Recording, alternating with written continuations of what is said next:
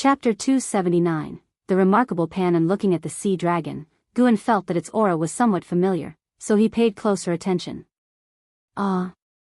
Isn't this the same aura as that of Sky Dragon? But it certainly isn't Sky Dragon. Sky Dragon is currently serving as the holy beast of ancient Sky Sect, and according to Guan's divine sense, that fellow is still snoozing. Guan began to probe the sea dragon's causality and quickly understood its origins. It turned out to be a snake demon that had acquired the true blood of Sky Dragon and had just shed its old skin to transform into a sea dragon, leaping forward in talent. Guan's eyes shifted to the youth sitting atop the sea dragon's head and executed a lifespan detection. Sujin, Foundation Establishment Realm, 9 layers 32/350/3080, a lifespan limited to 3,080 years, in the past, would surely be considered a rare talent, but in the present world, it could only be said to be talented, though not top tier. Sujin, dressed in white robes, splendid and regal, donning an intricate hair crown, looked vibrant and energetic, appearing to be only 16 or 17 years old. The sea dragon beneath his feet, 10 zhang long, stirred up a strong wind as it flew low, lifting tiles off buildings, palaces, and even lanterns and sunshades off the streets, causing much chaos wherever it passed. Ji Xiaoyu frowned as she watched, raising her cup, preparing to take action. Guan held her hand, smiling, "Don't be hasty."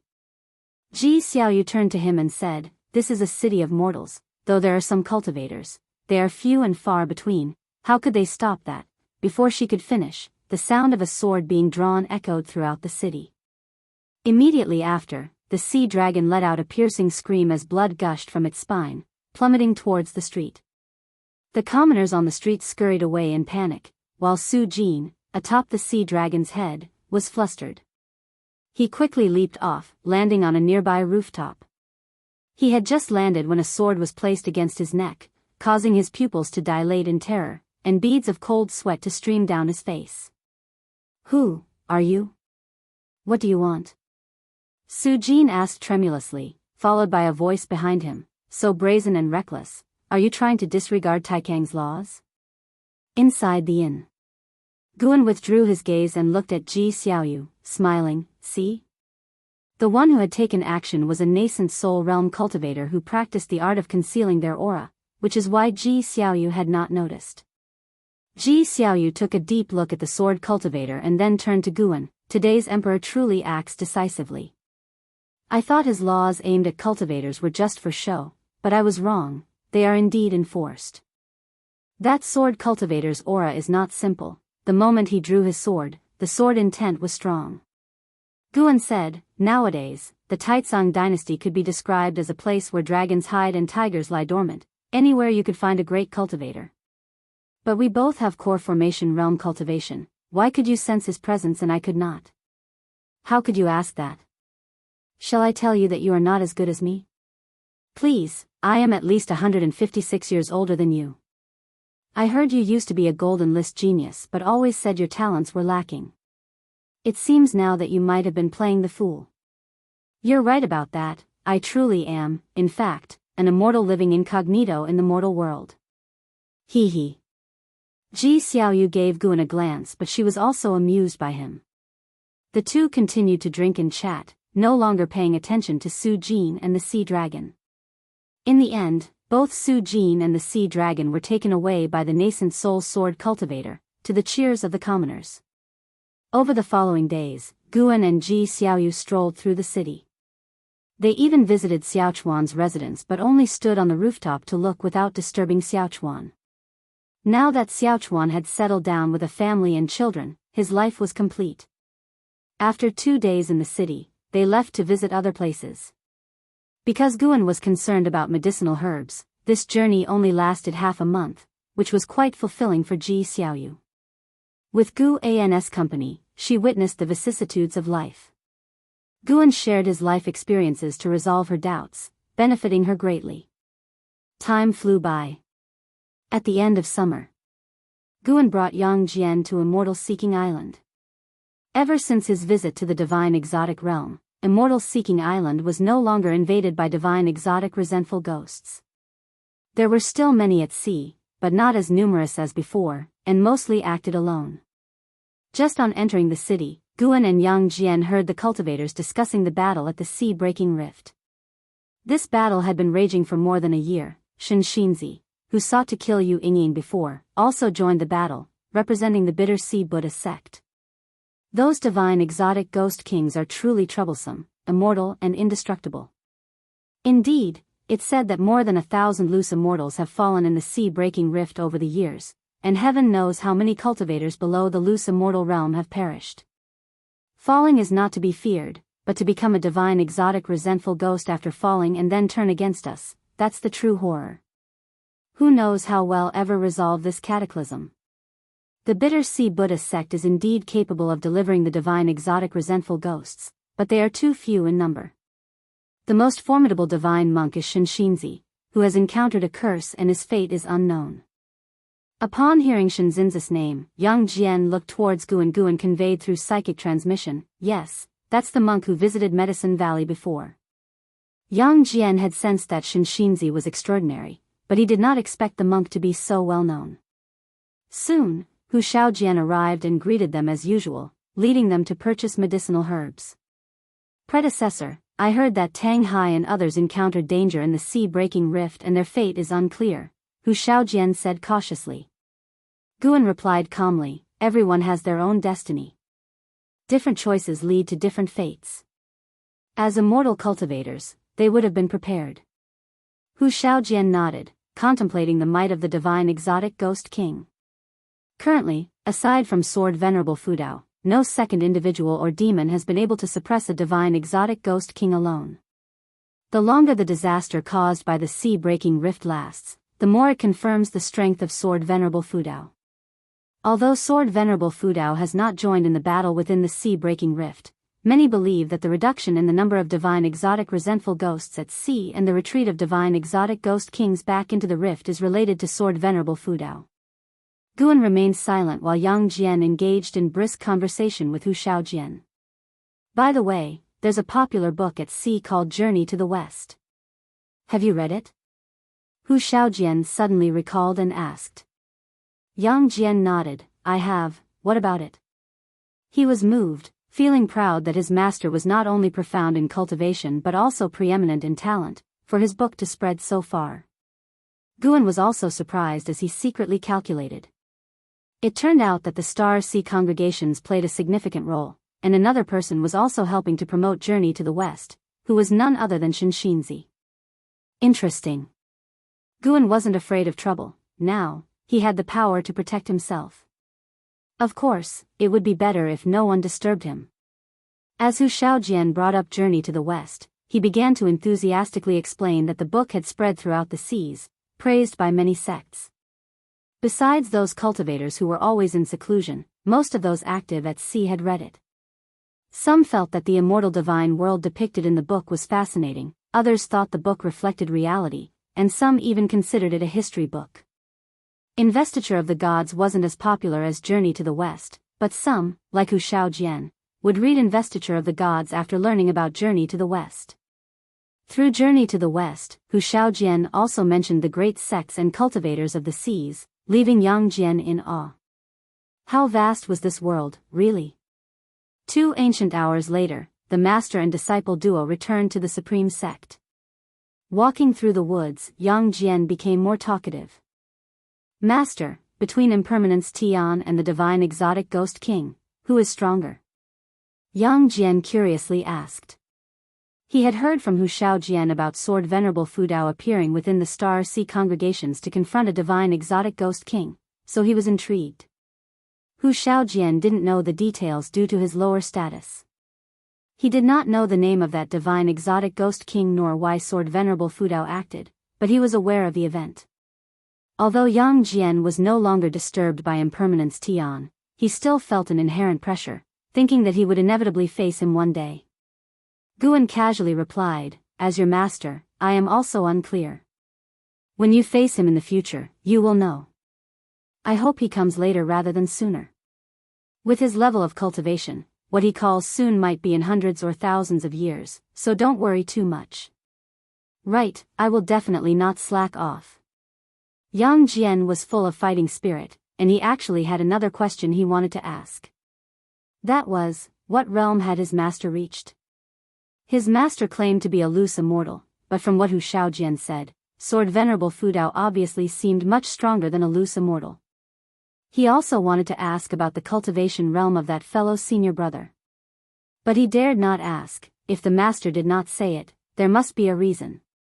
Inside the palace, and Hao slowly opened his eyes, exhaling a long breath of foul air. A figure suddenly appeared beside the pool, none other than Qi Jiuxiao. Qi Jiuxiao looked at Hao and marveled, void crossing realm, 9 layers. Impressive, young man. To have such cultivation at just over 100 years old is indeed terrifying. Although my sect has invested a lot in you, you have absorbed it all so quickly, truly proving your talent is unmatched in the world. And Hao looked at him and said, above the void-crossing realm are the unification and mystic heart. To reach the Mahayana realm by 500 would not be considered quick. Qi Jiuxiao rolled his eyes and said, with your current pace, reaching the Mahayana realm by 500 would be a breeze. I even suspect that you could achieve nirvana before 500. Your innate talent is unimaginable. As he said this, his tone also revealed a hint of envy. And Hao shook his head, my master has taken another disciple. He says his talent is not inferior to mine, and honestly, I fear he might catch up with me. Mentioning Sword Venerable Fudao, Qi Jiuxiao immediately sat cross-legged, curious, who exactly is your master, and which sect is he from? Don't tell me he's from the Supreme Sect. With such cultivation, if he's not from the Holy Court, he must be from one of the mortal world's leading Qi fortune sects. I truly don't know, and Hao admitted helplessly. Even if he did know, he wouldn't reveal it. Qi Jiuxiao glanced at him and then pulled out several books from within his robes, offering, take a look at Journey to the West, it's also from the Supreme Sect. This book has become wildly popular at sea, and it's even made me consider another trip to the Supreme Sect. Journey to the West? And Hao looked at the book in Qi Jiuxiao's hands. He had already heard about the book, written by Panin of the Supreme Sect.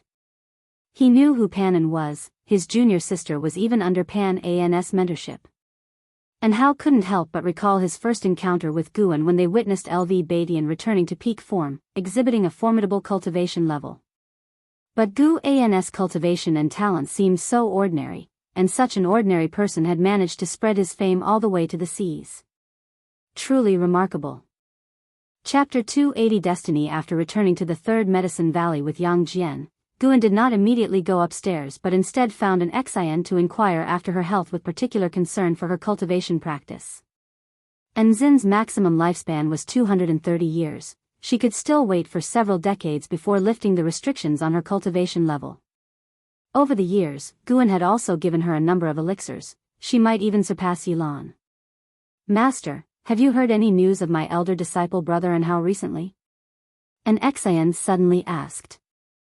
Although it had been a long time since she had last seen Hao, their relationship had not become estranged. After all, they had grown up together since childhood and even experienced life and death. She knew that she and Hao belonged to 2 different worlds in the future, but occasionally she could not help but be concerned for him, knowing he was safe was enough.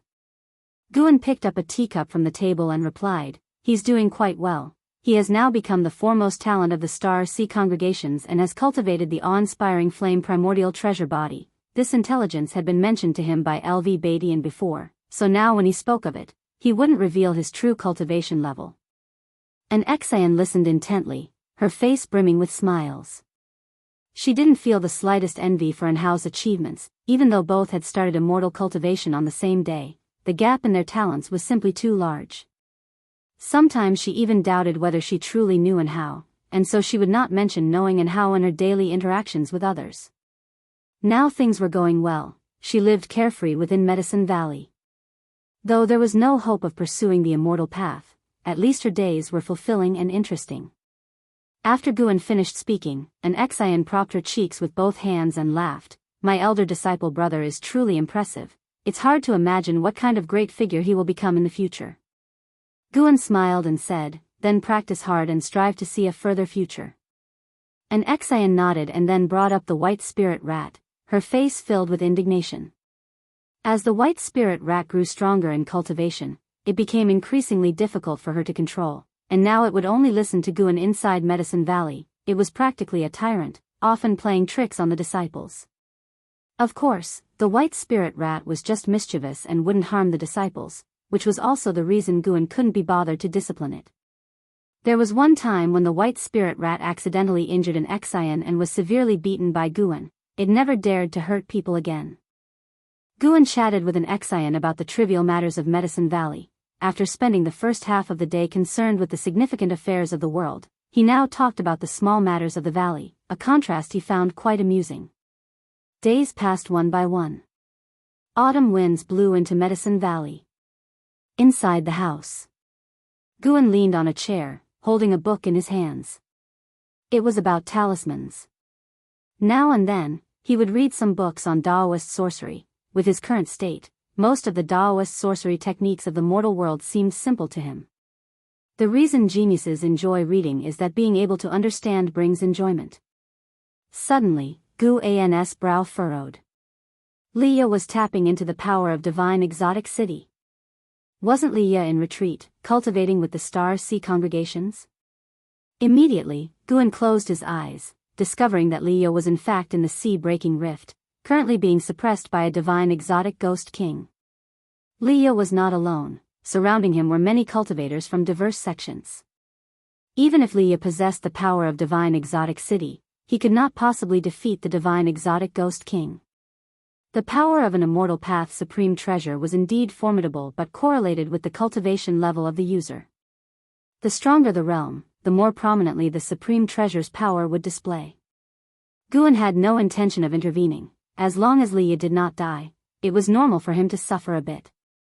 Traversing the immortal cultivation world, who could expect smooth sailing? Yet, he sensed another presence and could not help but lament the terrifying power of fate. In the divine exotic realm, within a realm of minor heaven and earth. Beneath a crimson sky, dust flew across the land like dragons and phoenixes contorting while innumerable divine exotic resentful ghosts swirled like moths, densely packed, enough to make one's scalp tingle. A divine exotic ghost king stood proudly in the sky, his countenance fierce with symmetrical bloodstains on his cheeks and his long white hair fluttering like flames. With 6 arms brandishing different weapons, he stood atop a 1,000-meter-high ghost beast, suspended in midair. This beast too floated in the air, its lion-tiger body, leopard-like head, and 3 tails stirring clouds and mist with every sway. Looking along the direction of the divine exotic ghost king's gaze, one could see beneath the swirling dust a massive city. It was divine exotic city. The city spanned 100 miles, standing against the relentless tide of divine exotic resentful ghosts. Inside, thousands of cultivators gazed up at the sky with expressions of anger, fear, and hatred. Atop the tallest spire in the city, Leah in black stood on the summit, with a pitch-black figure atop his shoulder, the divine exotic immortal spirit. Leah had furrowed brows, his expression stern. Divine exotic city has actually fallen into the hands of a minor immortal cultivation of the divinity transformation realm. Boy, aren't you feeling overwhelmed? Strong as divine exotic city is, how can your frail body exert its divine power? The divine exotic ghost king sneered. His name was Jianghu, and with his cultivation of the 9 layers of the heaven and earth flying immortal realm, he viewed Leah as no different from an ant. Hearing his words, Leah remained silent. Arguing was meaningless. How to survive this calamity was his concern. His hands hidden within his sleeves clenched tightly, and he began to bleed from his nose. Several cultivators in the city noticed this scene, as did Xianxia, who was meditating on a street. His brows furrowed at the sight. Xianxia looked off into the distance at Jianghu, struggle flickering in his eyes. After taunting for a while and receiving no response from Leah, Jianghu became annoyed.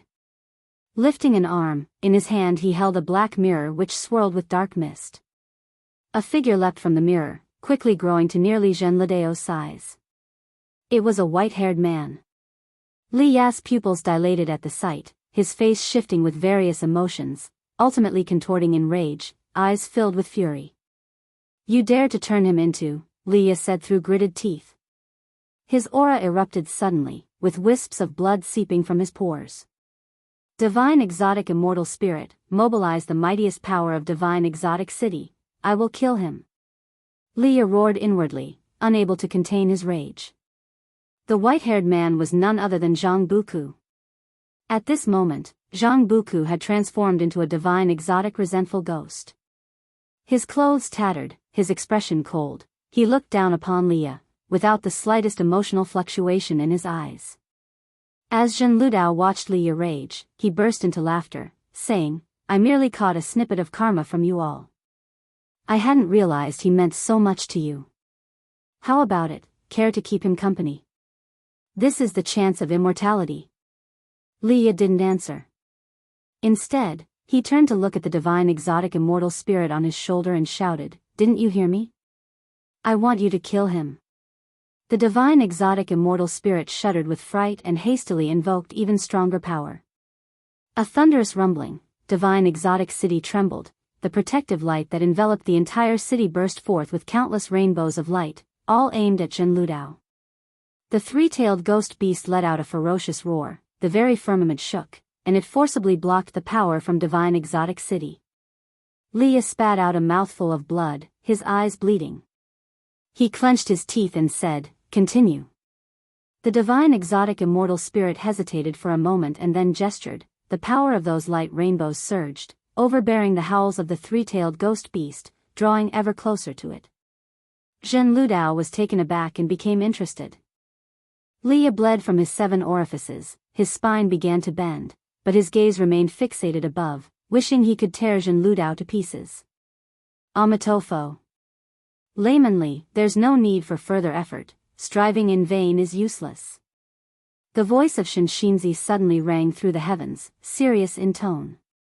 A golden light rose from within the city, piercing through the protective light and going straight through the neck of the three-tailed ghost beast, which, despite struggling instinctively, could not dissipate the golden light.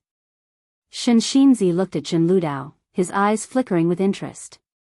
The golden light unveiled a long golden staircase with Xianxia ascending from the bottom. His body radiated with Buddhist light, and the prayer beads in his hand were aflame.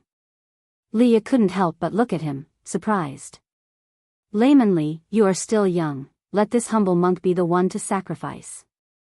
As the saying goes in the Journey to the West by the Womb of the Earth Bodhisattva, if I don't enter hell, who will? Do not lose your sanity over the passing of an old friend, keep this rage in your heart and let it fuel your fighting spirit. Xianxia spoke firmly. As his words fell, he stepped out from the light of divine exotic city. His Buddhist light surged wildly, engulfing Zhen Ludao and the three-tailed ghost beast like a tidal wave. In the eyes of Leah and the cultivators in the city, a giant golden prayer bead phantom appeared in the sky, trapping Zhen Ludao and his mount within with an inconceivable method. The giant prayer bead phantom suddenly vanished, and with it the figures of Zhen Ludao and the three-tailed ghost beast. Around the world, the divine exotic resentful ghosts came to a halt, and after a moment of silence, they quickly dispersed, like fish scattering invisibly into the void. Leah then knelt on the summit, slowly bowing his head, murmuring, Zhang, no. Before he could finish, he collapsed. The world grew dim, by the seashore. Zhen Ludao dragged Xianxin's head, pulling his body across the sand. He journeyed to the divine exotic life tablet and tossed Xianxia to the ground. He complained, Realm Master, why won't you let me eat him? Just because he's from the Bitter Sea Buddha sect? Do you really need to be so cautious? The voice of the Master of Divine Exotic Realm came out from the divine exotic life tablet. He has significant karma, you must not kill him. Also, you may not kill anyone with close karma to Zhang Buku. Zhen Ludao's demeanor changed, a sudden flare of anger emerging as he glared, why? The being called Destroyer of Heavens has personally requested that I protect Zhang Buku. Hearing this, Zhen Ludao paused, then sank into silence. Taking a deep breath, he said no more and turned to leave. Once he disappeared, the Master of Divine Exotic Realm emerged from the life tablet, approached Xianxia, and looked down, murmuring, a reincarnation of a heavenly demon? What exactly is the Bitter Sea Buddha sect scheming? He lifted his right hand and began healing Xianxia with his own divine power. Meanwhile, back in Medicine Valley, Guan withdrew his attention. The master of divine exotic realm was sensible. If he dared to cause trouble, risk or not, Guan would have had to intervene. But the thought of Zhang Buku becoming a divine exotic resentful ghost made Guan sigh. He couldn't constantly watch over Zhang Buku. The last time he detected Zhang Buku in the divine exotic realm, Zhang Buku had already transformed into a resentful ghost, fortunately retaining a sliver of will. If the master of divine exotic realm were to be obliterated, then all the divine exotic resentful ghosts would vanish as well. That meant Zhang Buku was now tied to the fate of the realm master. Chapter 281, The Enlightened Master. Guan. 2 years had passed since Liya and Zhang Buku had met. In those 2 years, the seas continued to surge with activity. Countless cultivators and demons rushed into the sea-breaking rift. Such strife never ceased. Some found their fateful breakthroughs while others fell with regret. The supreme sect had been peaceful, with the majority of its disciples diligently pursuing their cultivation. Days in Medicine Valley were even more serene. On this day, Guan arrived early in Mystic Valley, waiting for someone who was soon to appear. Near noontime, dressed in black, Liya descended from the sky, landing below the pavilion. This time, he didn't enter through the window but stood beneath it, gazing at Guan's windowsill, silent for a long time without taking a step forward. The blood prison great saint, lying on the ground, watched him with a peculiar look in its eyes. It could feel that his mood was very low, and his entire being seemed dispirited and lost. "Senior brotherly, why have you come?" Lu Jiojia hurried over, asking excitedly. Liya snapped out of his trance and looked towards him, managing a strained smile. "I came to see your senior brother Gu. He's upstairs.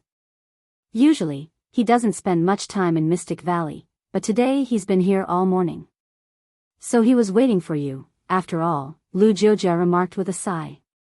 He could obviously tell something was off with Liya, hence his words. Liya nodded at him, then ascended the stairs. Upon reaching the second floor, he pushed open the door and entered. Guan, who was seated in a chair, put down the Supreme Secret Records book he had been reading and looked at Liya, exclaiming with surprise, "Senior brotherly, what brings you here?" Looking at Guan, Liya's eyes suddenly reddened. He closed the door behind him, then walked over to the desk, clenching his fists tightly and gritting his teeth. Guan's smile faded as he asked anxiously, "What's wrong? What happened?" Liya dared not meet Guan's gaze because Zhang Buku had once said that Guan was his only senior relative. "Zhang Buku," Liya started with difficulty. "What happened to him?" Guan stood up abruptly. Liya took a deep breath and recounted what had happened to Zhang Buku. After listening, Guan collapsed in his chair, looking just as dispirited, deepening Liya's distress. "Wait, you said he became a divine exotic resentful ghost, which means he's still here, isn't he?" Guan asked urgently, as if grasping at a thought. Liya turned his head and replied, "He's still here, but becoming a divine exotic resentful ghost means he's no longer who he was. He's become a monster that devours living spirits, never to know freedom." Guan countered, "Did you see him do that?" Liya froze for a moment, then looked at him. Guan's expression became calm as he said, "Buku has always had a tough life, carrying the burden of half of the demon clan's bloodline, but he has managed to survive till now. Why can't he turn misfortune into safety this time?" "But," Liya stammered. "Senior brother, this incident isn't your fault. He chose to venture into the sea-breaking rift himself. Don't carry too much burden. Besides, I truly believe he can turn danger into safety." "Junior brother Gu, Liya began. "Look at you. If Buku saw you like this, he would surely laugh at you. Aren't you brothers who have gone through life and death together?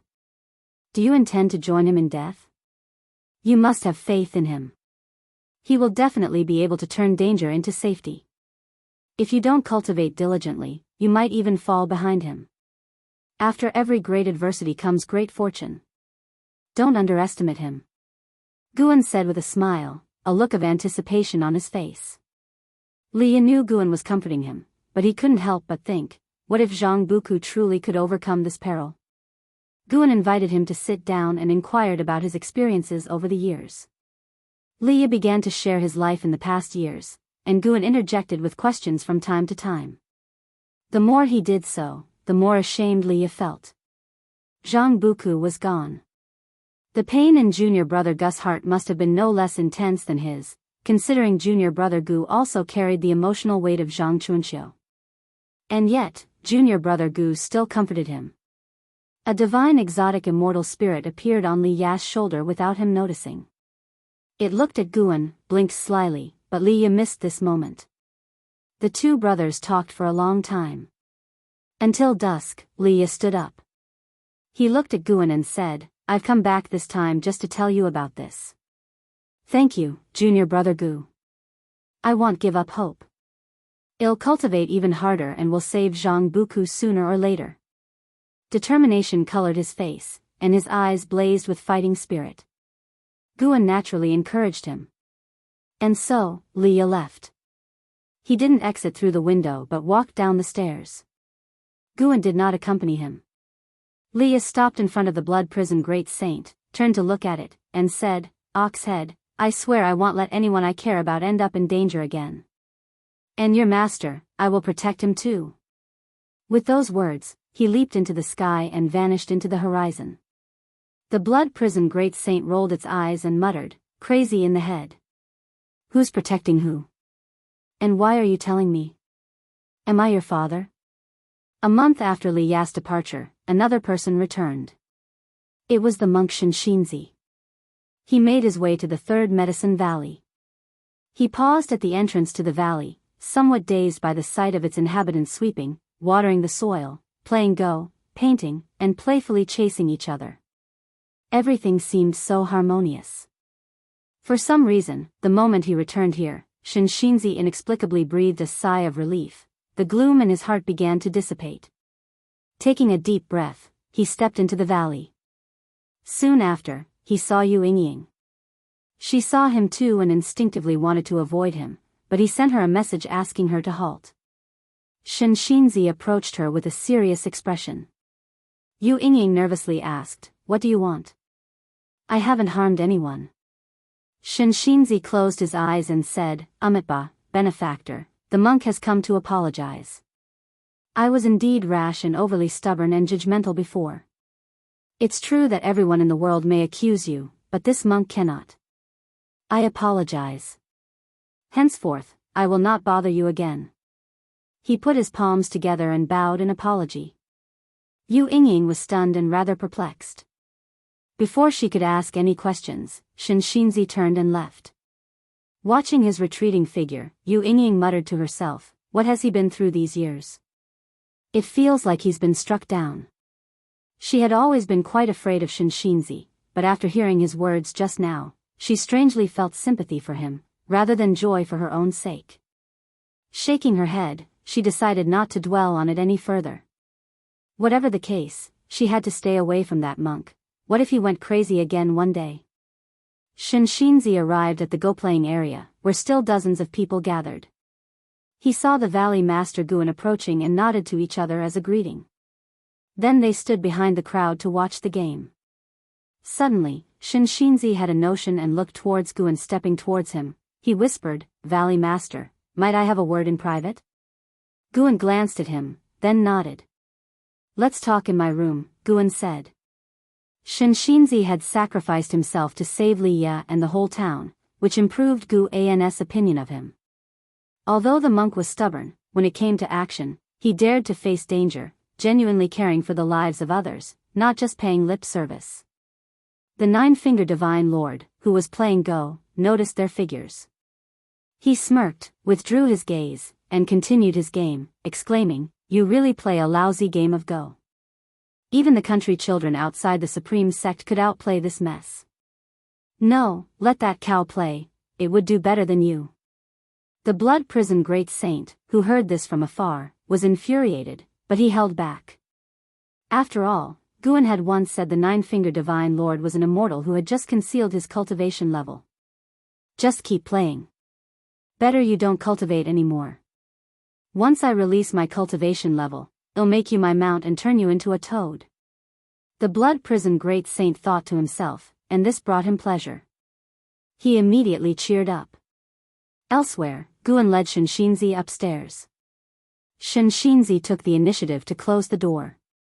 After inviting him to sit down, Guan began making tea. While waiting, Xianxia looked around at the multitude of books in the room, even noticing his favorite, Journey to the West. Having Journey to the West, there made him feel even more favorably towards Guan. Guan placed the hot tea in front of him, then sat down, smiling and asked, "What brings Daoist friend to seek a discussion?" Xianxia took a deep breath and said, "Benefactor, it's like this.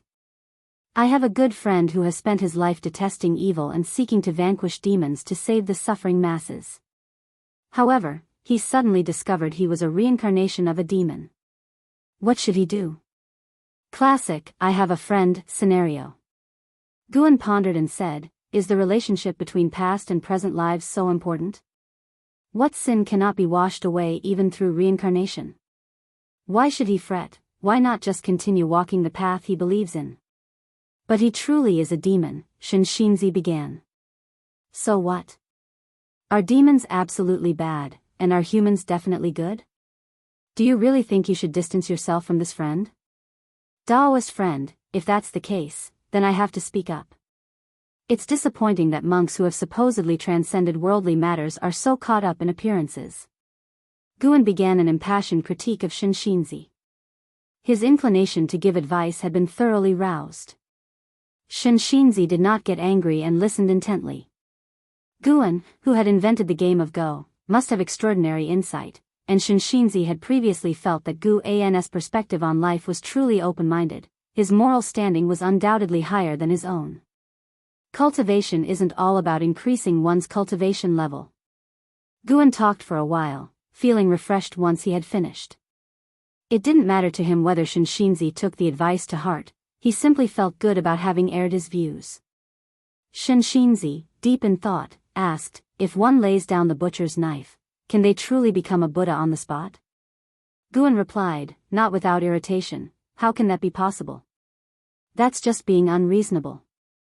Sins need to be washed away by good deeds. Besides, your friend has not done anything evil in this life and has even saved many people, right?" Xianxia nodded, his previously furrowed brows finally relaxing. He began to ponder. Guan did not disturb him and simply picked up a book to read. The room fell into silence. After a full half of an ancient hour, Xianxia stood up, bowed to Guan, and said, "Amitabha. Thank you, benefactor, for resolving my doubts." Guan waved his hand and said, "What's there to thank for? If you really want to express gratitude, find time to guide the disciples of my valley in their cultivation." Xianxia did not refuse, and inwardly he felt moved. Guan was truly a profound being, always considering others. He asked, "Benefactor, I see you have many books in your room. May I take a look at one?" Upon hearing this, Guan began looking around. Xianxia suggested, "How about the book in your hands? Lend it to this monk to study." Guan's expression changed instantly, and he closed the Supreme Secret Records and said, "Not this one." Chapter 282 Reincarnation of the Great Fortune of Energy Movement. Out of respect for social interaction, Xianxia had refrained from using his divine sense, so he was unaware of the content of the book in Guan's hands. Even when Guan refused him, he did not entertain any impolite thoughts. He inquired why, and Guan replied that Buddhism's sect did not deem it suitable to read secular books, and then he handed Xianxia a copy of Righteous Path and Demon Path. Righteous Path and Demon Path told the story of how Sword Venerable Fudao inscribed the characters for Righteous Path at the Heavenly Repair platform, revealing the dark secrets of the Supreme Sect. Instead of tarnishing the Supreme Sect's reputation, the book made more people aware of the sect's pursuit of righteousness, encouraging them to actively correct their errors.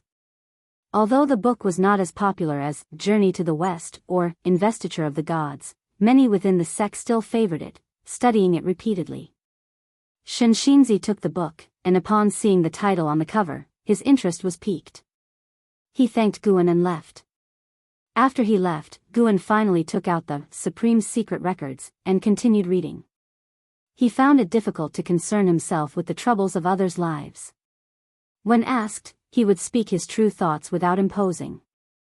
He had his own life to live, why worry more than necessary? Guan liked to consider himself an observer in others' lives, acting as he pleased, but without becoming overly fixated, lest it turn into regret. After arriving at the third Medicine Valley, Xianxia decided not to leave, and Guan did not turn away this 9 layers wandering immortal realm great cultivator. Today's third Medicine Valley was undoubtedly the strongest place in the Supreme Sect, even on the continent, with Xianxia and 9-Finger Divine Lord there. Guan was not concerned for the safety of Medicine Valley and was more at ease when venturing out. 5 years passed quickly. That year's summer was not as hot as previous ones. Guan descended the stairs and saw many cultivators flying across the sky. This year, the Supreme Sect was preparing to host another alchemy conference, and it promised to be lively. Guan also planned to go and enjoy the bustle. After descending the stairs, he rode off on the Blood Prison Great Saint.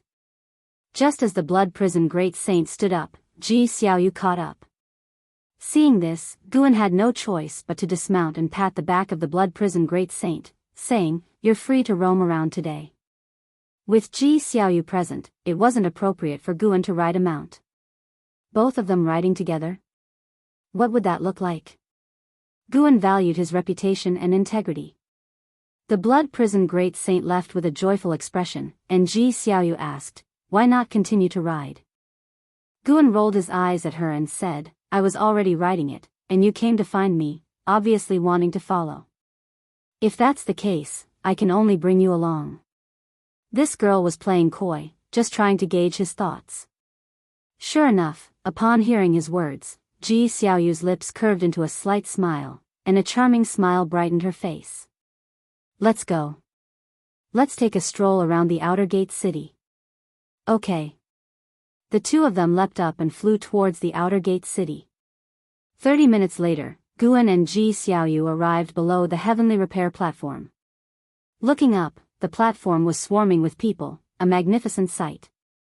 Guan felt the presence of many in the immortal path realm, and although his days passed year by year in sameness, the Supreme Sect was growing stronger each year. It was said that the Hall of Elders in the sect had changed a lot of members, and the overall cultivation realm had elevated. Clan families within the gate would recruit cultivators from overseas, so those who stepped down were not suppressed. Instead, they became stronger and gained greater benefits. As Guan surveyed the scene, he employed lifespan detection. He liked to see the maximum lifespans of people, something even divine immortals of wondrous dharma could not detect. Ji Xiaoyu initiated, "I heard you know another Ji Xiaoyu?" Guan responded, "Yes, the third miss I mentioned before." "Is she me?" Ji Xiaoyu suddenly asked. Guan looked at her in surprise. Had the girl already awakened past life memories? Ji Xiaoyu explained, "I've had my name since birth, and I feel a strong identification with it, unlike a habit acquired later in life. Plus, not long after that Ji Xiaoyu died, I was born. The first time I met you, I felt a closeness to you, and coincidentally, you knew the other Ji Xiaoyu. I don't think it's a coincidence." With a steady gaze, she looked at Guan, waiting for his answer. Guan couldn't help but raise his hand to touch her forehead, then retracted it and spoke softly, "You don't have a fever, do you?"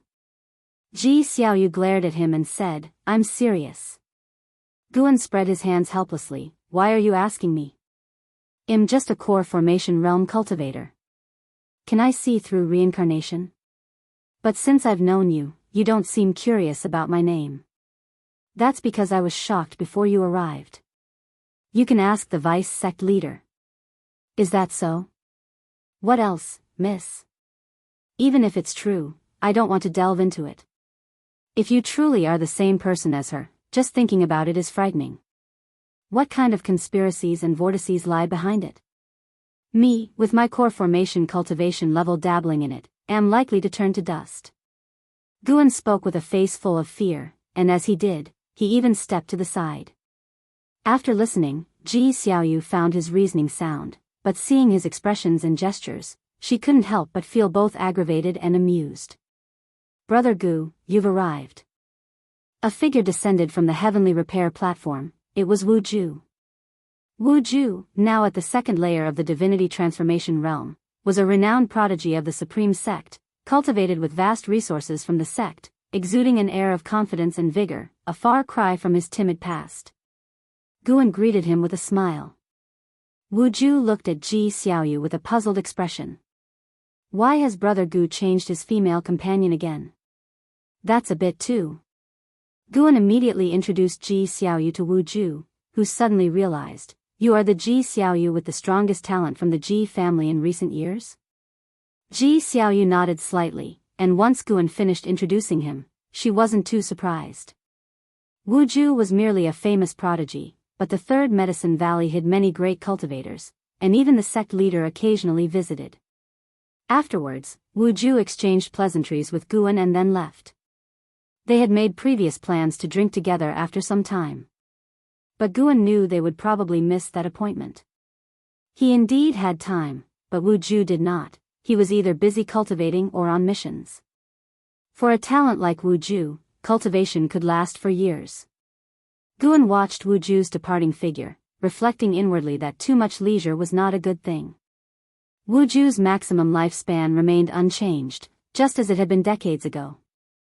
Of course, with his current maximum lifespan of 7,600 years, surpassing the Mahayana realm shouldn't be a problem.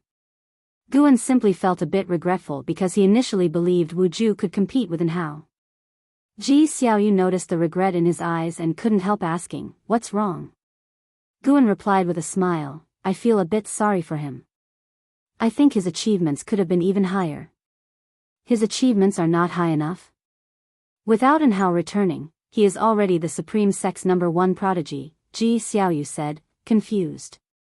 Ha ha ha, indeed. Guan said no more, leading Ji Xiaoyu to the heavenly repair platform. Miss Third once attempted to lift the heaven-cutting axe. You can also try when your cultivation level is higher, Guan casually mentioned. Ji Xiaoyu became interested in the heaven-cutting axe. They made their way through the crowds, arriving near the axe. Zhuo Yijian was reprimanding someone at the moment due to the crowd. Someone had stepped into the axe's ceremonial area. The so-called ceremonial area was marked by Zhuo Yijian. Aside from challengers, no one was allowed to enter a certain range to show respect towards Sword Venerable Fudao, and his proposal was acknowledged by the Supreme Sect, necessitating careful consideration in their treatment of Sword Venerable Fudao. Gu An's gaze landed on someone in the crowd. Stealing the 5 elements, Heaven and Earth Flying Immortal Realm 9 Layers 0/0/0, Divine Exotic Ghost King. This guy was something else, with a very mysterious method of concealing his aura. Had Guan not used his divine sense to scan the outer gate city upon arriving, he would not have noticed him. Stealing the 5 elements appeared as a scholar, wearing a scholar's hat, holding a folding fan, indistinct among the crowd, displaying curiosity while watching others challenge the heaven-cutting axe, without stepping forward himself. Guan only glanced at him before passing by, so as not to draw his attention. Back in the divine exotic realm, he had seen stealing the 5 elements, who certainly did not have the subdued aura he had now. This fellow daring to come to his turf, Guan wondered about his motives. Was he here to investigate him? Guan was curious to see what he would do next. Before long, the alchemy conference was about to begin in the city, prompting many to descend from the heavenly repair platform and head for the excitement.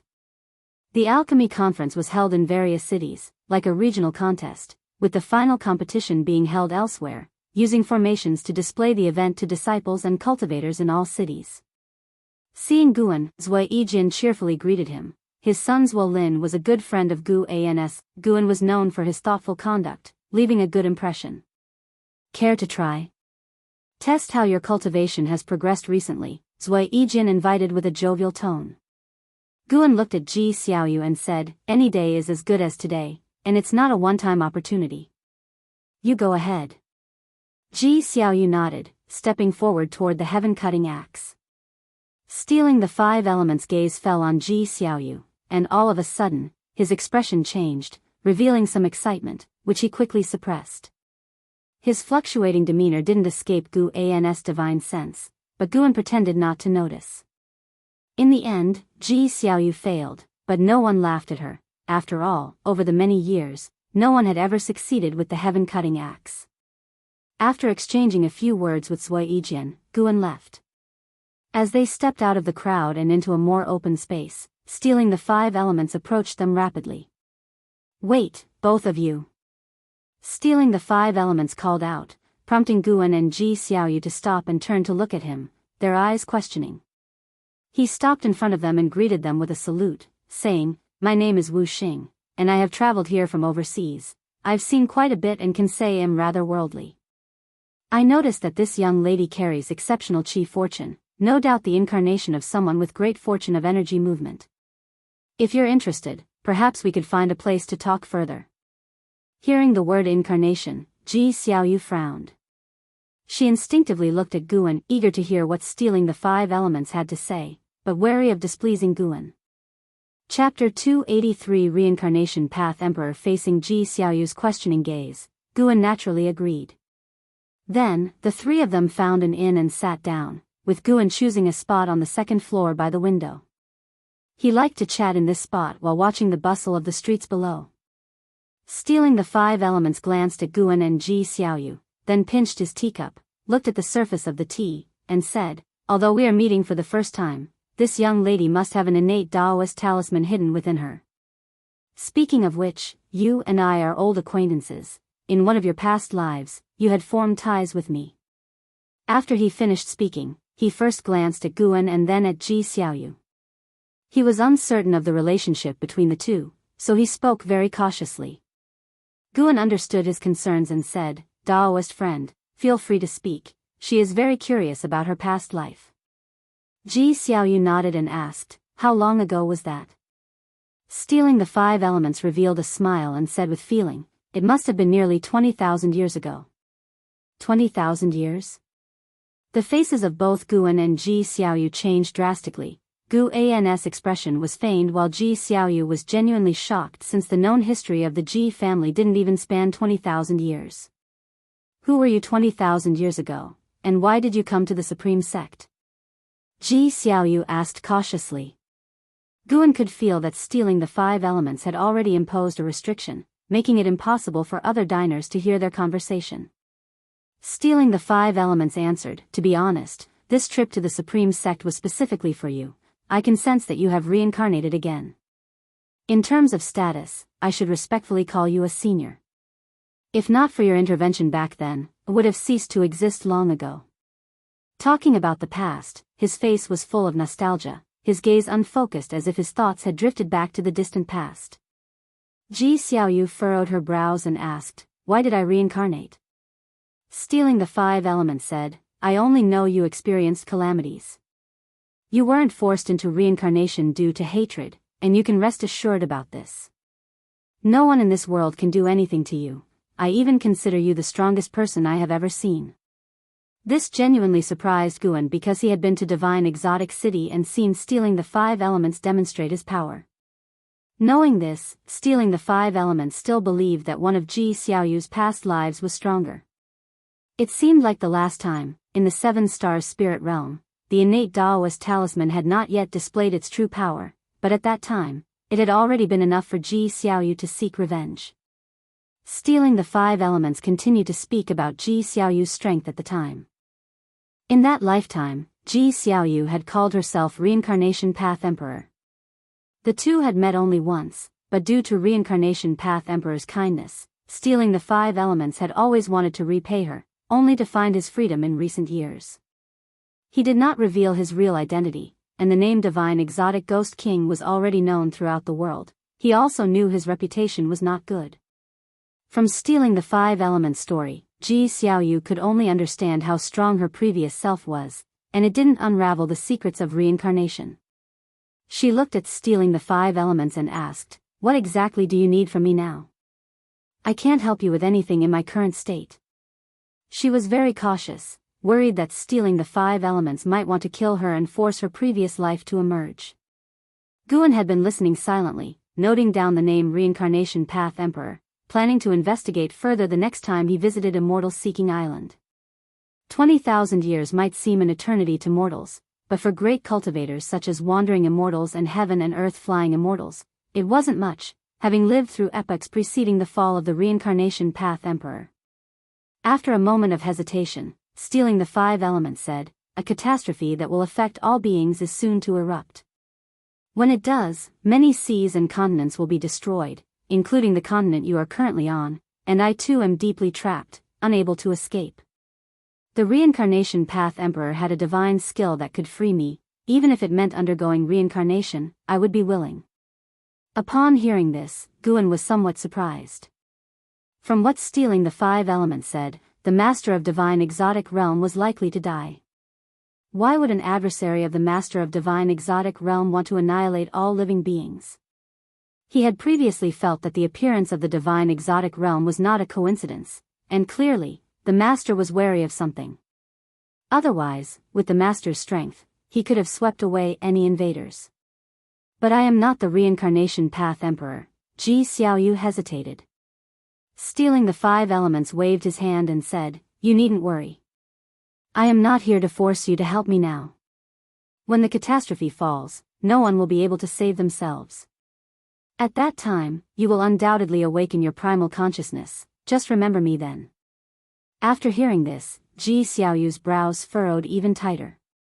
Stealing the Five Elements looked at Guan and said, "It is best not to spread the word about this. Not even the Supreme Sect or any major powers overseas can prepare for it in advance. It's better if the cultivators here enjoy their current lives unaware, lest the spreading news precipitate the catastrophe." Guan nodded and said, "I understand that principle. I just want to know how long until the catastrophe erupts. If it's a few hundred years later, then I am relieved." Stealing the Five Elements laughed, suddenly finding this core formation realm minor cultivator quite amusing. Ji Xiaoyu couldn't help but shoot Guan a look, but she had to admit, after Guan asked that question, a lot of her tension was relieved. It could be as soon as a few decades or as long as a few centuries. There are unimaginable powers at play behind the scenes. I can only say, when the oceans begin to rise, that will represent the arrival of calamity. Stealing the Five Elements answer caused Ji Xiaoyu to frown again. After speaking, he stood up and said, "Well, that's all I have to say. I won't disturb you any further." He raised his hand in a salutation and then left. Once he left the floor, the invisible restriction vanished. Guan turned to Ji Xiaoyu and chuckled, "You certainly have an impressive background. I might have to think twice before joking with you in the future." Ji Xiaoyu huffed, "Aren't you joking now?" After hearing his words, "What do you think?" "I am not pleased. Although I had already guessed that I and the third miss you spoke of are the same person, I actually hoped my guess would be incorrect. Now, learning even more identities has only increased my displeasure." Ji Xiaoyu spoke calmly, her tone devoid of any emotional fluctuation. Guan looked at her, his gaze turning thoughtful. Normally, he subconsciously considered this live's Ji Xiaoyu and her previous life as the same person, even if their characters differed. In his heart, they were the same. However, different memories and experiences had shaped a different person, even though the soul remained the same. The essence of being human is more than just the soul. Guan tried to comfort her, "If you are unhappy, then focus on cultivating, making your life in this incarnation last longer, or perhaps even achieving enlightenment." Ji Xiaoyu shook her head, "I can't achieve enlightenment. I will eventually die. The reason I cultivate is merely to make this life last longer and experience more. I often bother you just to enrich this life's experiences." She paused, then smiled and added, "Besides, you can only live for a few hundred years yourself, so why comfort me? Don't worry, even if I am unhappy, I am willing to accept this reality." Acceptance, huh? Guan chose not to probe further. He then called for the waiter and ordered a table full of exquisite food and drinks, shifting the conversation to the alchemy conference. Ji Xiaoyu's attention shifted as well, and it was as if the conversation with Stealing the Five Elements had never happened. The alchemy conference eventually ended, and the cultivator who won first place was from overseas, a disciple of the Purple Pill Palace. It was the first time the disciples of the Supreme Sect had learned about Purple Pill Palace, an ancient alchemy sect that brought many alchemy techniques through this conference. Purple Pill Palace also offered to take a group of Supreme Sect disciples to their palace to cultivate the alchemy Dao, stirring excitement throughout the Supreme Sect.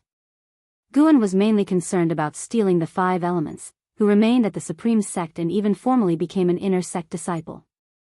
Except for Guan, no one knew his true cultivation level. Even Xianxia and the Nine-Fingered Divine Lord could not see through him.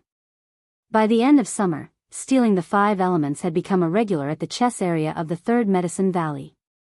One day, Guan had just returned from the North Sea Mountain and was discussing the affairs of Mystic Valley with Lu Jiujia. He suddenly felt a strong aura of battle coming from afar. From within the sea-breaking rift. This pressure had surpassed that of the heaven and earth flying immortal. That meant the master of divine exotic realm might have made a move. It seemed that stealing the 5 elements' words might indeed be true. All right, I agree. I'll discuss with the sect next time to expand Mystic Valley, Guan nodded. Lu Jiujia immediately showed a smile. Guan shared the profits of Mystic Valley with him every year. The bigger the Mystic Valley, the more he would gain. Since he had begun cultivating the Daoist expansion skill, Lu Jiujia had rekindled his fighting spirit. For this skill, he needed a lot of medicinal herbs. Guan suddenly remembered something and said, "Let's release your cultivation level by the end of this year. Take all the elixirs you have." Lu Jiujia frowned and asked, "Why? Can't we wait a bit longer?" "Why?" "Because you only live to be 190 years old." Guan did not reveal this fact. Instead, he said, "I have obtained a higher-level mental method. I will pass it on to you later, and then you can release your cultivation level multiple times." Upon hearing this, Lu Jiujia was instantly overjoyed and quickly agreed. Guan patted his shoulder and then left. Lu Jiujia had begun to fantasize about what kind of transformation he would undergo after lifting the restrictions on his cultivation. Guan arrived at the Third Medicine Valley and went to the chess area. The Nine-Fingered Divine Lord had encountered an opponent again. It was stealing the 5 elements. Stealing the 5 elements mastered the rules of Go and swiftly dominated the chess scene of the Supreme Sect. The Nine-Fingered Divine Lord, unable to see through his hidden cultivation, was quite frustrated. Of course, in the heart of the Nine-Fingered Divine Lord, stealing the 5 elements was definitely not an ordinary person. Guan's background was easier to investigate, having entered the Supreme Sect at the age of 15 and being a house servant of the Ji family when he was young. His age could not be hidden. But stealing the 5 elements was different. He came from overseas. The Nine-Fingered Divine Lord looked up at stealing the 5 elements, feeling annoyed. Who exactly is this guy? Stealing the 5 elements, smiling, waved his fan. He was not afraid of the Nine-Fingered Divine Lord's suspicions. With his cultivation level, it was impossible for the Divine Lord to see through him. In the entire Supreme Sect, there was only one person he feared, Sword Venerable Fudao, who seemed to have accepted him as long as he did not cause trouble. "I lost," the Nine-Fingered Divine Lord inhaled deeply and declared gravely. He had lost to stealing the 5 elements 6 times and felt utterly humiliated. The surrounding crowd cheered, exacerbating his depression.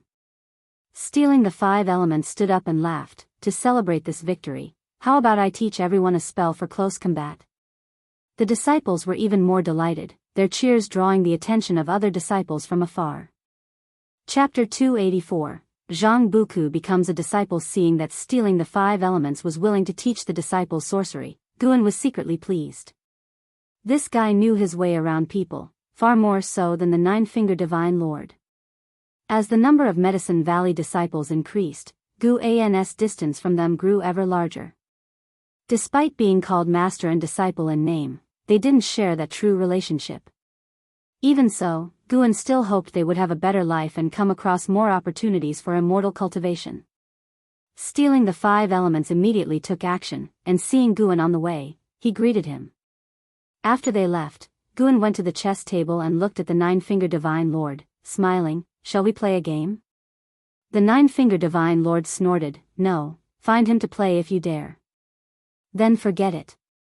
He seems very powerful. I'm not sure I'd win, so I can't start a game so carelessly."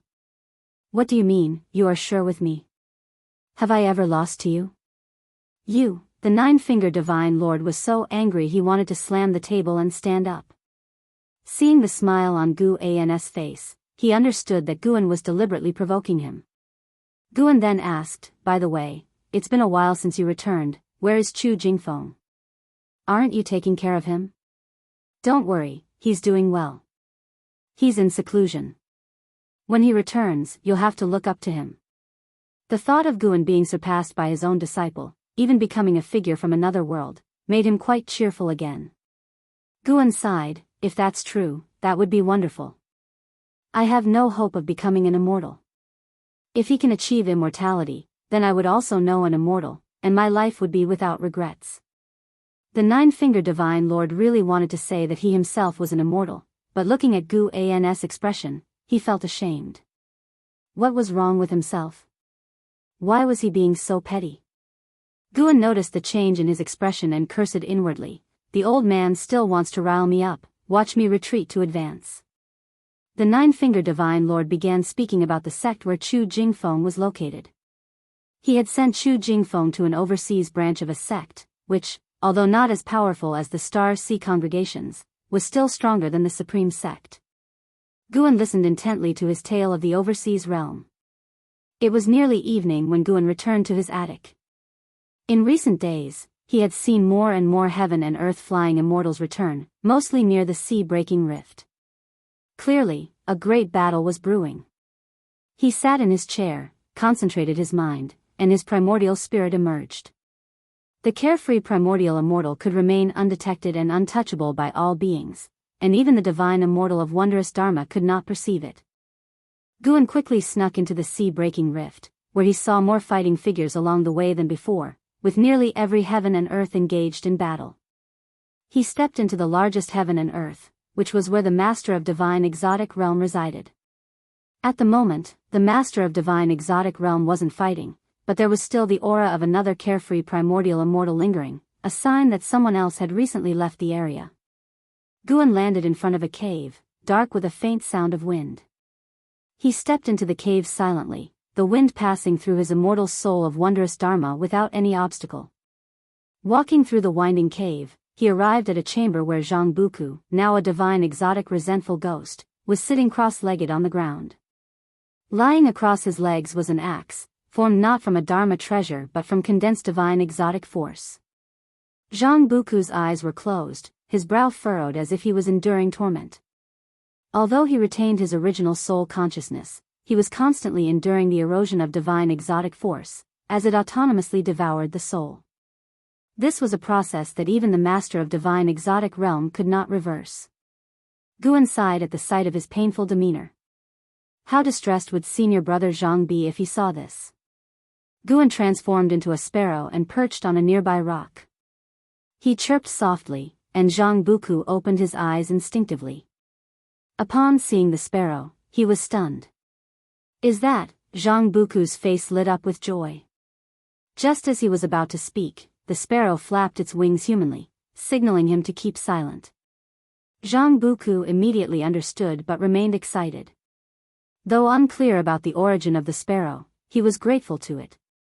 When he had been close to death, it led him to a cave where he found a demon core and learned a world-dominating axe method. He had always harbored dreams about the sparrow, but never did he imagine he would see it here. At this moment, Zhang Buku felt incredibly fortunate. No matter the origin of the sparrow, there was someone looking out for him in the dark. How could he not be happy? The sparrow suddenly flew toward him, but he didn't dodge. Then he felt a peck on his forehead, and a flood of memories poured into his mind, leaving him in a daze. Time was lost to him. When Zhang Buku regained consciousness, his mind was filled with the memory of cultivating a divine skill. Limitless freedom step, murmuring to himself, even reflecting on the divine skill let him sense its profound and inscrutable nature. Perfect, now he could practice the divine skill to divert the pain in his body. To use the words of the Master of Divine Exotic Realm, he had to get used to the erosion of divine exotic force, or he would truly become a divine exotic resentful ghost. Perhaps, the sparrow wanted to help him in this way. Warmth filled Zhang Buku's heart, and he suddenly felt that his pain was bearable. How many perished in the divine exotic realm, turning directly into divine exotic resentful ghosts, while he still had a chance? How could he not be joyous? I must practice diligently, get out of here early, so Leah won't worry. And Marshal Uncle Gu, if I were to stay here for hundreds or even thousands of years, Wouldn't I lose the chance to ever see Martial Uncle Gu again? Zhang Buku felt a sense of urgency at the thought. He always felt that Martial Uncle Gu wasn't simple, possibly concealing cultivation level. But no matter how much Gu concealed, he was younger than Li Ye and couldn't possibly be much stronger, especially since Li Ye had an opportunity like Divine Exotic City. Zhang Buku stood up and started practicing the Limitless Freedom Step. He moved around the chamber, changing his step technique, gradually losing track of time and forgetting his pain. However, because he was in cultivation, his will became exceptionally clear. In the blink of an eye, 2 years went by rapidly. Zhang Buku was still in the cave, practicing the Limitless Freedom Step without rest. For him, practicing the divine skill was not exhausting. He even began to find a way to resist the divine exotic force. Footsteps echoed from the tunnel, jolting him from his focus. He turned to see the master of divine exotic realm slowly entering the chamber. Zhang Buku had seen him before, so he wasn't afraid, just vigilant. The master of divine exotic realm looked at him and said, "The divine skill you're practicing is exceptional, with great potential. Practice well, for your future achievements will certainly be extraordinary." Hearing this, Zhang Buku was surprised. Knowing the nature of his divine skill, the other didn't inquire further about it. Did that guy recognize the sparrow? Zhang Buku was about to ask when the master of divine exotic realm said, "Although your friend obtained divine exotic city, he has not truly mastered its power, another is its master. Would you like to take me as your teacher and inherit my mantle? In the future, you could claim divine exotic city as your own. Of course, if you are unwilling, you've received my teachings. Conquering an immortal path supreme treasure in the future would not be difficult. Take him as a teacher." Zhang Buku was a bit slow to process this. He could feel the suppressive force from the master of divine exotic realm. He was utterly incapable of resisting him, even unable to lie. In such a situation, if the master of divine exotic realm wanted to calculate against him, why would he need to beat around the bush? The master of divine exotic realm saw through his thoughts and explained, "What interests me is not you, but the entity behind you. Now your fate is linked with mine. If I perish, you must die. At least we are now on the same side. If I can be on good terms with your backing, it's all benefits and no harm." "My backing? Who is it?" Zhang Buku asked in surprise. The master of divine exotic realm showed no astonishment. He had already delved into Zhang Buku's memories, but some parts were not clear, obscured by a force preventing his probing. He dared not investigate further, as he had already witnessed the power behind Zhang Buku. If you don't know, then don't ask too much. Knowing too much isn't always good. You just need to understand that whether it's him or me, if we wanted to harm you, we wouldn't need such methods. Your worth isn't that high, the master of divine exotic realm said slowly. After listening, Zhang Buku fell silent. He wasn't angered, in fact, he was even more grateful to the sparrow. Even if it was manipulation, he accepted it. He would definitely repay the sparrow in the future. As for the master of divine exotic realm, strictly speaking, they had no direct enmity. If he died in the divine exotic realm, he couldn't blame anyone. After all, it was his own path that he had chosen, and nobody had forced him to come. Zhang Buku took a deep breath and said, "All right."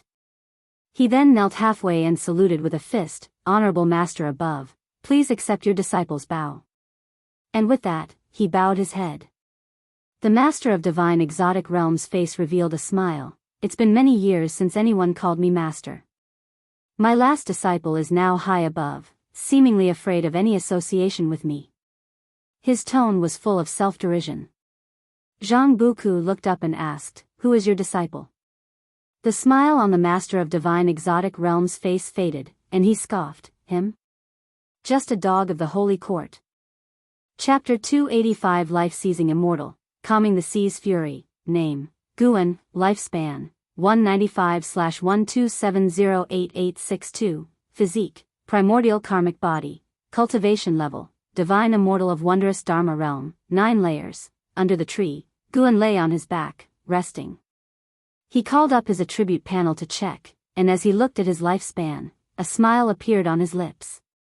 It had been 21 years since his last breakthrough, and had accumulated over 12 million years of lifespan so quickly, Guan was very satisfied, proving he hadn't slackened. As long as he maintained this pace, a billion-year lifespan wouldn't be far off. After looking, Guan sent his divine sense toward the sea-breaking rift.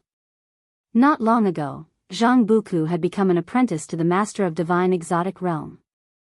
Guan could feel the goodwill released by the Master of Divine Exotic Realm, and he wasn't just paying lip service, had already started teaching Zhang Buku earnestly and hadn't left the cave where Zhang Buku resided. From this matter, it was clear that the Master of Divine Exotic Realm was quite urgent, indicating that the catastrophe mentioned by stealing the 5 elements was approaching. Guan wasn't in a hurry. The Master of Divine Exotic Realm surely had other powers, otherwise, how would he dare to create such a rift in the sea? Let them fight it out first. Once it involved Zhang Buku, he would then consider intervening. Anyway, Guan wouldn't directly involve himself in the strife unless he was certain of his ability to solve the root of the problem. Zhang Buku seemed to be in a good state, so Guan could rest assured. Everything's good, everyone is busy, being busy is a good thing. Guan scanned all those he had good relations with using his divine sense, and seeing that everyone was well, he smiled. He sat up, stretched lazily, and then got up to leave. Disciples he encountered along the way greeted him, and he nodded back with a smile, his attitude gentle and devoid of airs. All the way to the pavilion, he saw Yang Jian conversing with the Blood Prison Great Saint about issues in physical cultivation. The Blood Prison Great Saint was also a physique cultivator, otherwise, he wouldn't have obtained divine beast true blood. Seeing Guan approaching, Yang Jian hurriedly stood up to greet him. Guan thought for a moment and said, "Rest well, and in a while, it'll take you to spar in a combat to test your real strength." Upon hearing this, Yang Jian's eyes lit up. Normally, he could only spar with Li Lingtian, which was quite boring. Hearing that he could actually fight a real battle, how could he not be excited? Without waiting for a response, Guan stepped upstairs. In the distance, Stealing the 5 elements, who was playing Go with someone, was observing Yang Jian thoughtfully. He could see that Yang Jian possessed some type of ancient treasure body, which made him more curious about Guan. No wonder this person could establish a close relationship with the reincarnation of the Reincarnation Path Emperor. His origins must be extraordinary. He didn't intend to investigate Guan but planned to form a good relationship with Yang Jian later. No matter what, as long as Yang Jian lived to 1,000 years, he would surely become a renowned figure, and befriending such an existence was naturally a good thing. Stealing the 5 elements started contemplating what spells and divine skills to teach Yang Jian. Guan didn't mind him guiding other disciples in cultivation, so he certainly wouldn't stop him from teaching Yang Jian. That evening, Stealing the 5 elements found Yang Jian. "Little brother, I've observed you for some time and feel that your talent and comprehension are exceptional. I have a hand technique set. Would you like to learn it?" Stealing the 5 elements asked with a smile. Yang Jian knew he was a great cultivator. After all, he could win against the 9-fingered Divine Lord in Go. "Thank you for your kindness, senior, but there's no need." Yang Jian clasped his fists and refused. Stealing the 5 elements was slightly taken aback and asked, "Do you think I'm not strong enough?" Yang Jian shook his head and said, "To be honest, I'm not interested in hand techniques, as the spells and divine skills related to the body are not as powerful as enhancing physical strength." Stealing the 5 elements became interested and curiously asked, "Then what do you want to learn?" Seeing his persistence, Yang Jian asked, "Senior, have you ever read Investiture of the Gods or Journey to the West?"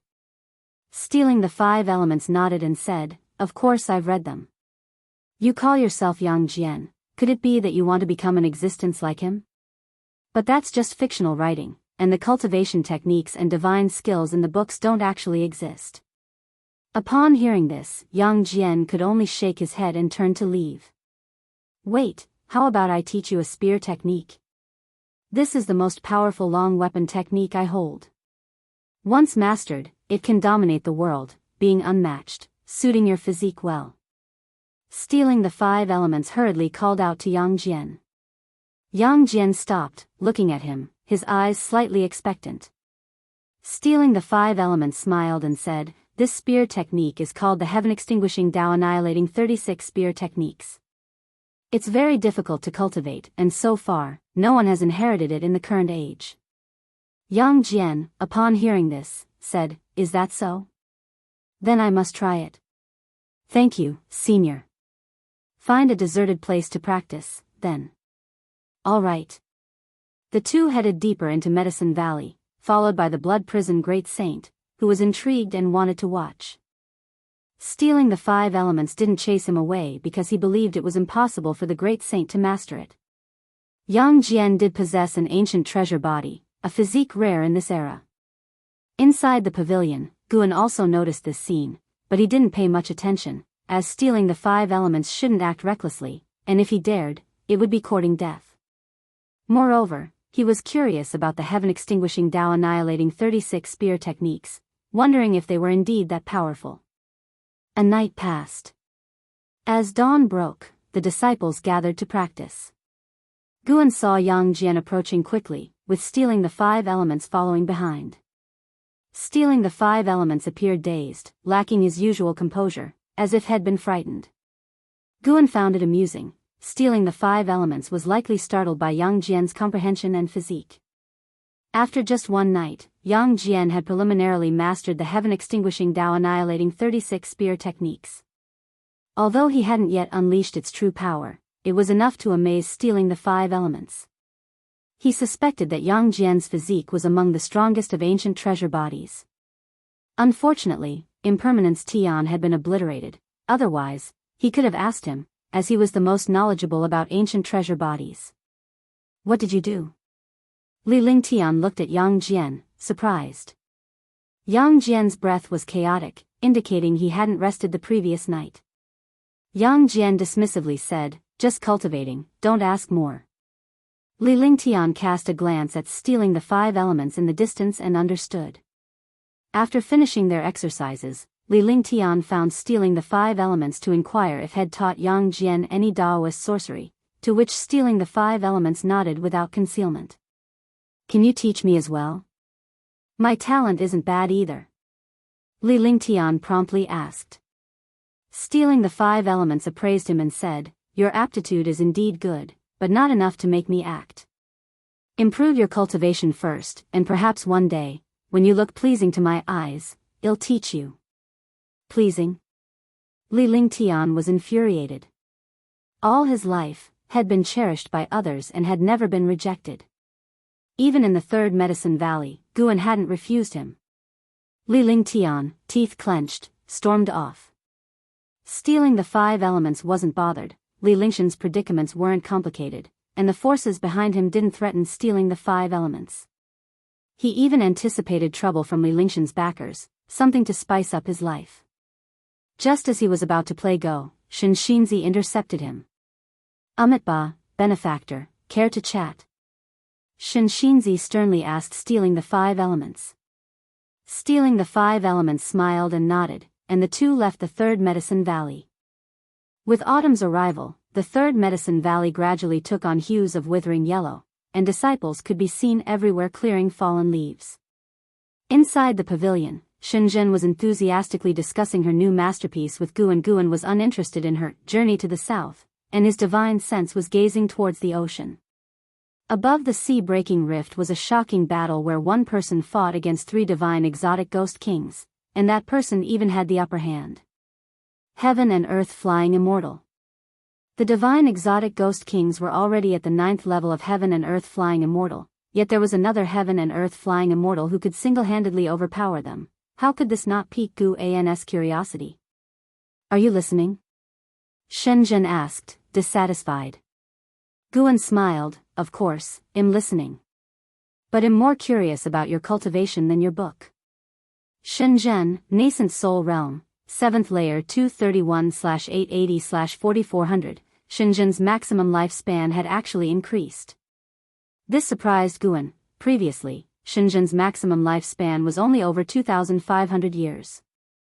Pity his junior sister and brother, diligently cultivating, yet unable to find a path enlightenment opportunity. Shenzhen, who spent her days writing and painting, lazy in cultivation, just saw her maximum lifespan increase. How could he reason with this? Perhaps writing and painting were another path of cultivation.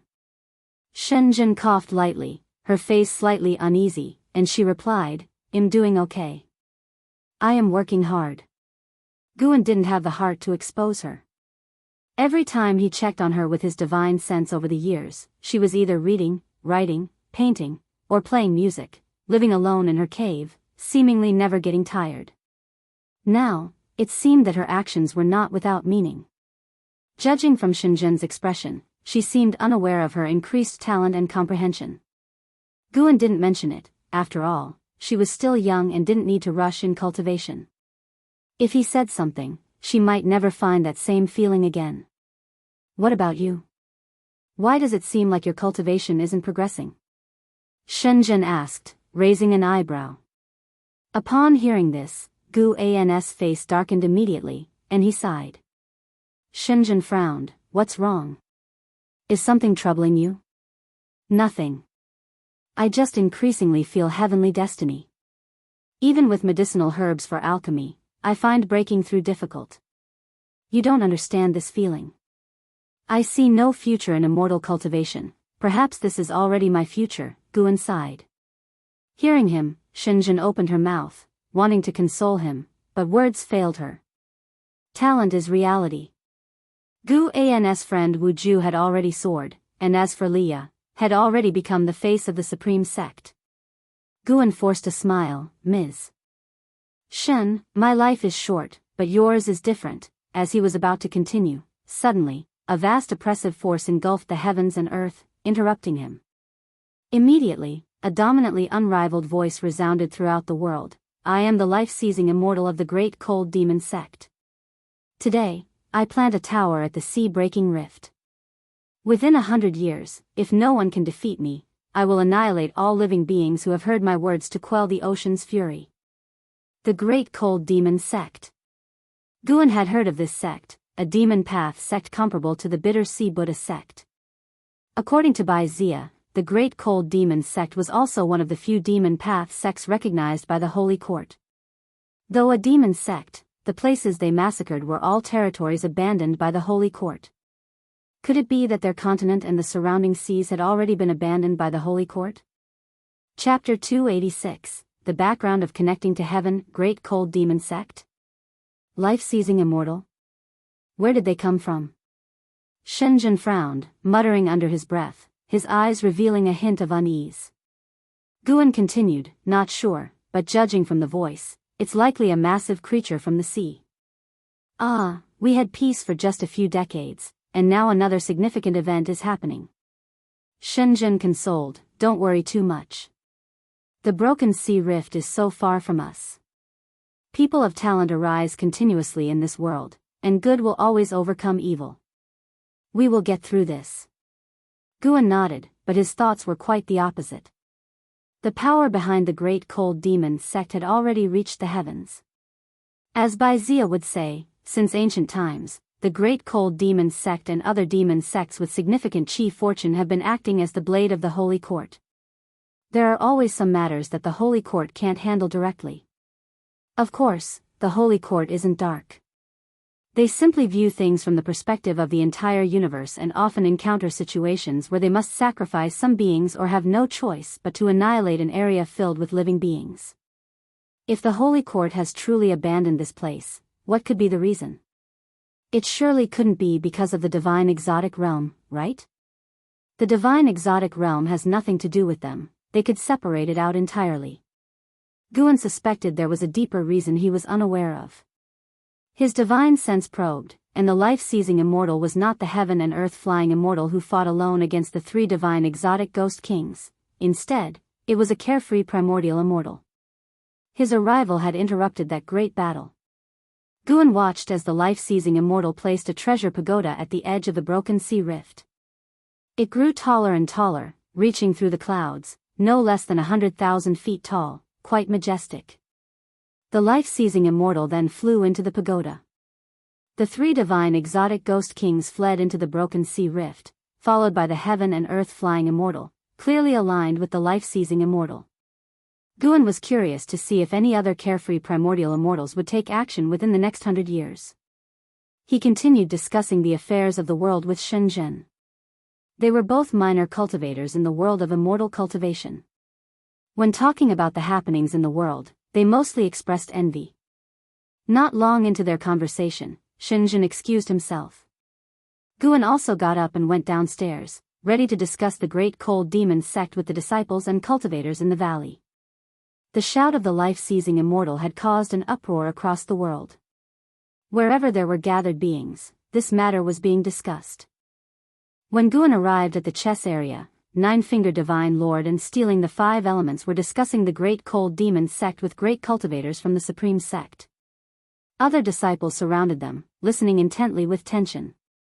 Xianxia sat among the crowd as well. Although he rarely spoke, he listened attentively. After Xianxia had spoken with Stealing the Five Elements, the two did not come into conflict. It seemed they had reached some agreement. At the time, Guan hadn't listened because, in his eyes, these two couldn't stir up any trouble. The great cold demon sect has existed for 1,000,000 years. That life-seizing immortal is also a person from the legends. I didn't expect him to still be alive. Now we're really in trouble, lamented Nine-Fingered Divine Lord. He didn't mention the Holy Court, clearly very wary of it. 1,000,000 years. The disciples listened with twitching eyelids, unable to fathom how long 1,000,000 years was. The younger ones felt a longing. They hadn't completely resigned themselves to fate yet. They always felt that there was hope.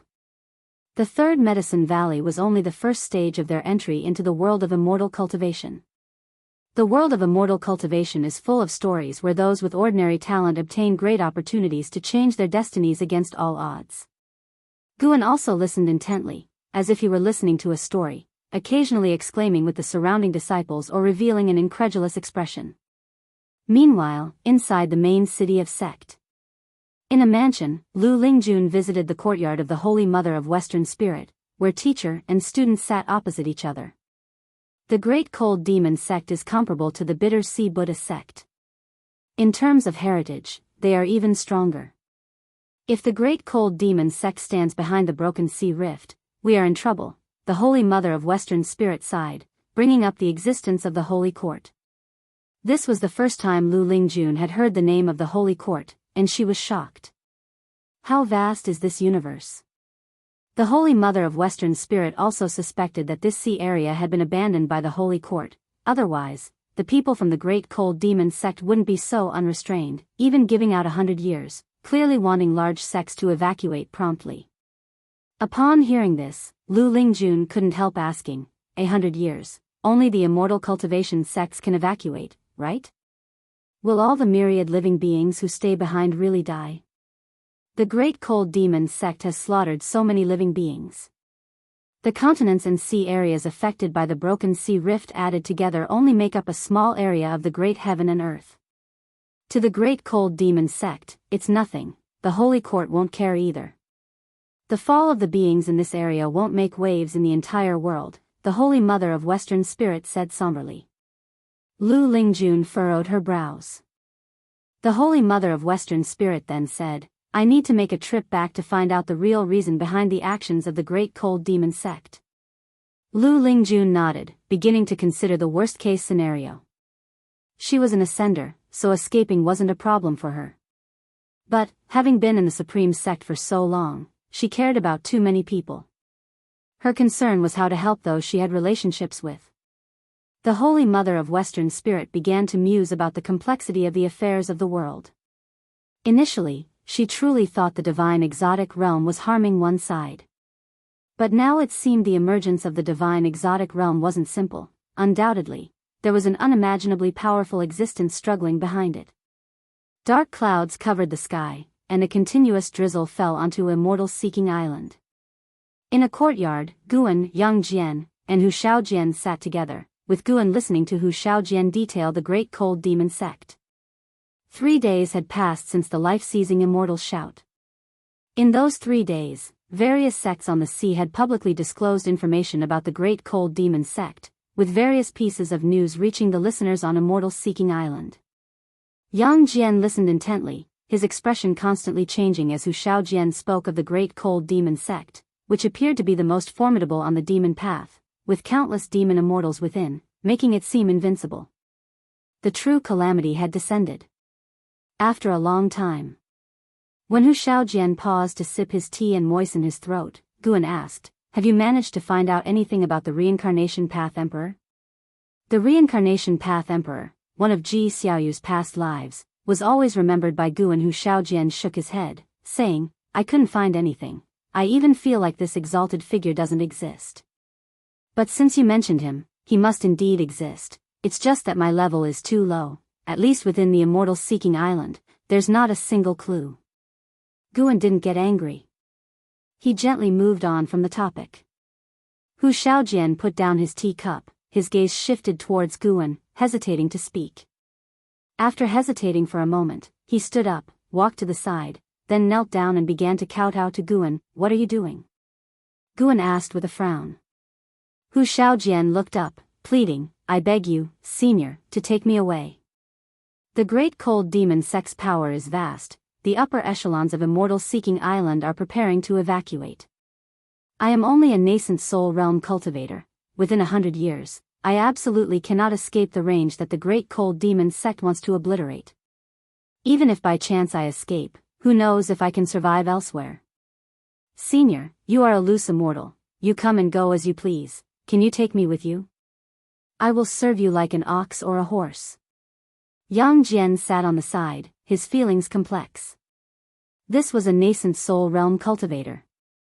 In the Supreme Sect, this was an existence looked up to by servant disciples, yet he didn't even have the confidence to survive at sea.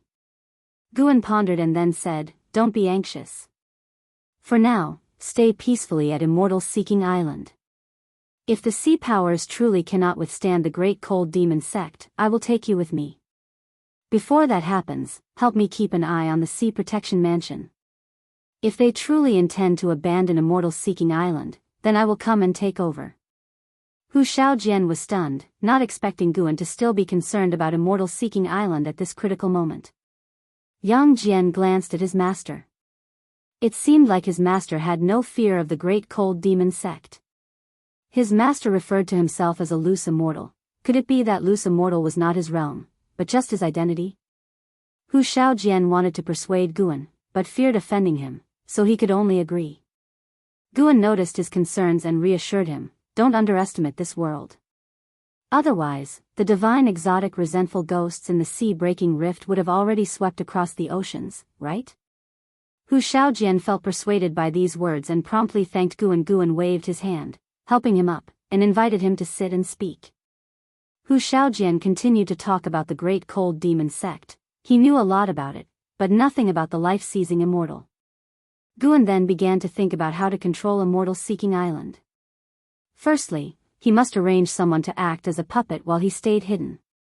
Using the various channels of Immortal Seeking Island, he could collect more medicinal herbs, and besides, it sounded like a fun endeavor. It felt like preparing to play a management game, which he was quite looking forward to. To suppress Immortal Seeking Island, he would need at least a wandering immortal. He had to think carefully about this candidate.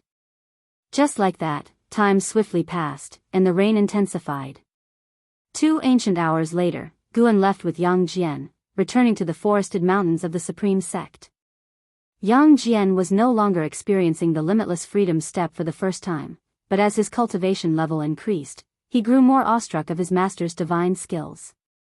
"Master, is there really someone who can confront the great cold demon sect?" Yang Jian asked, his words still carrying a hint of cautiousness.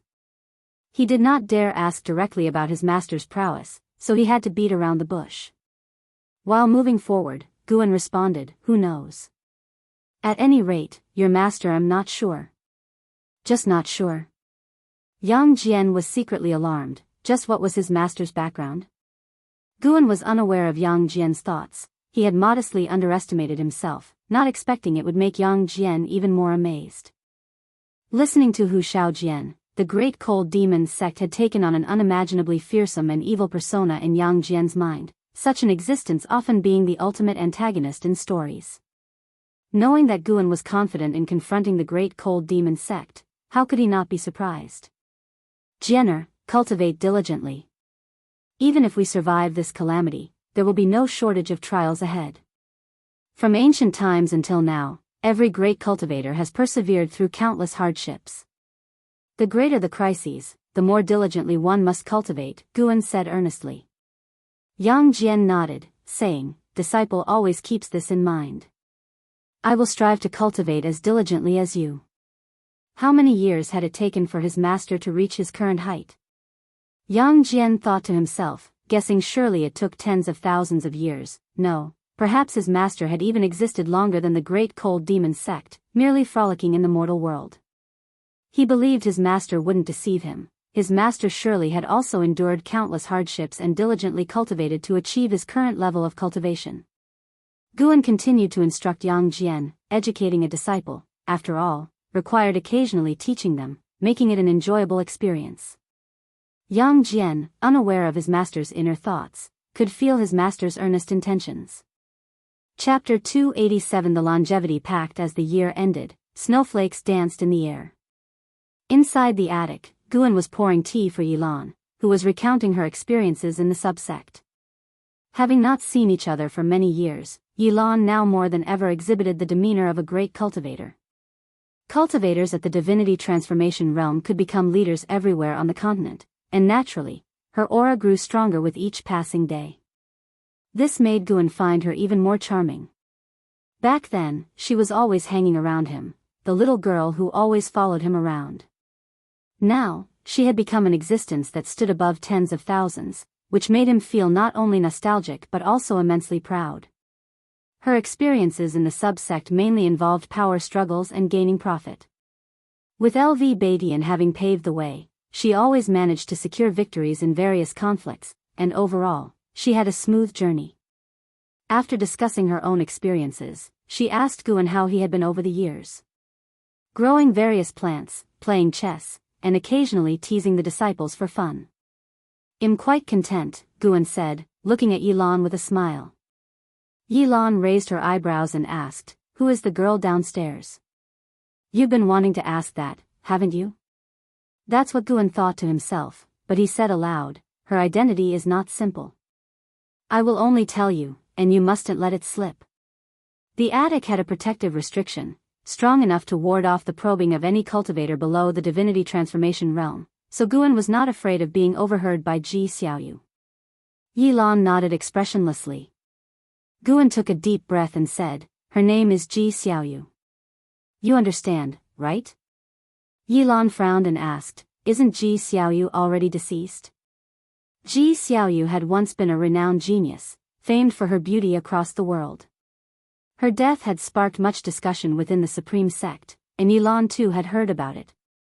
She did die, but she has also reincarnated. Guan shared the information he got from stealing the 5 elements, his face full of emotion. Upon hearing this, Yilan too was taken aback. Such oddities existed in the world, and the background of Ji Xiaoyu was far beyond her expectations, even shattering her previous perceptions. Guan cautiously said, Junior sister, this matter must not be disclosed. Otherwise, it might bring us great trouble involving reincarnation, and the enemies we would attract are extremely formidable. Faced with such entities, the Supreme Sect would have to either submit or be annihilated.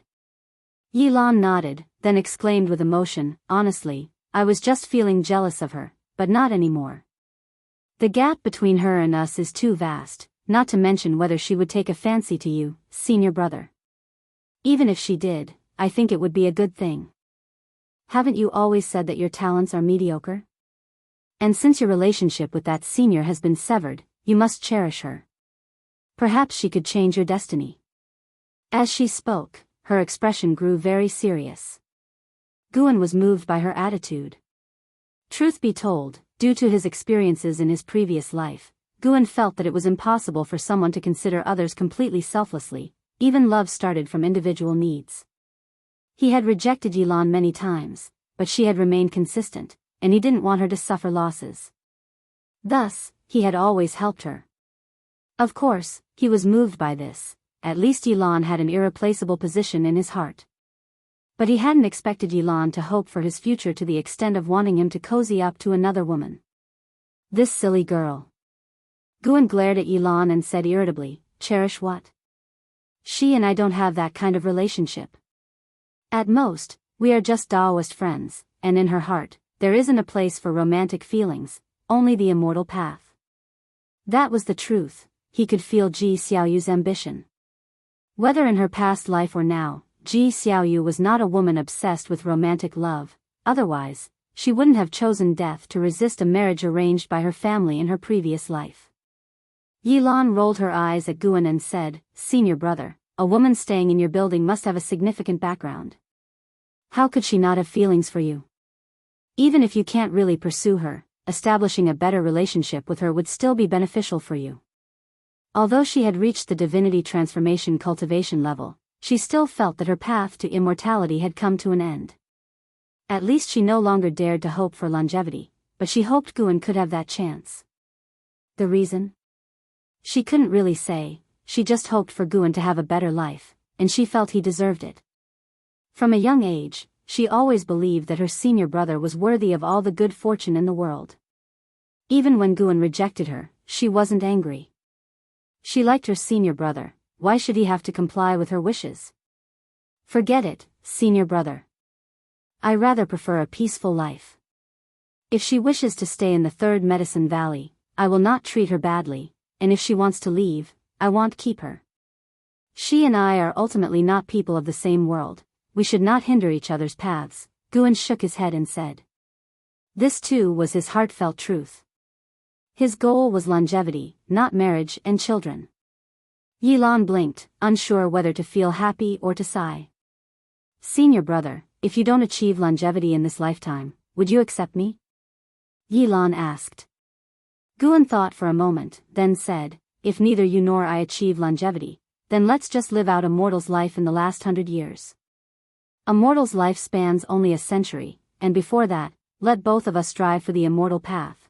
Who knows what might be possible? Although I seek a stable life, I have not given up on cultivation. Yilan smiled upon hearing this, gazing at Guan and said dreamily, Senior brother, with you saying this, I suddenly feel like the life limit isn't so scary.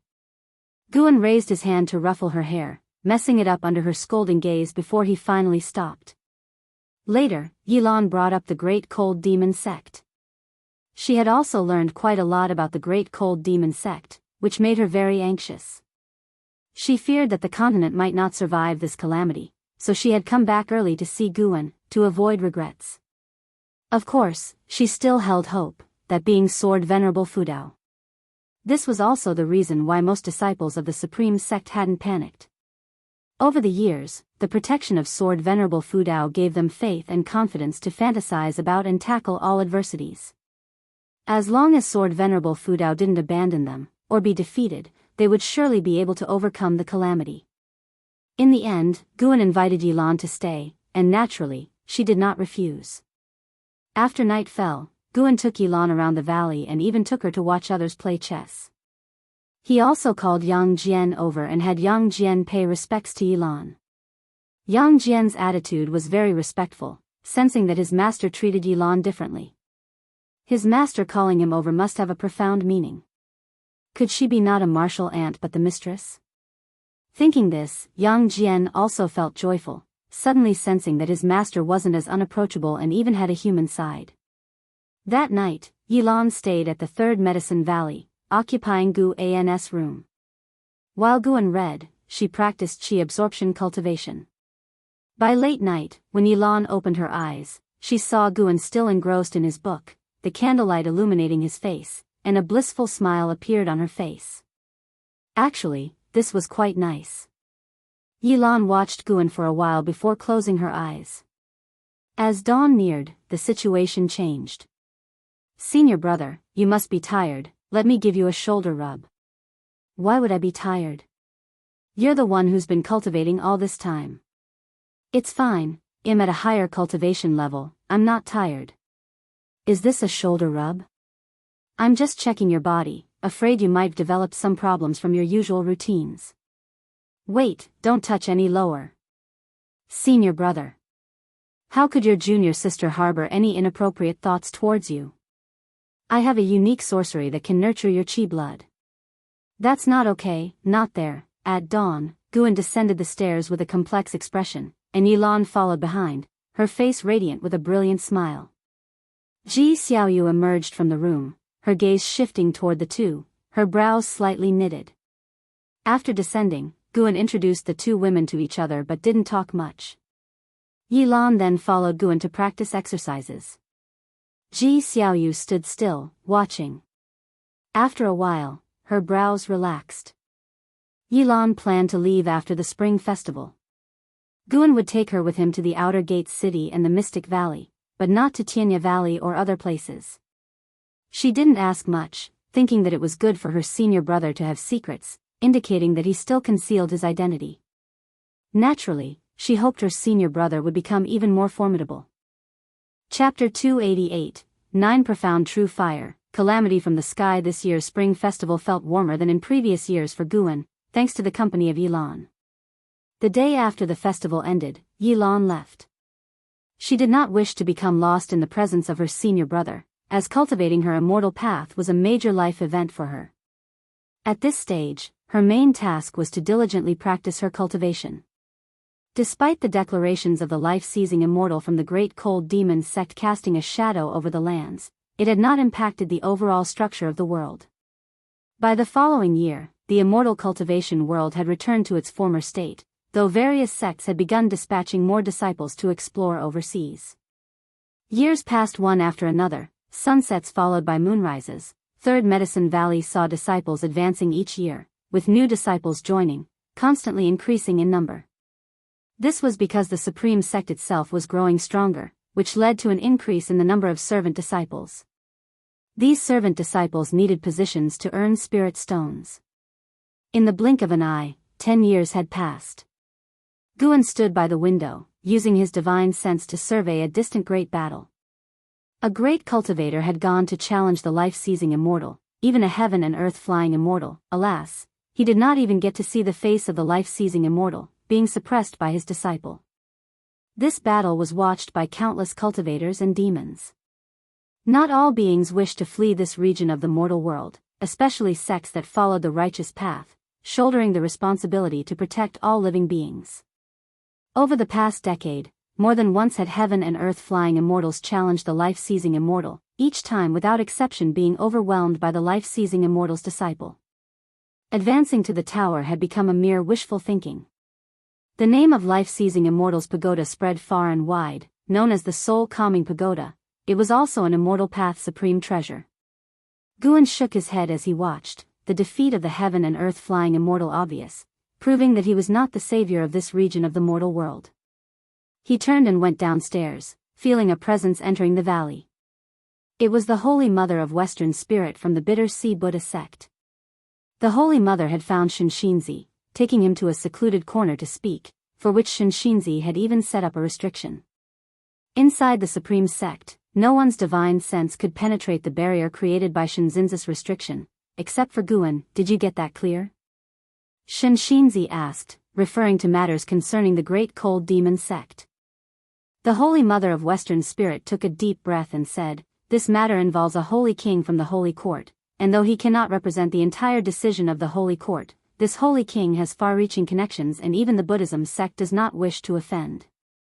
After all, no one knows when Xingtian will emerge from seclusion." Holy King. Xianxia frowned and then asked, "What in this region of the mortal world could be of interest to a being like the Holy King?" The Holy Mother responded, "I am not entirely sure myself. I only found out that it has something to do with the reincarnation of a great power from the Holy Court. That great power might be a rival of the Holy King, reincarnated here in this region of the mortal world." Xianxin's frown deepened. Looking at him, the Holy Mother continued, "The situation has gone beyond redeeming. The Buddhism sect does not wish to risk involvement. Let's head back soon." Xianxia scoffed, "The Buddhism sect doesn't want to risk involvement? What a joke, whatever happened to universal salvation?" The Holy Mother was taken aback by Xianxin's tone, clearly detecting the sarcasm in it. Something was off. Xianxia, who used to take pride in being part of the Bitter Sea Buddha sect, had never spoken this way before. "You go back, I am staying at the Supreme Sect," Xianxia stated seriously. The Holy Mother wanted to persuade him otherwise, but Xianxia took his leave with determined steps. What has actually happened? The Holy Mother stared at Shinzin's departing figure, filled with confusion. Her cultivation level was lower than Shinzin's, and her status was not as prominent, so she couldn't forcefully take Shinzinzi back. Thus, she refrained from further persuasion and could only take the news back to the Bitter Sea Buddha sect. Elsewhere, Guan, walking towards a certain garden area, was also pondering the intelligence brought by the Holy Mother of Western Spirit. Holy King, reincarnation of a great power. Upon hearing about the reincarnation of a great power, his first thought was Ji Xiaoyu. However, upon reflection, it might not be Ji Xiaoyu. Ji Xiaoyu had reincarnated countless times, and if it truly were the rival of that Holy King, why hadn't the Holy King acted sooner? Moreover, he was curious about which role the Master of Divine Exotic Realm played in this feud. Perhaps he needed to seek an opportunity to discuss this with the Master of Divine Exotic Realm. Inside a dimly lit chamber, Zhang Buku put down his great axe. The strength energy around him began to dissipate, and his constantly swirling white hair gradually settled. He exhaled deeply, eyeing the great axe in his hand, his brows slightly furrowed. At that moment, footsteps approached. Zhang Buku clenched the axe tightly, causing it to vanish as he turned to look toward the entrance of the cave. He saw the Master of Divine Exotic Realm approaching slowly, and perhaps it was Zhang Buku's illusion, but he felt the Master seemed weaker than before. Master. Zhang Buku raised his hand in greeting and spoke. Throughout these years, the Master of Divine Exotic Realm had been conscientious in teaching him. At least Zhang Buku believed the Master truly treated him like a direct disciple, not only instructing him in cultivation but occasionally also bringing him heavenly materials and treasures to enhance his ghost body and resist the backlash of exotic forces.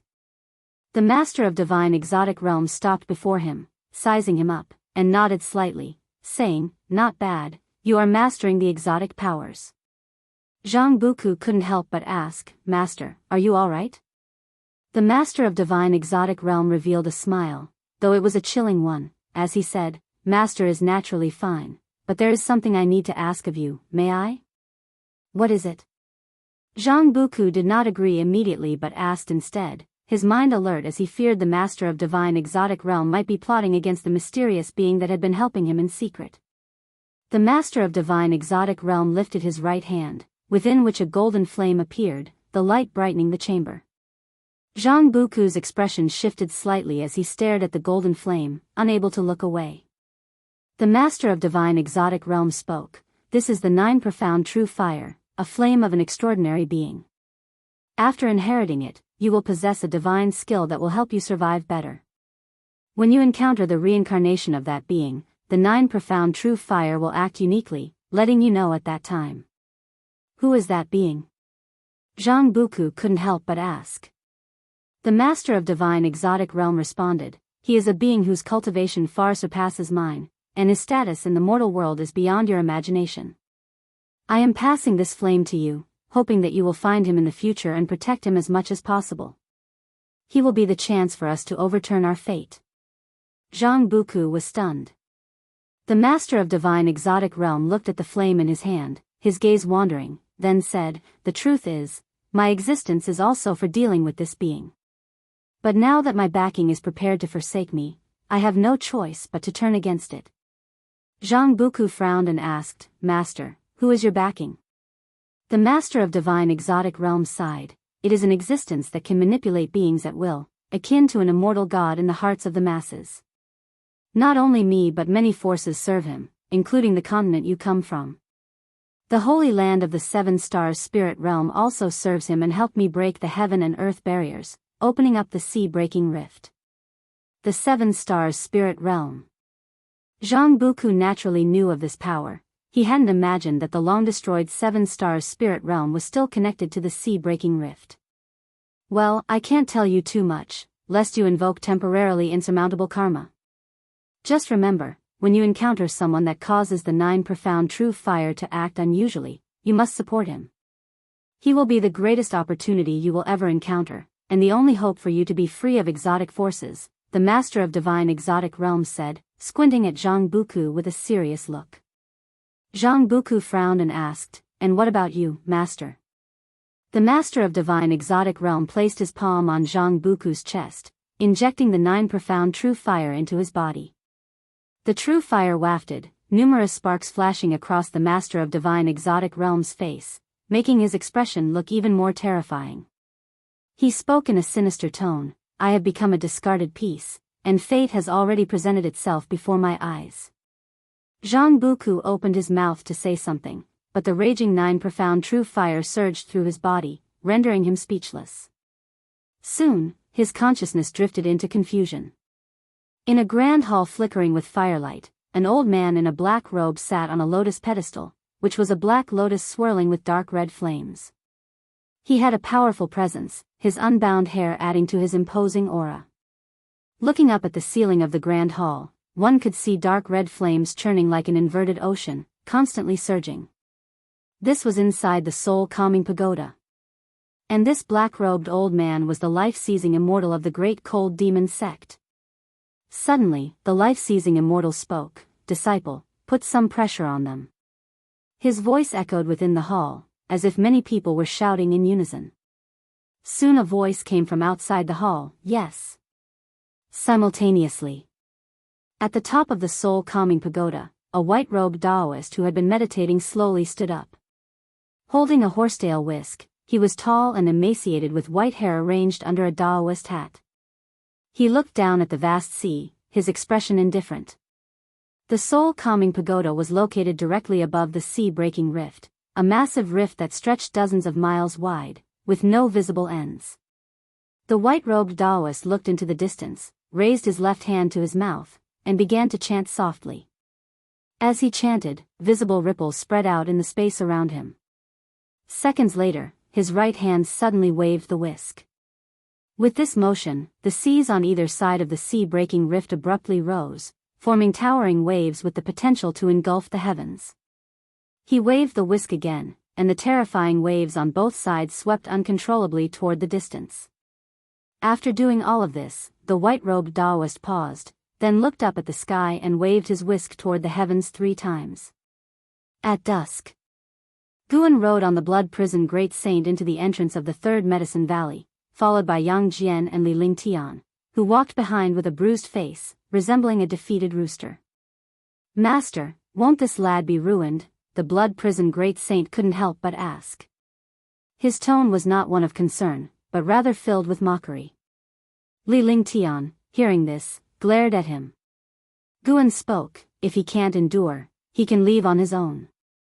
Years ago, when he had visited Tianya Valley, Luo Hun had even asked him to bring a message, hoping Li Lingtian would return to the palace. However, Li Lingtian did not wish to go back. Although he often got beaten, he was indeed getting stronger. Defeating Yang Jian had become his obsession. Just as Li Lingtian was about to speak, he suddenly sensed something and looked up, his eyes widening in shock. Guan, Yang Jian, and the blood prison Great Saint all looked up, and the disciples in the valley did the same, their expressions increasingly changing, as if they were witnessing something terrifying. Chapter 289, Unbelievable Methods. At dusk, the sky was a fiery red as meteors from outer space streaked across, creating a magnificent scene. As these meteors fell, a vast heavenly fire descended, giving all beings the feeling that the sky was collapsing. What is that? How can there be such a huge fire in the sky? Will it affect us? Don't worry, we are within the Supreme Sect, protected by the Sect Protecting Formation. Could it be the demon cultivators from the Great Cold Demon Sect causing trouble? The disciples within the 3rd Medicine Valley engaged in a heated discussion, and the great cultivators, who had been playing chess, stood up and vanished from their spots. The 9-Finger Divine Lord looked up, frowning. Sitting opposite him, stealing the 5 elements, remarked, "This divine power is no ordinary feat." The 9-Finger Divine Lord looked at stealing the 5 elements and asked, "You've been traveling a lot these years, what exactly have you been searching for?" Facing his inquiry, stealing the 5 elements did not respond but simply pointed upwards towards the sky. Meanwhile, at the entrance of the valley, Guan was riding on the back of the blood prison Great Saint, also looking at the sky. He could feel that the meteors and the sea of fire in the sky were transformations of mana, deployed by someone possessing great divine power at the heaven and earth flying immortal level, affecting a vast area. It seemed that the century-old agreement was merely an ultimatum. During this period, the great cold demon sect would continue to attack, forcing the common people to flee. Of course, there was another possibility that they sought to force out a specific individual they were searching for. Due to personal vengeance, the commoners suffered, giving Guan a different understanding of the Holy Court. The Holy Court overall had good intentions, but inevitably had its corrupt members. Perhaps their way of thinking differed from Guan's. They could protect the common people but also ignore them. Yang Jian glanced at Guan, and seeing his calm demeanor, he felt reassured. With his master around, even if the sky fell, he wouldn't be afraid. Li Lingtian approached Yang Jian and discussed the strange phenomenon in the sky with him. Guan patted the back of the Blood Prison Great Saint, signaling him to move forward. As the Blood Prison Great Saint took a step, a light curtain rose in the horizon, visible in all directions. It was the Supreme Sect protecting Great Formation. That was quick. Guan was secretly pleased. The Supreme Sect had not faced tribulations in many years, yet remaining vigilant indicated that the high ranks weren't overly dependent on Sword Venerable Fudao. Soon, the entire Supreme Sect was enveloped by the light curtain of the sect protecting Great Formation, providing relief to all the cultivators within. Various sects and cities across the world activated their large formations, but inevitably, there were places that remained unprotected, and many beings in those places were vulnerable. In the North Sea Mountains. At the Mountain God Temple. Sage Xian Miao sat on the ground, gazing at the strange phenomenon in the sky, furrowing his brows. His concern was not for his safety, but rather for the well-being of the common people across the world. How could mere mortals withstand this sweeping blaze? Sage Xian Miao turned to look at a stone statue in the courtyard, one he had carved himself depicting the mountain god. Although he saw the mountain god once a month, in his heart, he always felt a great distance from the divine. He turned back and began to kowtow to the divine statue of the mountain god. As meteorites continued plunging towards the earth, the fire enveloping the sky drew closer, intensifying the fiery hue between heaven and earth. Just then, all the flowers, plants, and trees across the continent emitted flickers of green light, swiftly rising upward like sparks growing stronger rapidly. A farmer clutching a hoe in the mountains was surrounded by the green light coming from all directions, causing him to panic. In the cities, terrified civilians saw trees within their courtyards trembling and releasing green light orbs that floated up towards the sky. Within the palace, Li Xiandao stood at the entrance of the imperial study, observing the unusual appearance of the flora, his expression subtle. At that moment, beings across the continent, including demons, were startled by the surrounding phenomena, as flowers, plants, and trees were ubiquitous. In the Third Medicine Valley, Guan dismounted and looked around. The vegetation within the Supreme Sect hadn't emitted green light, so the disciples were all puzzled by the phenomenon in the sky, unaware of another spectacular sight beyond the Supreme Sect. However, as the green light from plants everywhere rose to a certain height, even the cultivators inside the Supreme Sect could see it. Various discussions erupted among them. Guan stood under a pavilion, watching this scenario unfold. Xiaoyu also emerged from the house and joined him. It seems someone is protecting this continent, Xiaoyu said, her eyes reflecting the green light rising to meet the massive inferno falling from the sky, as if two worlds were about to collide in a mesmerizing display. The upper half of Gu An's face was illuminated by the fire, while the lower half was tinged with green. He asked in astonishment, "You mean to say a cultivator is behind this? How high must their cultivation level be?" Xiaoyu gave Guan a look, although she didn't think Guan had a vast cultivation. But this guy couldn't be this clueless. Guan often brought Yang Jian out, who was growing rapidly, showing that Guan was not simple. Regardless of what Guan concealed, his knowledge was not something ordinary cultivators could match. Perhaps it was Sword Venerable Fudao who made a move, Xiaoyu said softly, her gaze returning to the horizon. Good guess. Guan mentally gave Xiaoyu a thumbs up, his eyes still fixed on the sky. Under the gaze of all beings on the continent, the vast green light collided with the sea of fire, and following a brief somber moment, the sky radiated intensely bright light, like endless fireworks exploding. After the brief silence, the earth trembled, and strong winds fell from the sky, though not enough to threaten the land and mountains. The creatures across the land all sighed in relief, now understanding that the mysterious green light was there to protect them, to block the descending heavenly fire. However, they didn't know that not all continents and islands had protectors. Guan protected only the continent he was on, and while the beings there were excited and grateful, countless others perished in despair. At the soul-calming pagoda, atop the pagoda, a white-robed Daoist suddenly opened his eyes, expressing surprise with a grunt. He attempted to divine the situation but couldn't make any accurate predictions, his expression growing increasingly bizarre. He suddenly became interested and then vanished from the spot. Far away in the Supreme Sect, Guan was chatting with Xiaoyu when he suddenly sensed a rapidly approaching presence, sighing involuntarily. Why must someone always be looking for death? I'm going to check on Mystic Valley, we'll talk later, Guan said, heading towards the transmission array platform. Xiaoyu was not puzzled and looked up at the sky alone, admiring the powerful divine skills of Sword Venerable Fudao. Underneath a nearby tree, stealing the 5 elements and the 9-finger Divine Lord, sitting opposite each other at a chessboard, also looked up at the sky, paying no attention to Guan stealing the 5 elements spoke. The trouble has ultimately been drawn here, the guy has arrived. The 9-finger Divine Lord turned to him, asking, who is this guy? A pupil of life-seizing immortal, the real person Bai Hong, a renowned genius from the great cold demon sect, with unfathomable cultivation, stealing the 5 elements responded.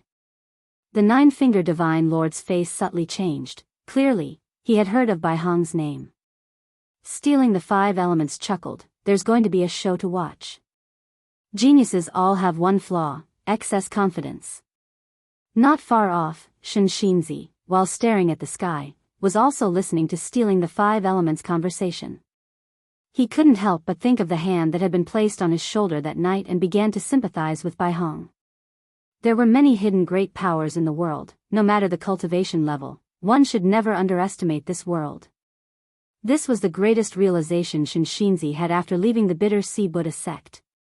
In another place, under the red dawn sky, Bai Hong rapidly flew through, unfazed by the sweeping fire, as he passed over vast expanses of water without looking down. His gaze had fixed on a distant continent.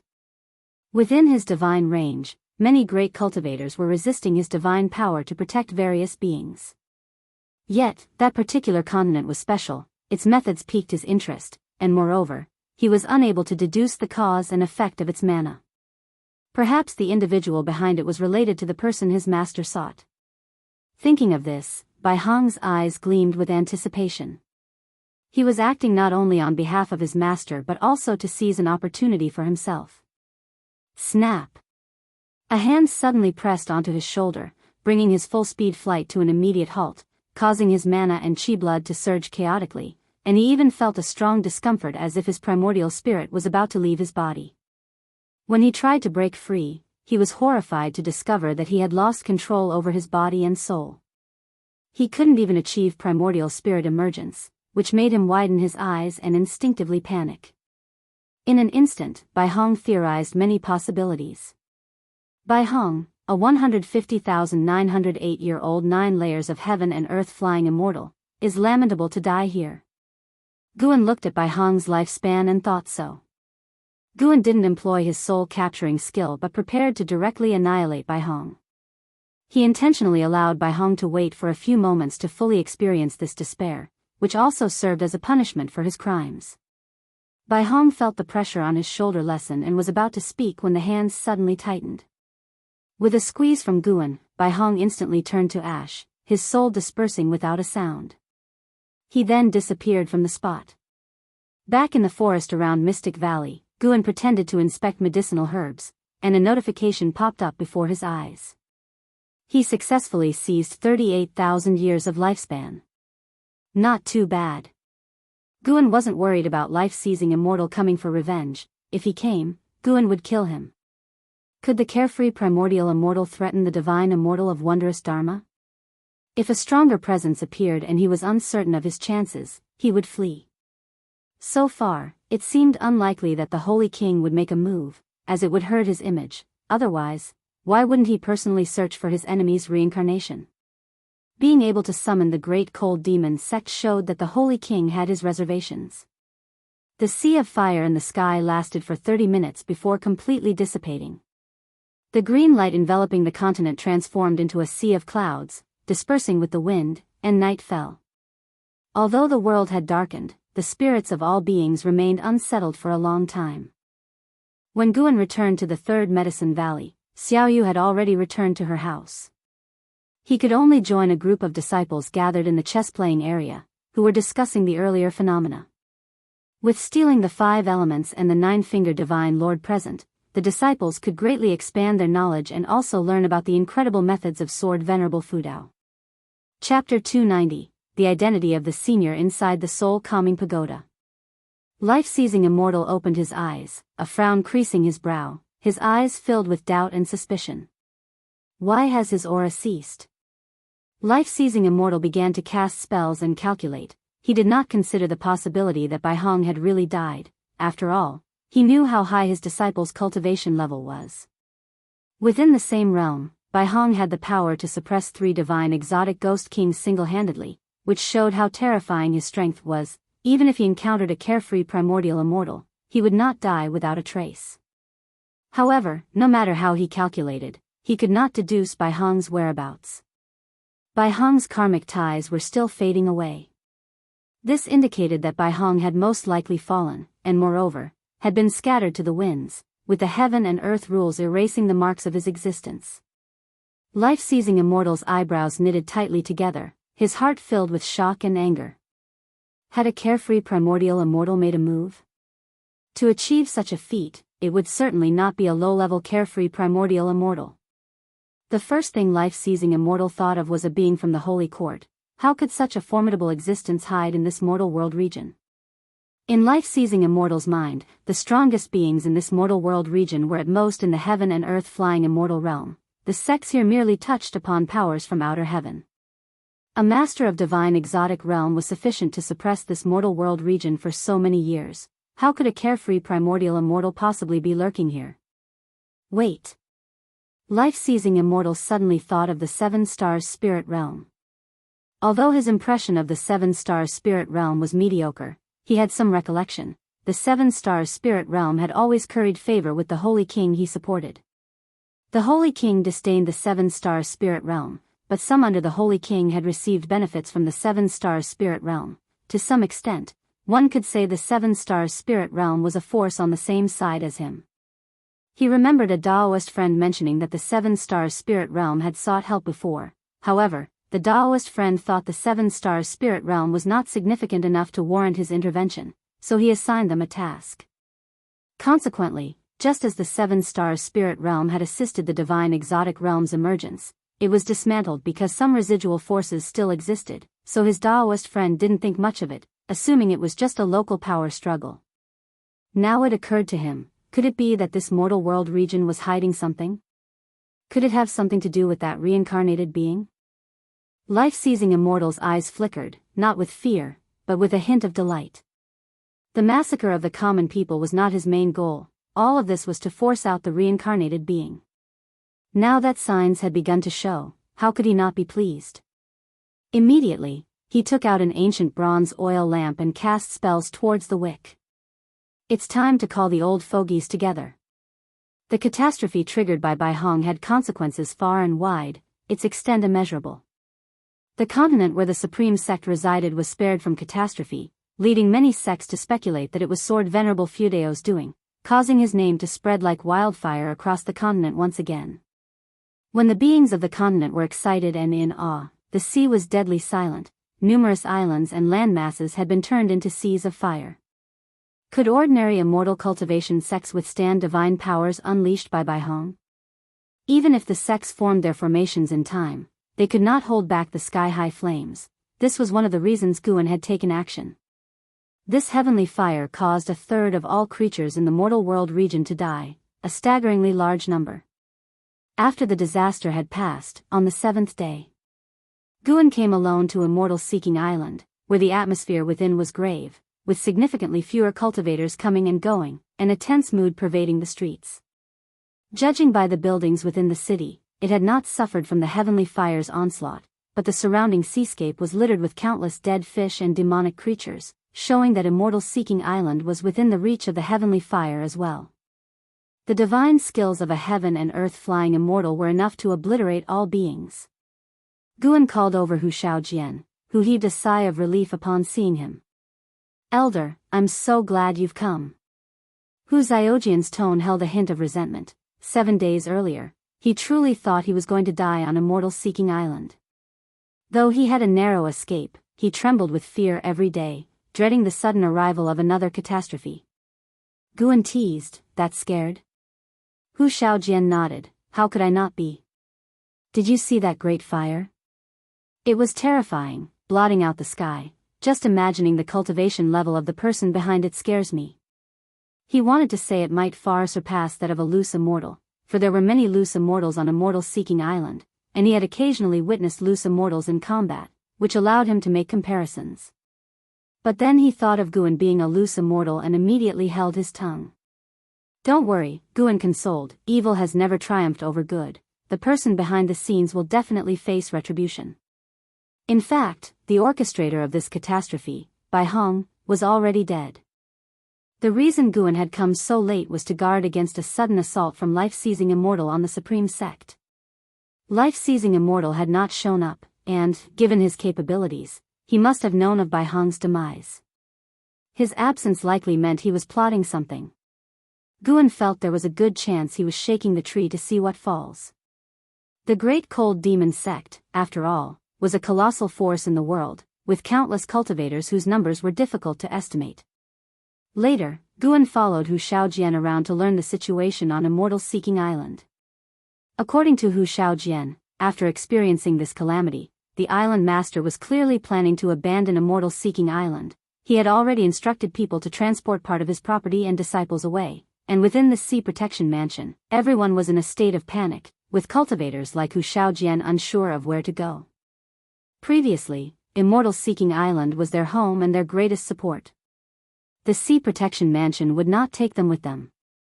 After hearing this, Guan did not offer an opinion but asked Hu Shaojian to take him to purchase medicinal herbs, which made Hu Shaojian even more nervous.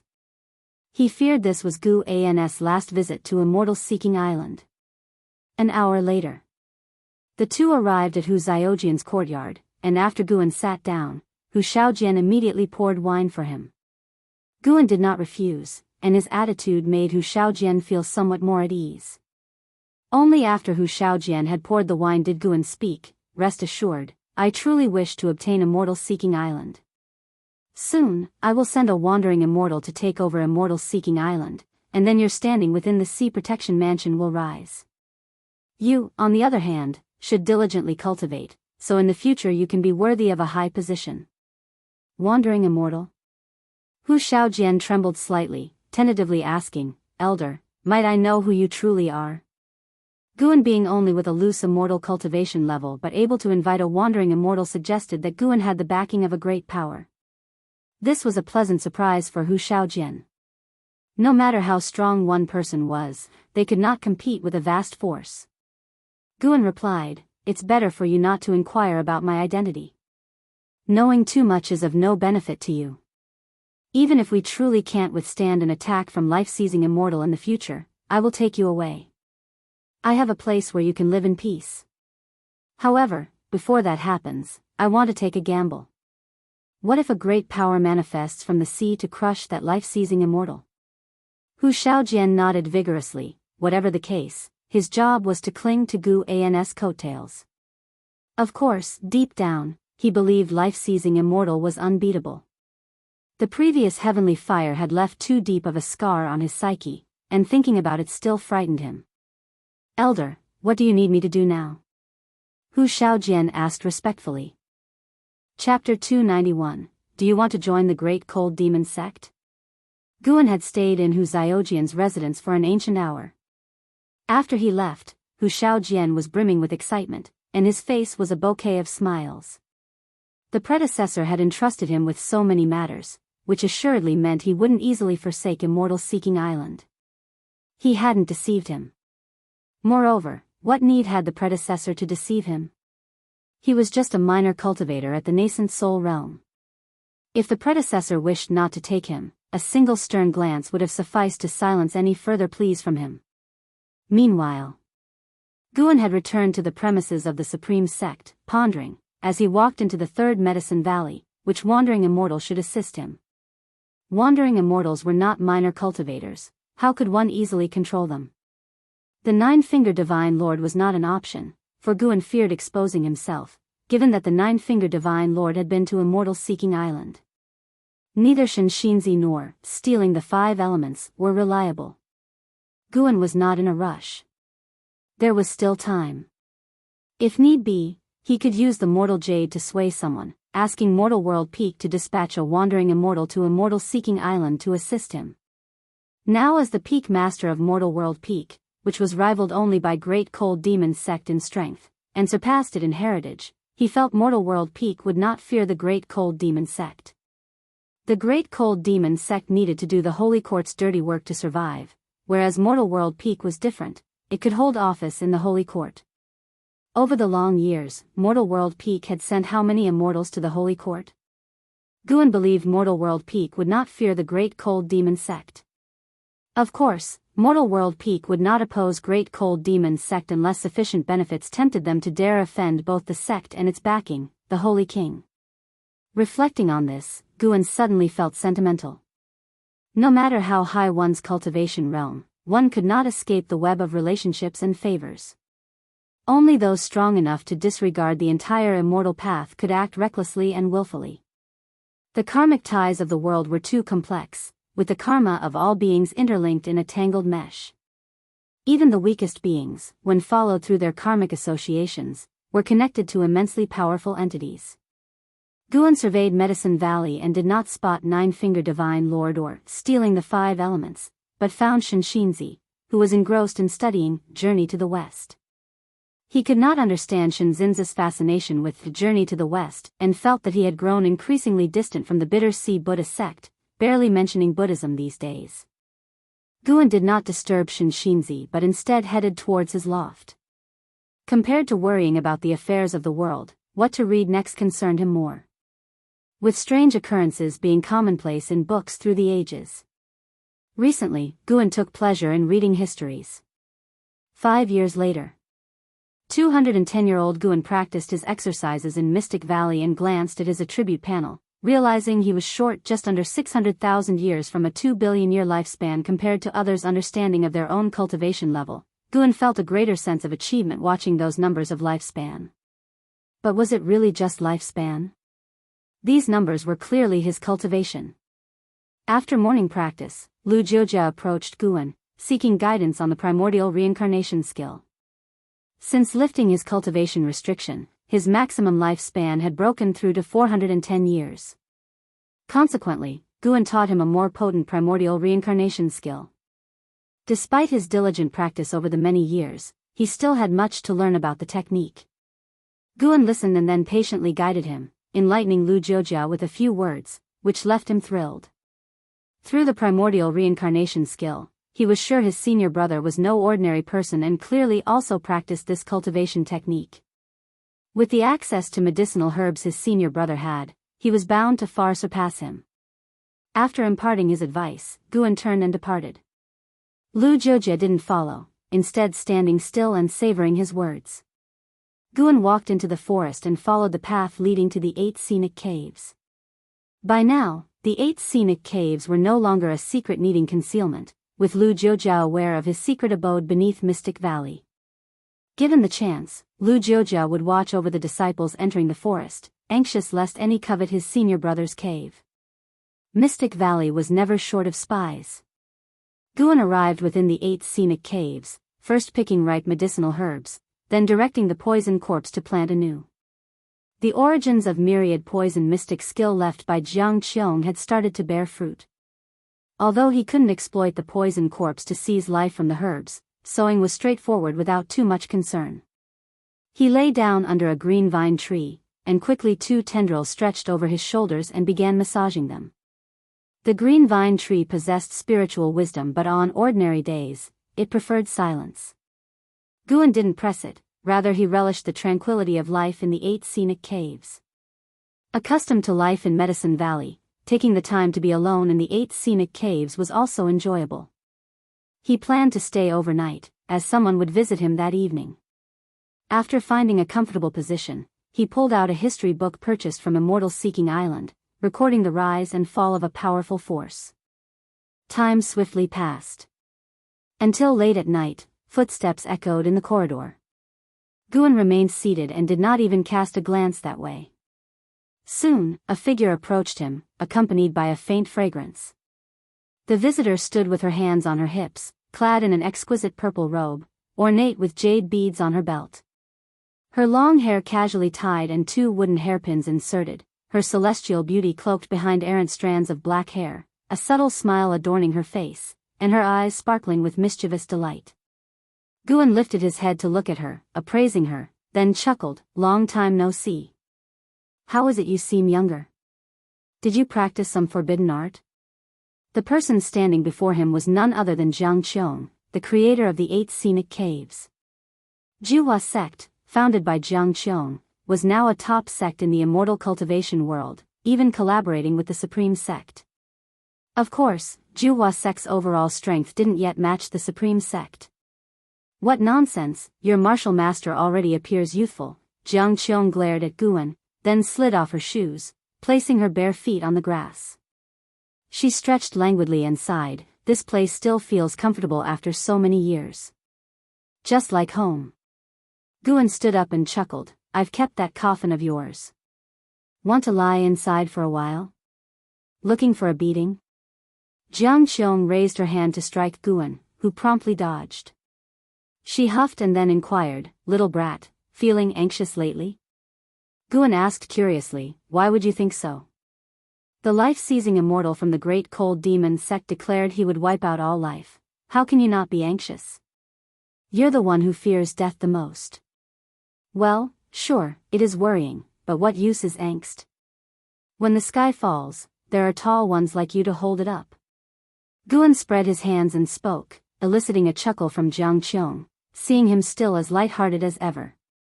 Jianghu took a step closer and whispered, "Would you like to join the great cold demon sect?" Guan gave her a peculiar look. He didn't always keep an eye on Jianghu, only sending his divine sense her way occasionally when she came to mind. Upon sensing no danger, he would swiftly retract his focus. He hadn't expected Jianghu to establish ties with the great cold demon sect. How did she manage that? Guan began to explore Jiangchu's karmic ties while asking, "You know someone from the great cold demon sect?" A flood of karmic images entered Guan's vision as he saw her past. It turned out, the continent from which the ephemera sect hailed was under the thumb of the great cold demon sect, which was why the 7 stars spirit realm dared not use 9 nether road to reach the other worlds. There, the great cold demon sect was sovereign while the ephemera sect was merely a regional sect. No comparison between the two could be made. According to the ghost mother of ephemera's words to Jianghu, the decline of the ephemera sect was influenced by the great cold demon sect. Long ago, that continent did not belong to the great cold demon sect. Following the unification, Jiuhua sect, like other sects, shared access to the 9 nether road, which allowed the ghost mother to return to her roots, with Jianghu bridging connections through her to the great cold demon sect. The ghost mother knew a great cultivator within the great cold demon sect, a great cultivator with only Mahayana realm cultivation, likely a lowly figure within the sect. Although Sword Venerable Fudao has recently protected the continent, how can his soul strength contend with the great cold demon sect? He did not charge me with any tasks, so I deliberately returned to take you to the great cold demon sect. What harm in cultivating medicinal herbs there? By joining the great cold demon sect, that too could be arranged, Jianghu earnestly suggested. Guan felt moved yet amused. Why did she always flip sides so easily? Guan shook his head, "No, thanks. How comfortable could I be, tending herbs in the powerful great cold demon sect? Perhaps no sooner than joining would I be refined into an elixir. That's a demon sect." Jianghu glared at him, annoyed, "With me around, who could dare to bully you? Are you highly cultivated? Surely not among the highest in the great cold demon sect. But to protect you? More than enough. Just calmly stay with me then." So I'd have to wait on you, curry favor with you? Exactly, how about that? Right now, my feet are a bit sore, come give me a rub. Spit, shameless. Guan would never agree. A man might be slain, but not insulted. Looking down, his face betraying disgust, he noted that Jiang Qiong's feet, which she had only bared moments ago, were already stained with mud and grass. Jiang Qiong watched Gu An's stubborn reaction, amused and keen to tease further, but she first needed to address serious matters. She spoke gravely, Guan, this time it's different. The Great Cold Demon sect has sent vast numbers of cultivators here, their might unmatched by 7 Stars Spirit Realm or Star Sea congregations. Even Star Sea congregations contemplates retreat. Not to mention them, do you know about 9 Nether Road? Almost every sect on this continent has members desiring to flee through 9 Nether Road, including your supreme sect. Guan fell silent. Jiang Qiong continued, actually, joining the Great Cold Demon sect might not be ill-fated, perhaps you'd even discover great opportunities. While innate aptitude is fated, there are plenty in this world who turned their lives around with later-day fortunes. Don't you desire the pursuit of eternal life? Guan gazed at her, replying, thanks for your kindness, but I truly don't want to go.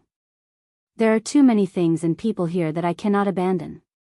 As for fortunes you mentioned, when has this world ever offered fortune free from danger?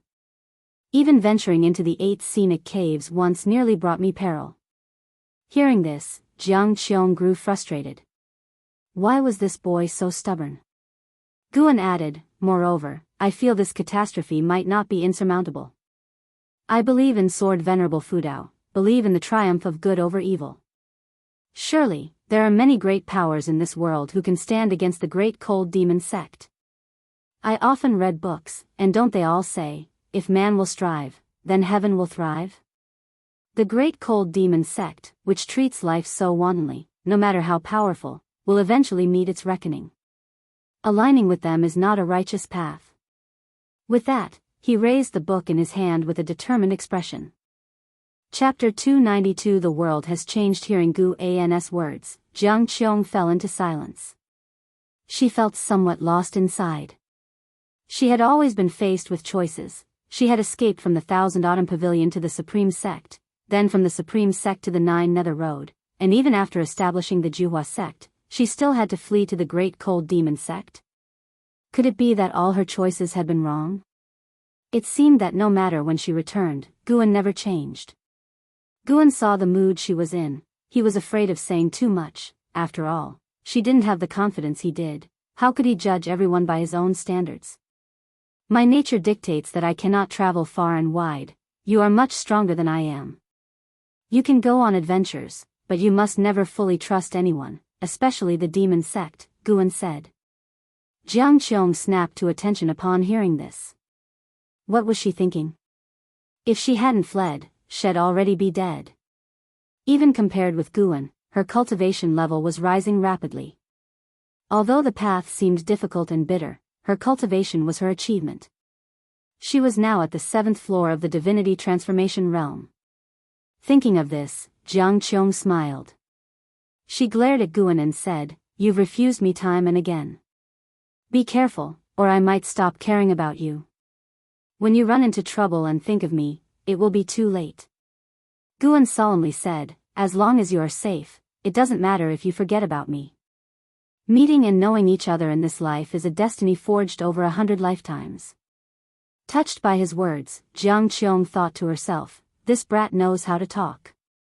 If his cultivation were higher, how many girls of heavenly pride would he lead astray?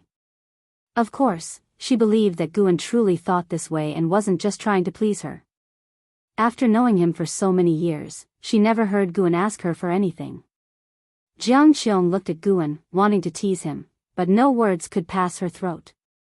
That's because this time, the situation was truly different. She felt that Guan had underestimated the power of the Great Cold Demon sect. Indeed, in the past few years, when the heavenly fire calamity that covered the skies was blocked by Sword Venerable Fudao, the common beings on the mainland did not see the tragic scenes over the seas, where many creatures died in agony. The one who had acted was only a cultivator from the Great Cold Demon sect, and now, a large group of cultivators from the Great Cold Demon sect was on their way. Just the thought filled her with despair, seeing no glimmer of hope for victory.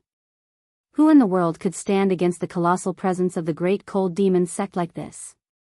Jiang Qiong looked at Gu An's gentle smiling face and suddenly felt a pang of heartache. Silly boy, what is written in books is not necessarily true. Indeed, since ancient times, good has triumphed over evil, but if evil wins, it can become the new good.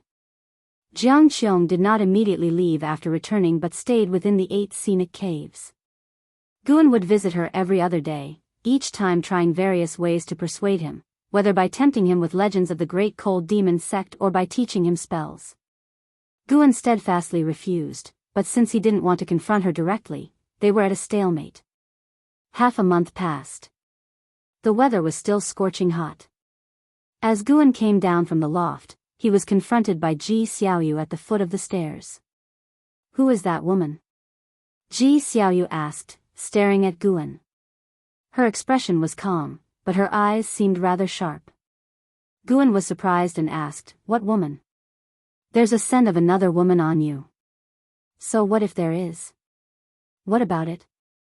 Guan didn't seem to care, chuckling. After all, in this world, it's the explanations that are suspect. The less you care, the less significant it seems. In fact, nothing had happened between him and Jiang Qiong, but he couldn't betray her by revealing her plan to defect to the Great Cold Demon sect. Guan hadn't urged Jiang Qiong to give up on joining the Great Cold Demon sect because he wasn't sure of the sect's strength himself. If the Great Cold Demon sect turned out to be powerful enough that even he couldn't deal with it, he'd have to flee too. Ji Xiaoyu looked at Guan and said, "Haven't you noticed a change in the atmosphere of the mortal world?" Guan looked around and said, "How has it changed?" "Those who should be sweeping are sweeping, those who want to play chess are still playing chess. Look, there's even a rat leading an ox." Ji Xiaoyu followed his gaze and couldn't help but shake her head and chuckle. "Never mind, it's just as well. In life, cherishing the present is enough," she said softly before turning back to her room to continue her cultivation. Guan didn't try to retain her. Instead, he kept his gaze fixed on Medicine Valley. He saw much more than Ji Xiaoyu did, and much clearer too. Ever since the real Baihong displayed heavenly fire, the entire sea had been engulfed by a frenzy of escape, which gradually affected the mainland. Many noble families began to venture across the seas or rush to the Nine Nether Road. Moreover, many were spreading rumors that the Great Cold Demon sect was about to launch a massive invasion, all of which Guan knew were minions hastily recruited by the Great Cold Demon sect cultivators, intended to sow panic in this part of the mortal world. At the Say-breaking rift, the soul-calming pagoda was already crammed with countless cultivators from the Great Cold Demon sect, the least of whom were at the Nirvana realm, with the number of heaven and earth flying immortals surpassing 100. Besides the life-seizing immortal, there were even 3 carefree primordial immortals. A total of 4 carefree primordial immortals. This force was absolutely overwhelming in this part of the mortal world, unstoppable. The key was that the Great Cold Demon sect was still sending reinforcements. Guan hadn't made a move yet because he didn't know the full extent of the Great Cold Demon sect's resources. However, he wasn't just waiting idly. He had already used his divine sense to scan the great heavenly spirit land, looking for a safe place far from this part of the mortal world. If he really couldn't stand against them, he would take everyone he cared about with him and leave, ready to start life anew. Of course, this was a last resort. It all depended on whether the Great Cold Demon sect had a divine immortal of wondrous dharma. So far, the highest level among the carefree primordial immortals was only the 5th floor. Before a divine immortal of wondrous dharma appeared, Guan, who was at the 9th floor of the divine immortal of wondrous dharma realm, wouldn't panic. After watching for a while, Guan turned and left. An ancient hour later. Riding on the blood prison great saint, he arrived at Tianya Valley with Yang Jian and Li Lingtian following behind. Li Lingtian wore an impatient expression. It was clear he was not keen on coming to Tianya Valley. Li Xiandao was waiting inside the valley. Guan, accompanied by the 2 men, entered the courtyard where Li Xiandao was. By now, Li Lingshan's cultivation had reached the 8th floor of the core formation realm, pleasing Li Xiandao, who complimented him for not neglecting his cultivation. Let's get one thing straight, I don't want to go back. Besides, Father Emperor, you're still in good spirits, so there's no need for me to act as the crown prince. Li Lingtian said immediately. Li Xiandao shook his head with a smile, while Guan actually found this quite amusing. Li Xiandao planned to reign as emperor for eternity. Naturally, the crown prince was the most feared threat. The only reason Li Lingtian became the crown prince was on behalf of Empress Yang and the Yang family. Li Lingshan's words made Guan look at him with newfound respect. This youngster seemed to have the wisdom of playing the fool. Li Xiandao became serious. It's not about you returning to the palace, but to your mother's family to sail with them. There's no room for discussion. Your mother has given a strict order. Li Lingtian was taken aback. He instinctively wanted to ask why, but he quickly understood. For a time, the atmosphere in the courtyard fell silent. Li Xiandao turned to Guan and asked, the supreme sect has yet to formulate a strategy. Do you want to join Lingtian in leaving? The reason the supreme sect had no strategy was something Guan had heard from LV Badian. The Hall of Elders had debated multiple times about whether to evacuate, fearing that it might offend Sword Venerable Fudao, who had been willing to protect them. How could they run away now? Sword Venerable Fudao took action not for himself, but to save them, the mortal spirits. LV Badian also consulted Guan, asking his opinion on whether they should evacuate. This time, Guan offered no advice. He wanted the supreme sect to make their own decision. If the supreme sect chose to flee, he certainly wouldn't follow them but would find a place to hide instead. From then on, his connection with the supreme sect would be severed. Guan had no burdens regarding the supreme sect. He owed them nothing, quite the contrary, the sect owed him a lot. Ill pass. Let the supreme sect decide. I can't leave the supreme sect, Guan answered. Upon hearing this, Li Lingtian quickly said, Father Emperor, I can also. Shut up. Li Xiandao barked, his eyes sharply intimidating. For a moment, Li Lingtian felt afraid. Yang Jian and the Blood Prison Great Saint looked at Li Xiandao in shock. Why did this emperor seem no ordinary man? This situation is different from before. If you follow the supreme sect to evacuate, chances are you will never see your mother again in this life. You must go back. Li Xiandao took a deep breath and said coldly. His mood had been bad all this time, had merely been suppressing it. He had worked hard for many years to secure his empire, and now a calamity threatened to destroy it. How could he not feel indignant? Yet, compared to the immense depth of the great cold demon sect, Taizong dynasty had no intention to resist. Guan looked at Li Xiandao and asked, Uncle, what about you? Li Lingtian turned his gaze angrily to Li Xiandao. Li Xiandao looked at his own teacup on the table and said softly, Everyone can escape, except me. Even if I have to die, let me die alongside my subjects. With so many people in the Taizong dynasty, not all could escape. If he thought of leaving, the dynasty would surely descend into chaos. Li Lingtian froze, his eyes softening as he looked at Li Xiandao.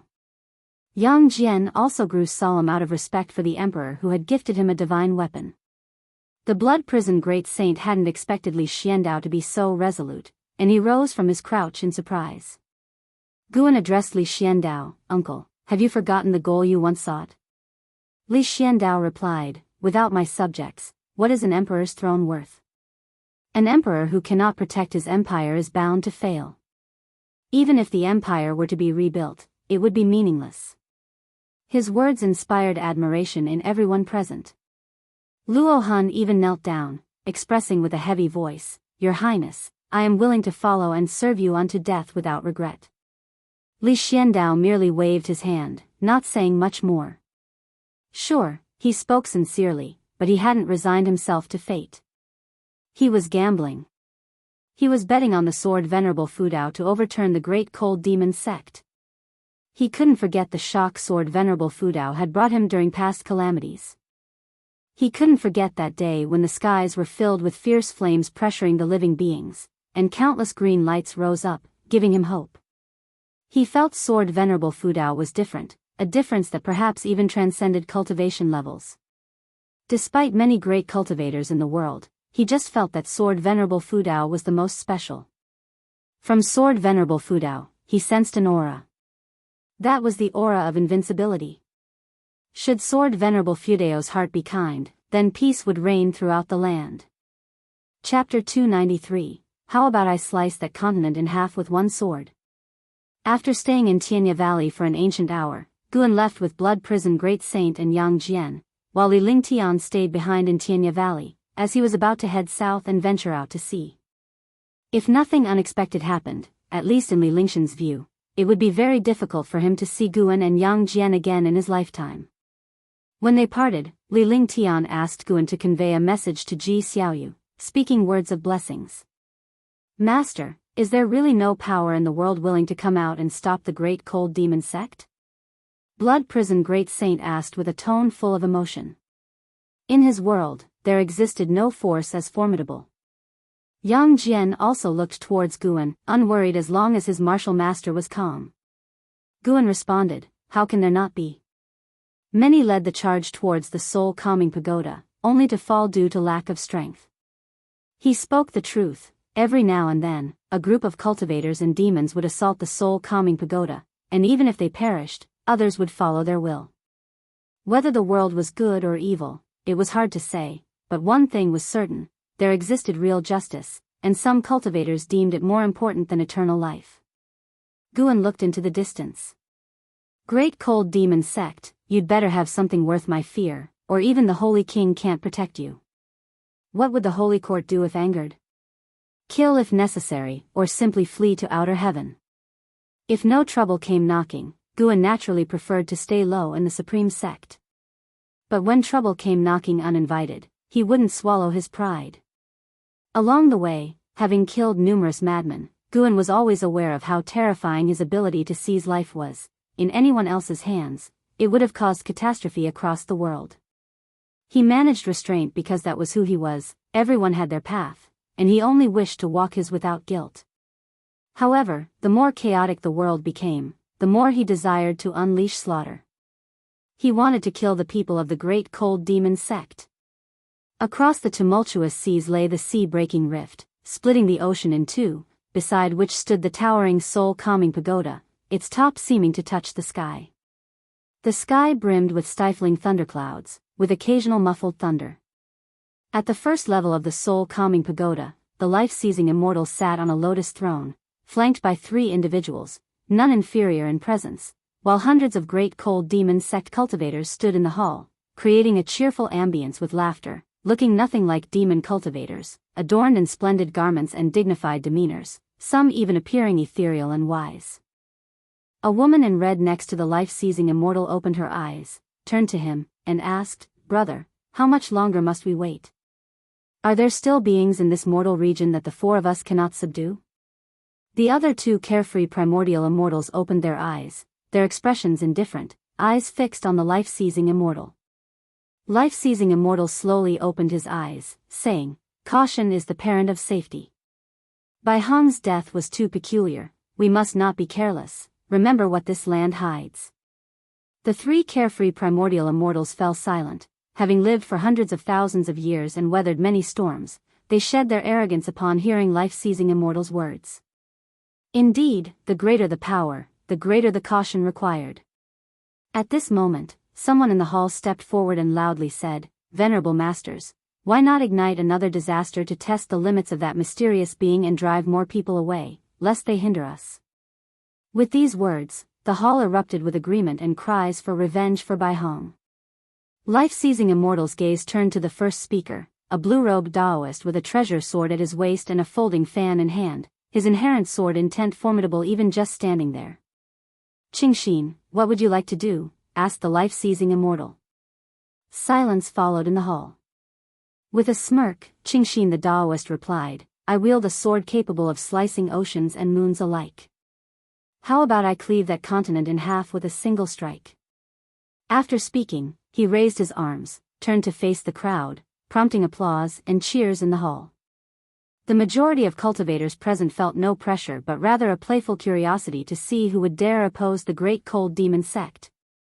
Were it another mortal region, they might have worried, but here, like tigers among chickens, where was the reason to fear? Watching Qingxin display such vigor, the other three carefree primordial immortals smiled, having watched him grow up and master Daoist sorcery, now capable of standing on his own, they were naturally pleased. After a moment's hesitation, life-seizing immortal slowly nodded. Seeing this, Qingxin's smile grew larger, declaring, "In that case, I will go now. Fellow disciples, come and enjoy the spectacle with me." The life-seizing immortal added, "Do not stray far. Master, rest assured."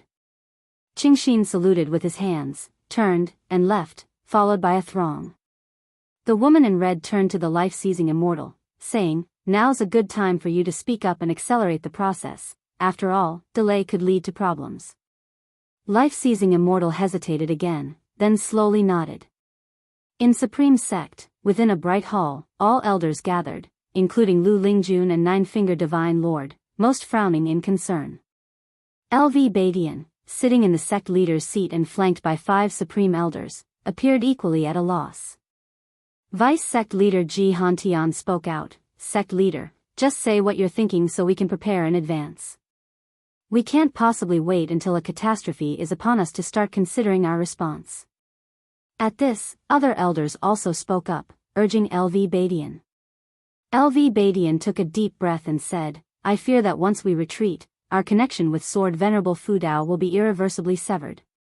A few agreed with him. An elder stood up and argued, "Survival is the most important thing. So far, none of us have even seen Sword Venerable Fudao, let alone understand his views on the matter. Moreover, we simply cannot compare ourselves to Sword Venerable Fudao. If he wants to flee, he can, his Dao level is beyond ours." This sentiment was echoed by others, considering not only themselves but also their disciples and descendants, each backed by influential families or intricate networks.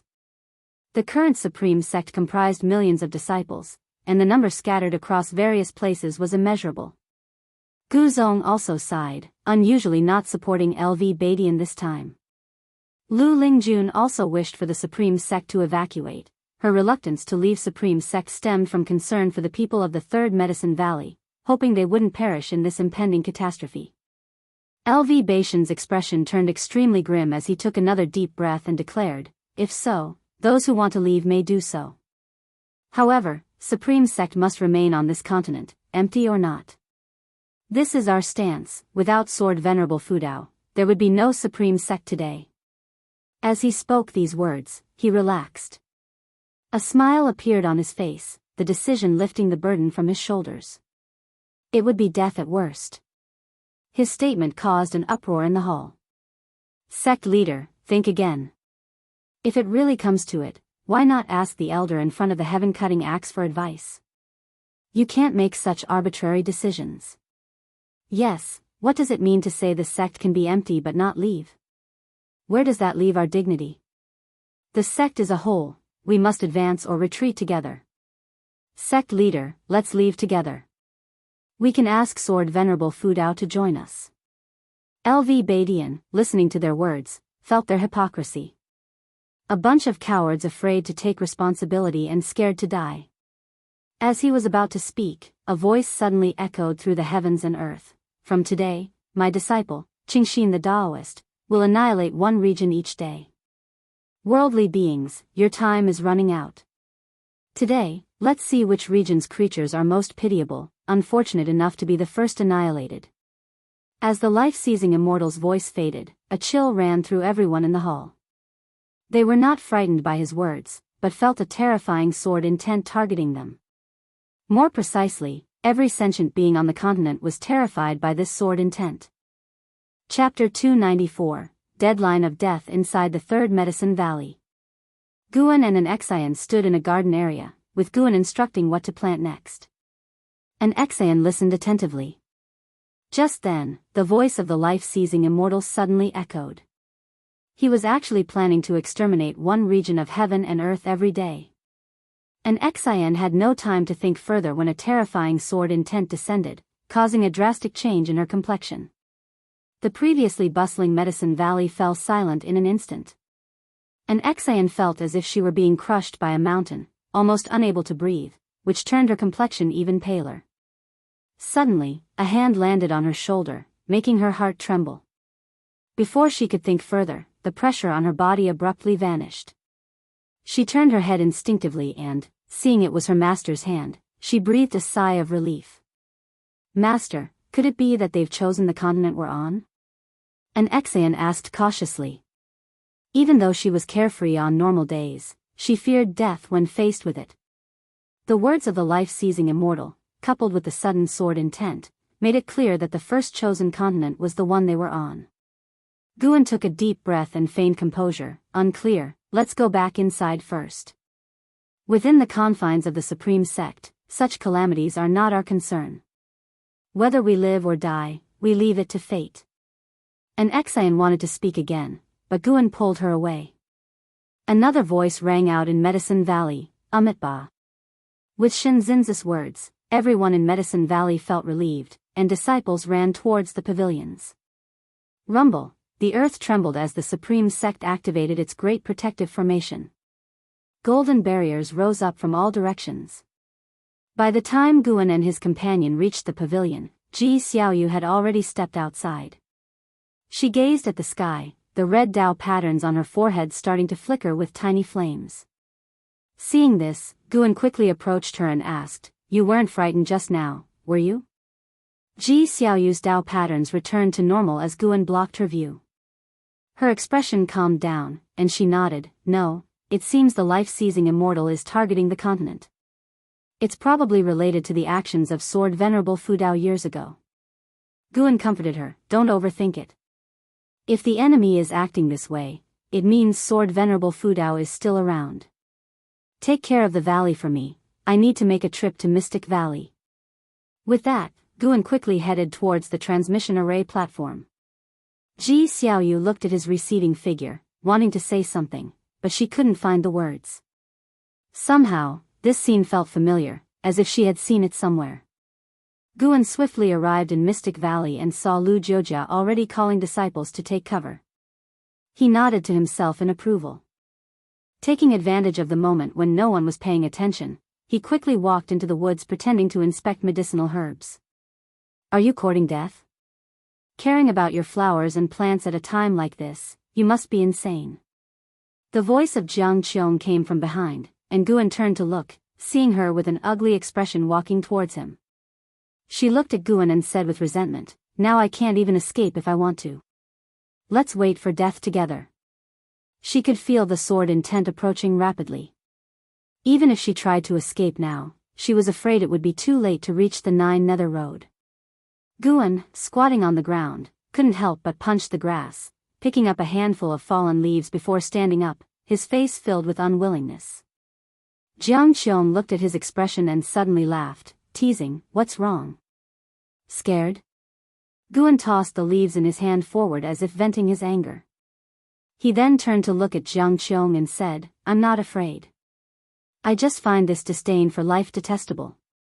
Jiang fell silent, then said, "Come with me to the 8 scenic caves." Guan nodded and followed her up the mountain. Jiang didn't notice the leaves that Guan had thrown floated up again, each leaf trembling. Only after they entered the entrance of the 8 scenic caves did the leaves disappear into the forest. In front of the soul-calming pagoda, tens of thousands of great cold demon sect cultivators floated in the air, their eyes focused on Qingxin, who was holding a sword. Such exquisite sword intent, Elder Brother Kingxin's supreme mysterious sword Dao has reached the transformation realm. Indeed powerful, enough to sweep across the heaven and earth flying immortal realm. I heard that Elder Brother Baihong was defeated by Elder Brother Qingxin 1,000 years ago. The founder of the supreme mysterious sword Dao, the supreme mysterious ancestor, went to the Holy Land long ago. In 10,000 years, the only one who has reached such a level with the supreme mysterious sword Dao is Elder Qingxin. This sword strike, everyone should watch carefully, it is a rare sight. The great cultivators of the great cold demon sect discussed animatedly, mostly in a light-hearted tone. Even though they already knew about the fall of Baihong, they were not panicked. They had the numerical advantage this time, and with 4 carefree primordial immortals as their support, how could they possibly die? Qingxin positioned his treasure sword in front of him, the blade perfectly aligning with his eyes. Suddenly, he opened his eyes, which astonishingly turned green. As soon as he opened his eyes, his sword intent fully erupted, silencing the surrounding noise. All eyes fell on Qingxin, and with a stern look, he immediately slashed with his sword. Sword light gleamed, chilling the heaven and sea, and even the rolling thunderclouds above were illuminated. As Qingxin swung his sword intent transformed into terrifying sword qi, shooting forward as his pupils suddenly contracted. In the reflection of his pupils, numerous green dots grew rapidly. From the onlooker's perspective, Qingxin Zenren's sword slashed out a terrifying sword qi tens of thousands of miles long, like a crescent moon sweeping across the sky. At that moment, a series of green light beams shot from the edge of the sky with even greater speed, too fast for anyone to react. Boom! The sword qi scattered, and Qingxin Zenren's eyes widened in disbelief as a green light reached him in a blink of an eye. As if time stood still, he saw a falling leaf amidst the green light. The leaf, carrying terrifying sword qi, directly shattered Qingxin Zenren's physical body and extinguished his soul. It wasn't just one leaf. Dozens more did the same, annihilating great cultivators of the Great Cold Demon sect, the soul-calming pagoda trembling violently. The life-seizing immortal and his 4 carefree primordial immortal companions appeared out of thin air, casting spells swiftly to form a vast barrier, protecting all the disciples around them. Silence. The world rapidly fell into quietness, and all the disciples of the Great Cold Demon sect trembled, displaying fear no longer masked by their previous nonchalant demeanor. The life-seizing immortal turned his head, noticing the leaves embedded all over the surface of the soul-calming pagoda, his pupils narrowing. It was leaves. The attack was too fast, so fast that by the time they realized it, more than a dozen disciples had died, all heaven and earth flying immortals. Even the red-clothed woman who had been urging the life-seizing immortal to speed up the process couldn't speak now. As powerful as the carefree primordial immortals were, they were filled with dread. The enemy had struck too fast, killing disciples right under their noses. It was as if someone had slapped them across the face, leaving a burning sensation. Guan followed Jiang Qiong into the 8 scenic caves, with prompts of lifespan continuously appearing before him. This strike seized 4,300,000 years of lifespan. Guan hadn't used his full strength, but it was enough to terrify the life-seizing immortal and his associates. If they could summon even stronger beings, then they should call them sooner. If not, even if they gave up on exterminating this region of the mortal world, Guan would not let them go.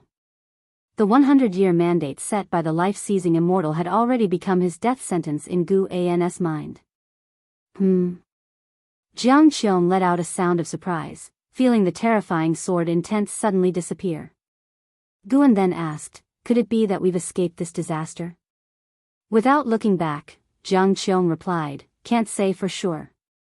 The two made their way to the green vine tree, with Jiang Qiong starting to set up the formation. Guan asked her what she was doing. The smaller the range of the formation, the stronger its protection. "I want to see if we can escape this disaster. Let's take a gamble. If it doesn't work, we're dead anyway, so worrying then would be pointless," Jiang Qiong casually answered, making Guan want to cry and laugh at the same time. Meanwhile, the entire continent was in a state of tension. Even though the sword intent had vanished, the tightly wound nerves of all beings on the continent could not immediately relax. Many beings began to flee, and Guan even felt many presences flying out of the supreme sect, all in groups, which were noble families in flight. Inside the 3rd Medicine Valley, Ji Hantian landed swiftly and found Ji Xiaoyu. The two conversed inside the house. "I'm not leaving," Ji Xiaoyu stated, expressionless. Upon hearing this, Ji Hantian became angry but, for some reason, looking at Ji Xiaoyu, he thought of a fellow descendant with the same name and surname. Although they looked different, their expressions at this moment made them seem like the same person. Ji Hantian's anger dissipated somewhat, and he said solemnly, "Regardless of whether the life-seizing immortal has chosen this continent, there will only be more dangers ahead. The Ji family must preserve its lineage. Why do you insist on staying?" Ji Xiaoyu looked at him. "Someone must stay. I can give my spot to someone else. Besides, where can we flee to?" Ji Hantian felt suffocated with frustration. Years ago, he had tried to forcibly keep another Ji Xiaoyu, without success. Now he wanted this Ji Xiaoyu to leave, but it was still not possible.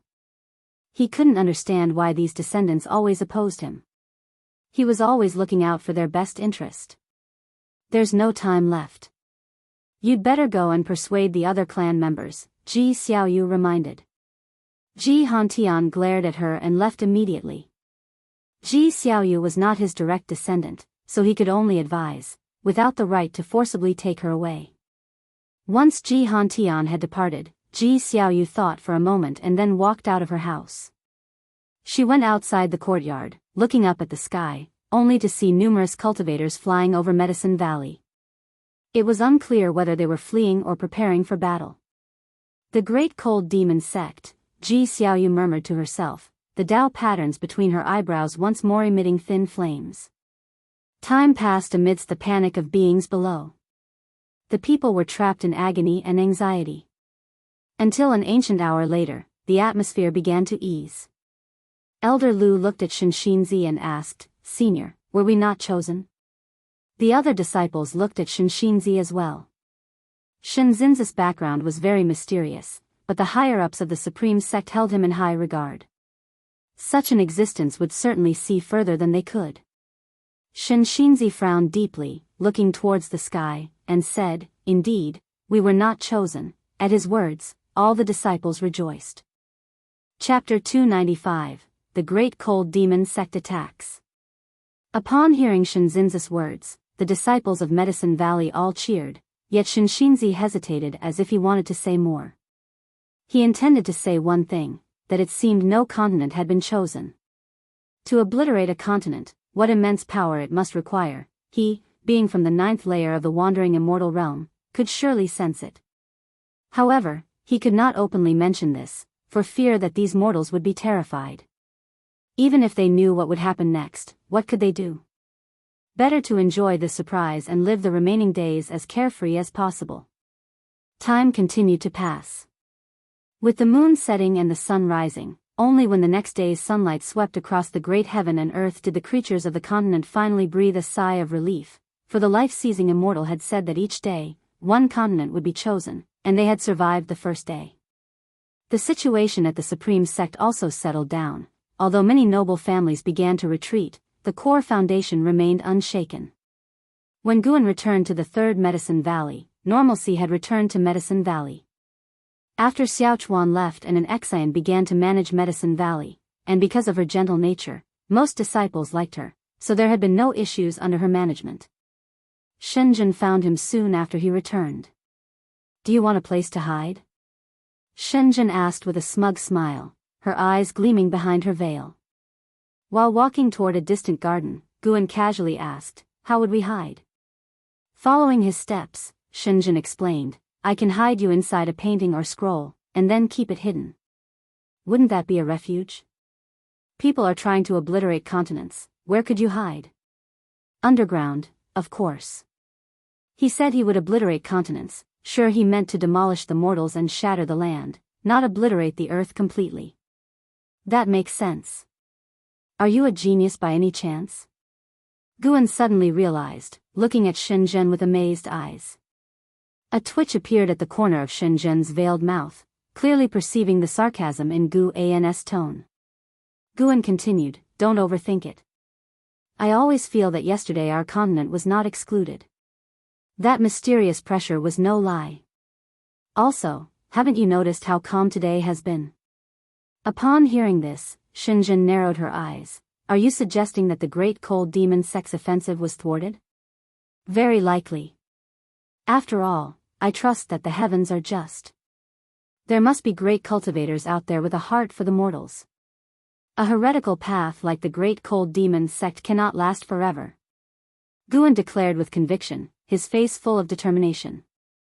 Shenzhen suddenly found it hard to judge him. Calling him foolish wouldn't explain his current stature, and calling him naive wouldn't explain how he could write something as unique as Journey to the West. "You say the heavens are just. Tell me, do you believe that real immortals exist, beyond those with great cultivation levels?" Shenzhen suddenly asked, curious. She had always believed that investiture of the gods and journey to the west were not fabricated but were inspired by something Guan had seen, elaborated with decorative imagination and fantasy. Perhaps, as Guan claimed, an immortal guided him in his dreams. Guan and Shenzhen chatted casually, a microcosm of the wider world, where everywhere people discussed the life-seizing immortal. Without his demise, the catastrophe would not end. 2 days later, Nine-Finger Divine Lord and stealing the 5 elements returned to the Third Medicine Valley, almost as if they had planned it. Sitting before a chessboard, they exchanged a look, their eyes heavy with gravity. "Did you feel it too?" Stealing the 5 elements asked. The Divine Lord made his move, saying, "A net of heaven and earth, no escape." Stealing the 5 elements then played his piece, "How come you have no escape?" "I'm the one who's bound by fate." Continuing to glance towards a distant pavilion. Ji Xiaoyu was his hope. The Divine Lord fell silent, sighing deeply. Stealing the 5 elements looked at him, curiously asking, "Speaking of which, I've always wondered, what exactly are you looking for?" The Divine Lord didn't respond, leaving stealing the 5 elements contemplative, a subtle look crossing his face. In the divine exotic realm. By the sea. The master of divine exotic realm stood before the divine exotic life tablet, surrounded by 7 divine exotic ghost kings, all of them looking up into the sky. Beneath the blood-red sky hung a swirling horsetail whisk. Compared to the calm demeanor of the master of divine exotic realm, the other divine exotic ghost kings looked uneasy, knowing whom they faced. "Master of divine exotic realm, prepare to join us in an expedition." A cold voice resounded, echoing through the entire great heaven and earth. In a distant cave, Zhang Buku also heard this voice and inadvertently opened his eyes, his brow furrowed in worry for the master of divine exotic realm. With an expressionless face, the master of divine exotic realm asked, "An expedition to where?" "To avenge divine exotic impermanence." The cold voice spoke again, causing the faces of the divine exotic ghost kings and the realm master to shift. The great cold demon sect and that entity were indeed going to clash. This battle might determine the fate of this mortal world region. In the star sea congregations, a small heaven and earth. And Hao stood before the palace gates, observing disciples constantly entering and exiting the floating islands, his brows deeply furrowed. A figure appeared beside him, his master, Sage Fuchen. And Hao quickly said, "Master, it's good you're here, I need to speak with you. Let's talk while on the way." "Prepare for retreat, we must withdraw today," Sage Fuchen said in a grave tone. "Why?" And Hao couldn't help but ask. "The great cold demon sect is making a major descent, targeting the continent where the sword venerable Fudao resides. They appear to be intent on sieging your master," Sage Fuchen explained. On hearing this, and Hao became anxious. Before he could reply, Sage Fuchen continued, "Your cultivation level won't assist your master. It's best to leave early. Your master, although strong, can't withstand the full assault of the great cold demon sect, otherwise, he wouldn't be on the defensive." And Hao gritted his teeth, "My concern isn't for my master. I must go back."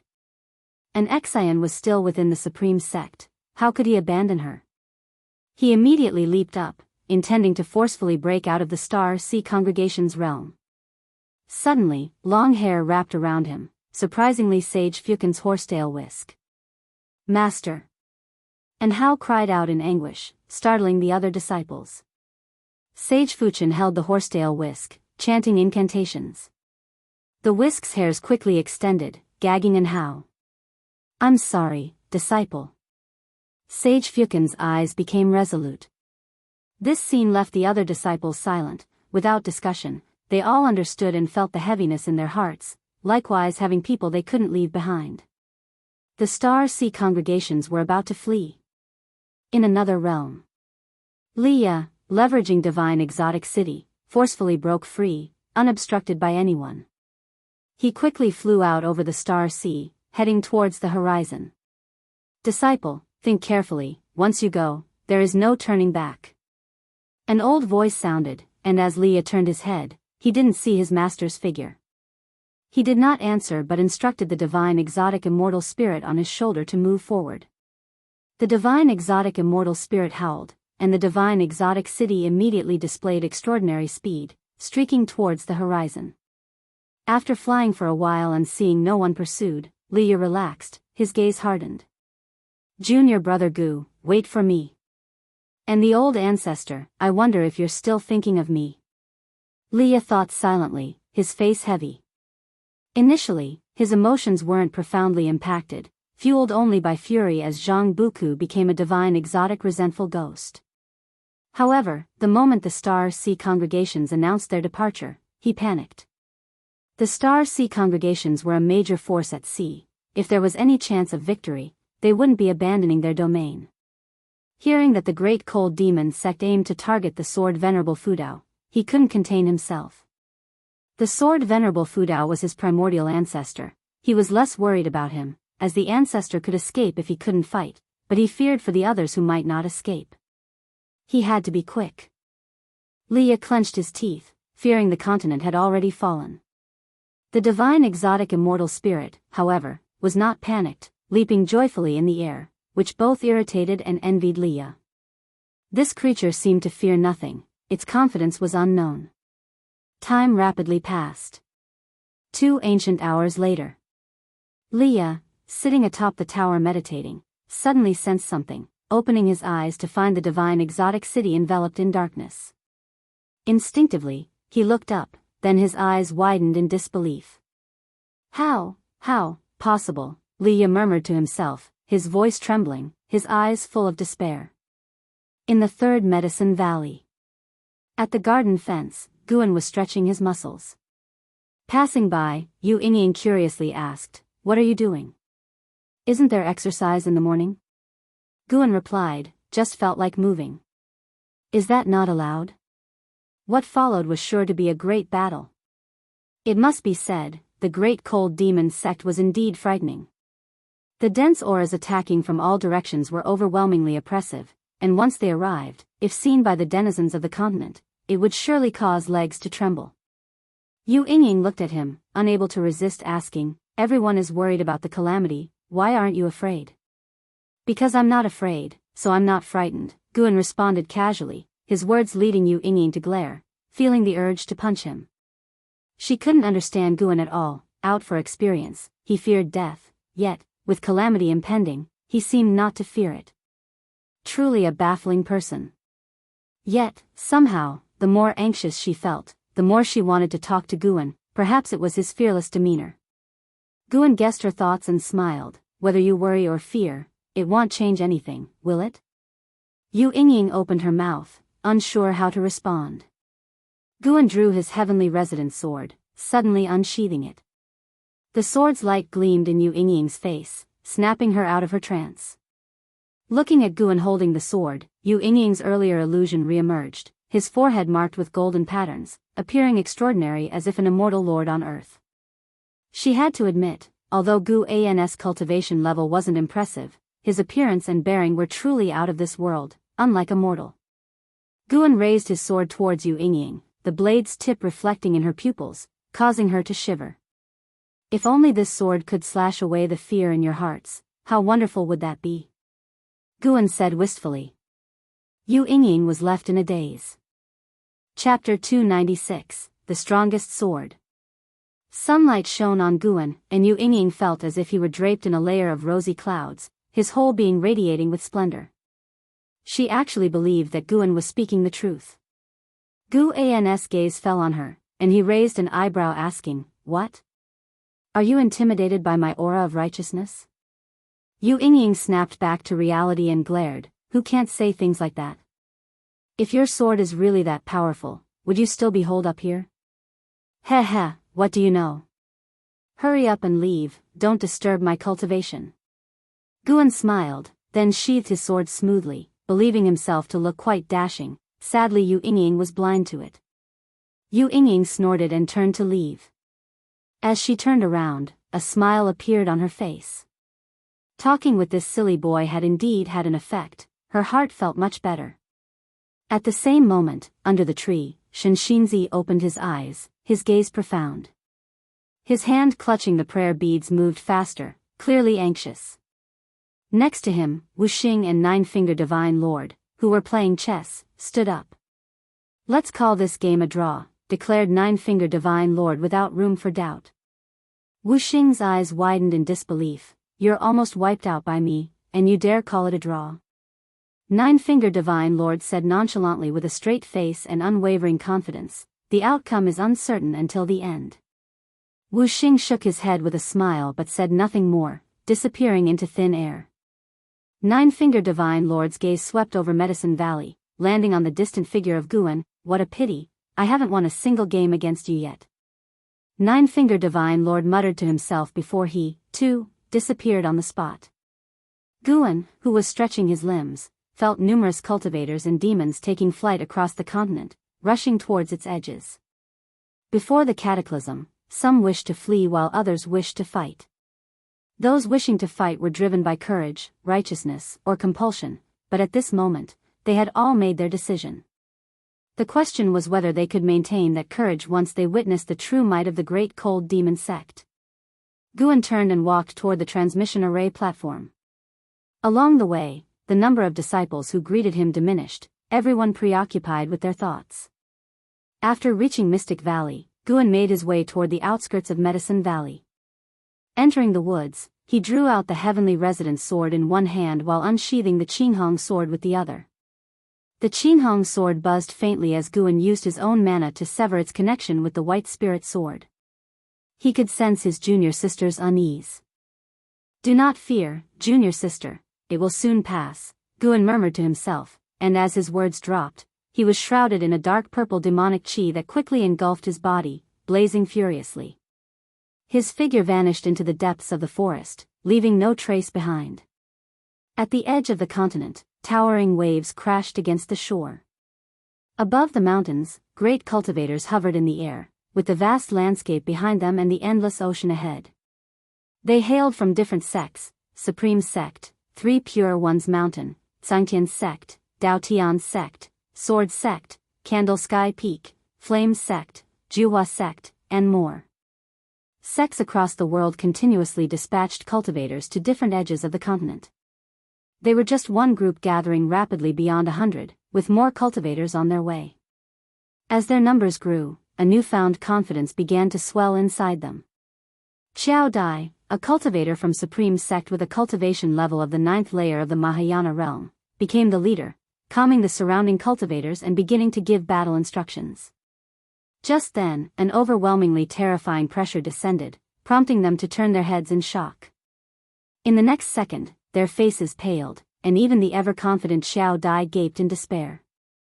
A vast black fog rolled in from the horizon like a wave of darkness, unstoppable and devouring the skies and earth. Before the black fog, islands and demon beasts appeared insignificantly small, like dust. Even flying beasts were engulfed by the fog from behind, their fates uncertain. Looking up, shadows of different figures hovered above the black fog, clothed distinctly, wielding different Dharma treasures. Some had glowing artifacts floating behind them, some rode fierce mounts, and others stood proudly atop sword chi with their hands behind their backs. Each one was shadowed by a towering phantom 1,000 feet high, appearing like demon gods, their silhouettes a mirror of themselves. At first glance, there were endless towering demon phantoms of 1,000 feet high that could not be counted, creating an overwhelming sense of oppression. At this moment, the continent cultivators were plunged into dead silence, everyone stunned as if struck by lightning, frozen in midair. Xiao Dai saw behind these 1,000-foot demon phantoms an even more terrifying presence, with legs walking forward, the phantoms unable to reach even the ankles of this mysterious existence. It was impossible to imagine the true size. Some tried to look sideways. Wherever the ocean spread, there stood demon phantoms, casting them into despair not only by the disparity in cultivation levels but also the sheer numerical difference between friends and foes. "How can we win?" someone said with a bitter laugh. No one responded, their courage faltered.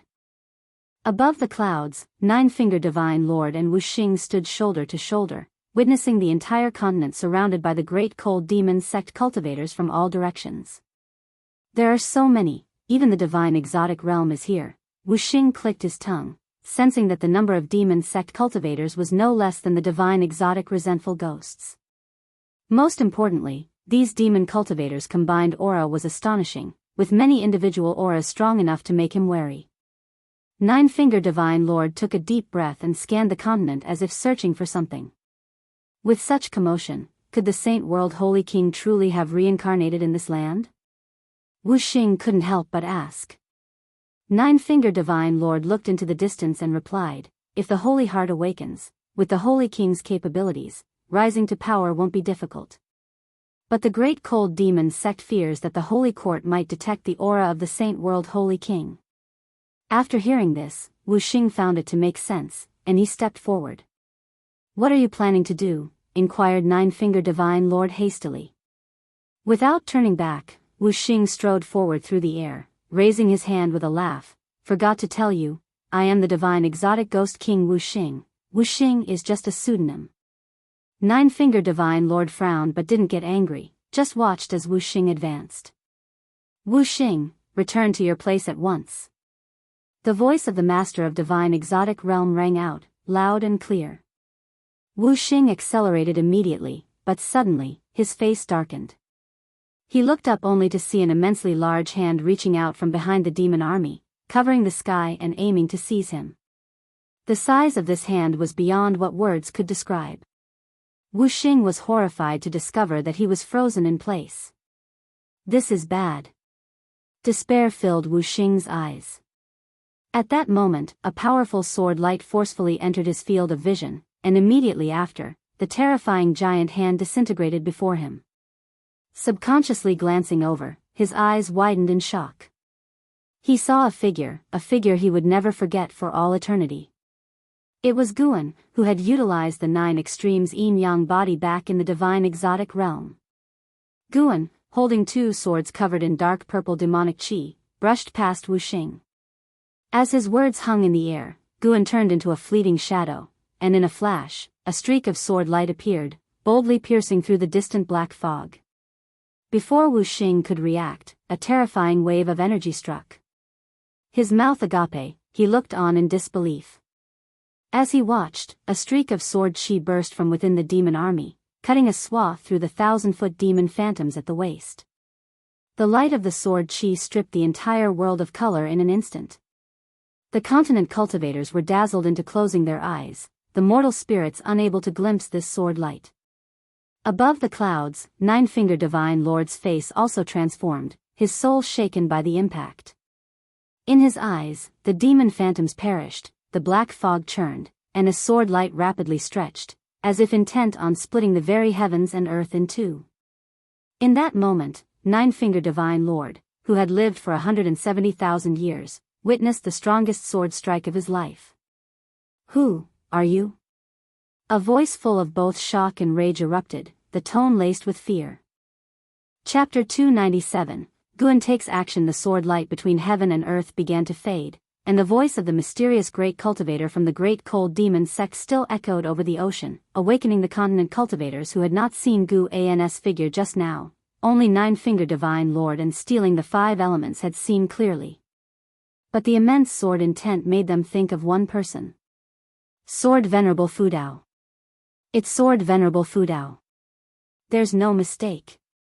It must be him. A mystic heart realm cultivator from the Supreme Sect exclaimed excitedly. He had also been to the heavenly repair platform and had experienced the sword intent within the words, righteous path. Qiao Dai was equally excited, his eyes filled with frenzied anticipation. At this moment, he remembered the scene when Sword Venerable Fudao descended upon the 7 stars spirit realm. Stealing the 5 elements, who had narrowly escaped calamity, let out a sigh of relief, immediately retreated, and dared not approach the encroaching army of demonic shadows again.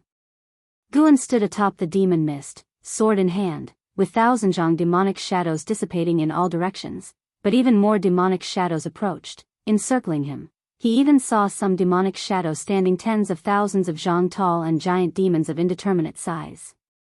You have successfully seized 10,298 years of lifespan from Meng Qinglang, Wandering Immortal Realm's 7th floor. You have successfully seized 1,459 years of lifespan from Su Linxin, Loose Immortal Realm's 2nd floor. You have successfully seized 12,080 years of lifespan from True Man Wuyun, Wandering Immortal Realm's 6th floor. Notification after notification continuously popped up before Gu An's eyes, but Guan didn't rush to make another move. Instead, he looked around. One had to say, the Great Cold Demon Sect's response was truly swift. As soon as he made a move, the remaining cultivators did not panic but instead immediately arranged a formation. Their formation was highly profound, not only capable of being formed in an extremely short amount of time but also containing powerful and mysterious forces. After the sword light vanished, in less than 3 breaths' time, the world suddenly changed, and in an instant, Guan found himself in the cosmic star's cape, with rolling black mist under his feet and still encircled by demonic shadows. The demonic shadows' feet held the Dharma treasures of the Great Cold Demon Sect cultivators. Accompanied by Gu An's arrival and the cosmic star's cape, those titanic figures and even larger beings revealed their true forms. There were beasts as mighty as creation's god mountains, female cultivators who resembled fairies constantly scattering strange petals, and enormous birds with wingspans of 10,000 li circling overhead. The demon mist under Gu An's feet churned violently, like surging waves. Who are you exactly? If you do not reveal your identity, do not blame us for showing no mercy. The previous voice sounded again. This time, its tone was incomparably cold. After the formation was set up, he seemed to have regained his confidence. Guan looked up and saw, within the layers of encirclement above, in absolute darkness, a pair of gigantic eyes lurked, as if an unimaginable existence outside the universe was peering at him, filled with an oppressive feeling.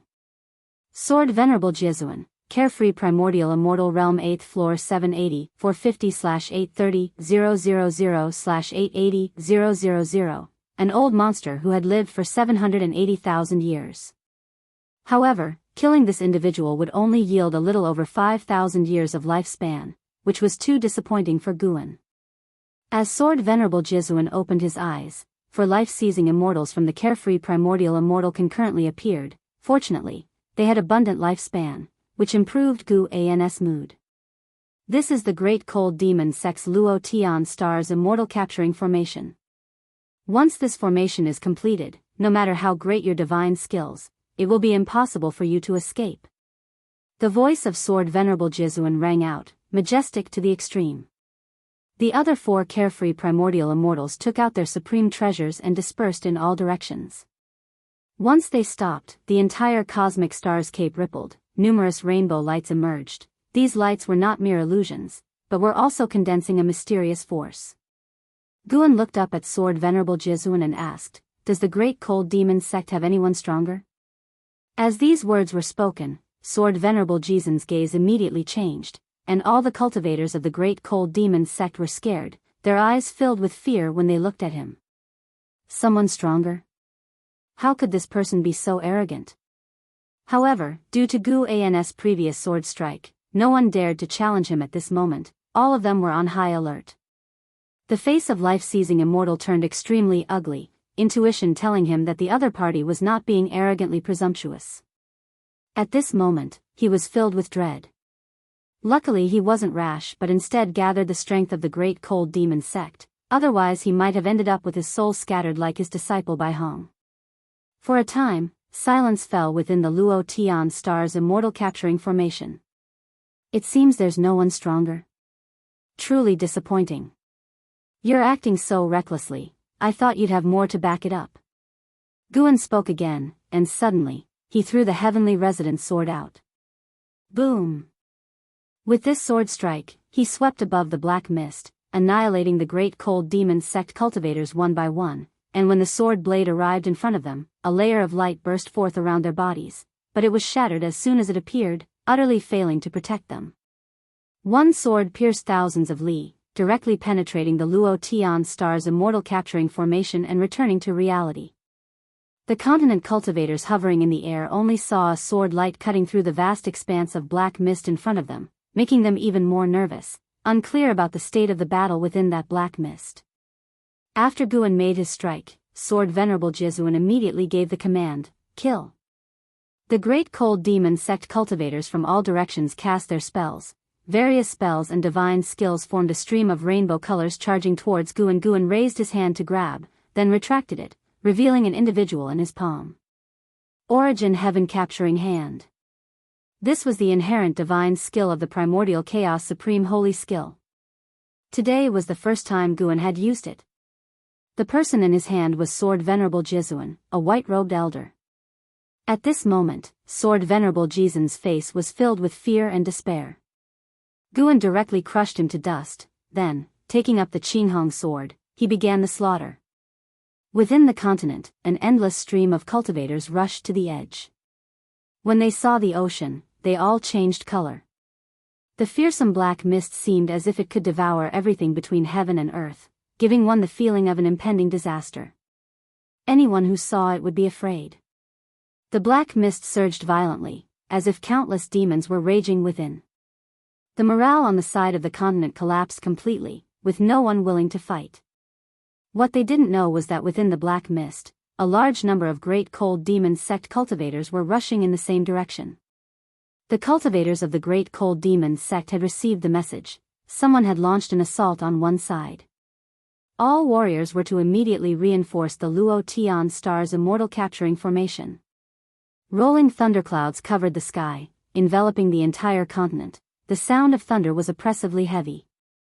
In the demon land, within a subsect of the supreme sect, Yilan stood on a pavilion, looking up at the sky, tightly clutching the white spirit sword in her hand. She felt no anomaly from within the white spirit sword, but her heart would not be at peace. I hope we can safely get through this calamity, Yilan muttered to herself, praying secretly. Although she saw no hope of longevity, she didn't want life to end like this. She had so many things unfinished, so many places unvisited. She had yet to fulfill her promise with her senior brother. How could she be resigned to death?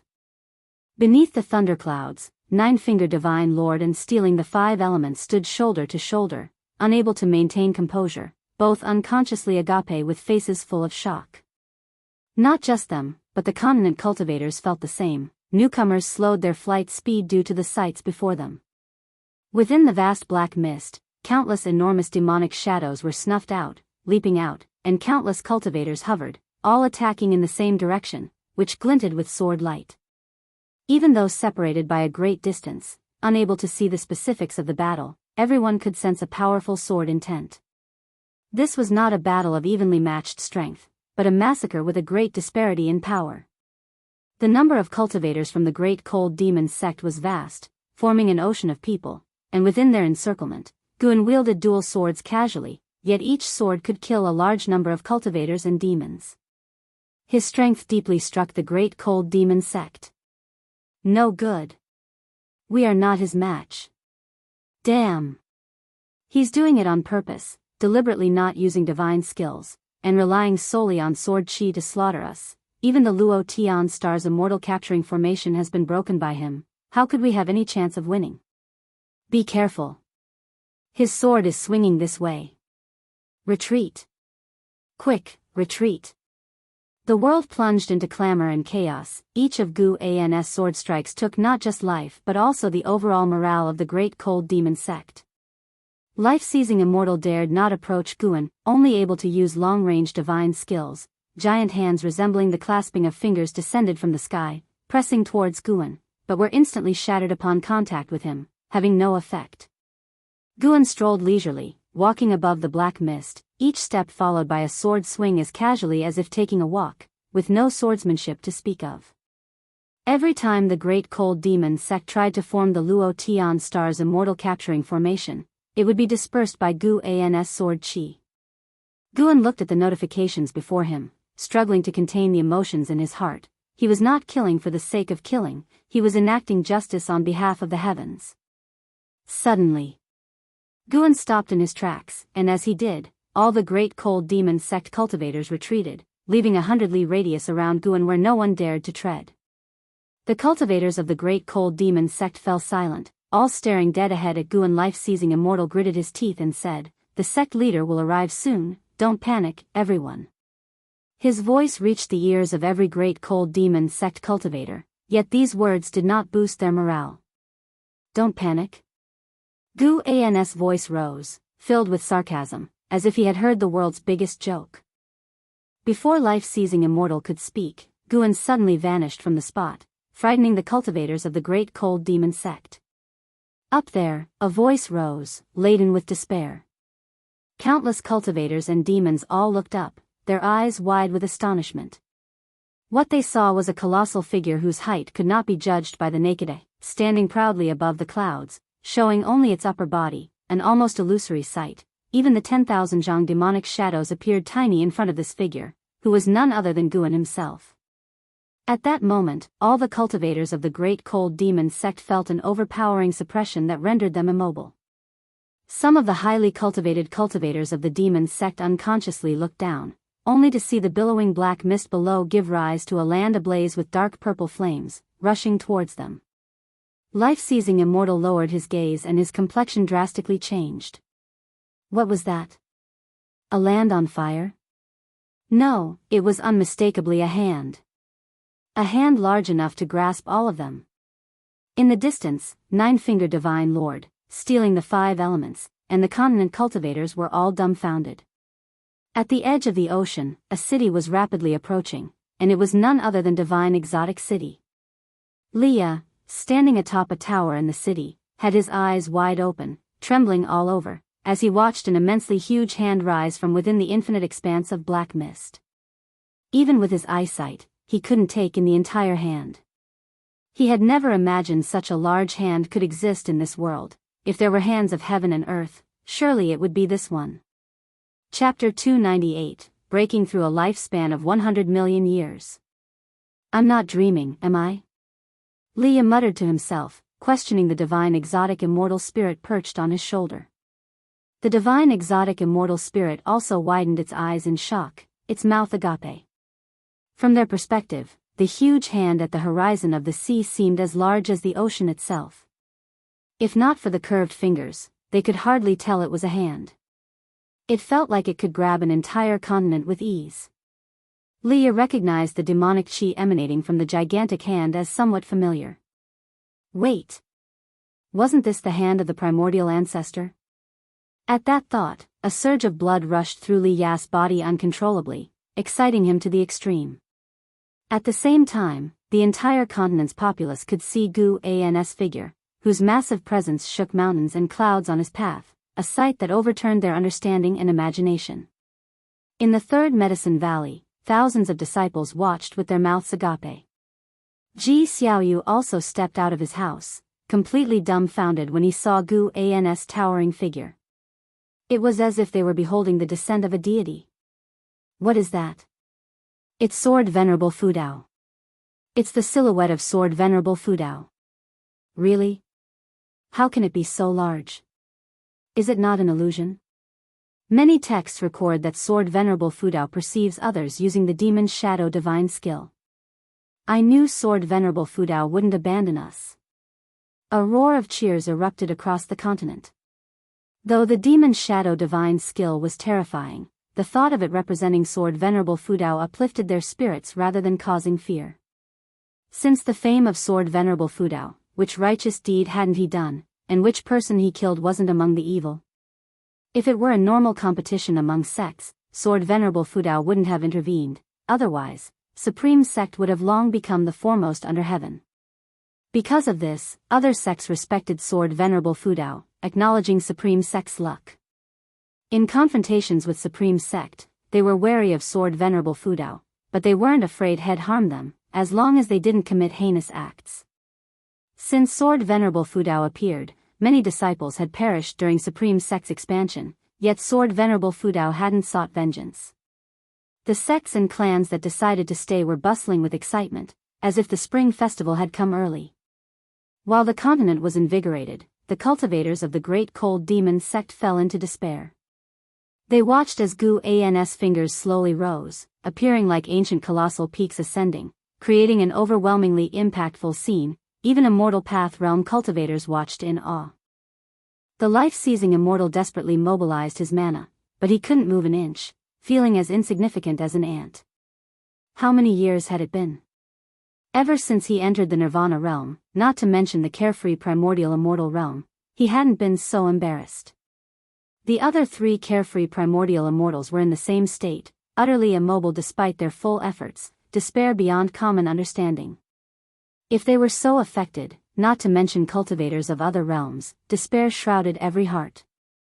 This hand had captured millions of the great cold demon sect's cultivators and demons. Those arriving cultivators from the great cold demon sect, upon seeing this gigantic hand, fled in panic, throwing aside all their rules and consequences. Guan looked down at the great cold demon sect cultivators and the demons they brought within his palm. He also hesitated. Killing too many would weigh on his conscience and he worried it might bring greater troubles. But remembering the countless lives Bai Hong had slaughtered, his heart hardened.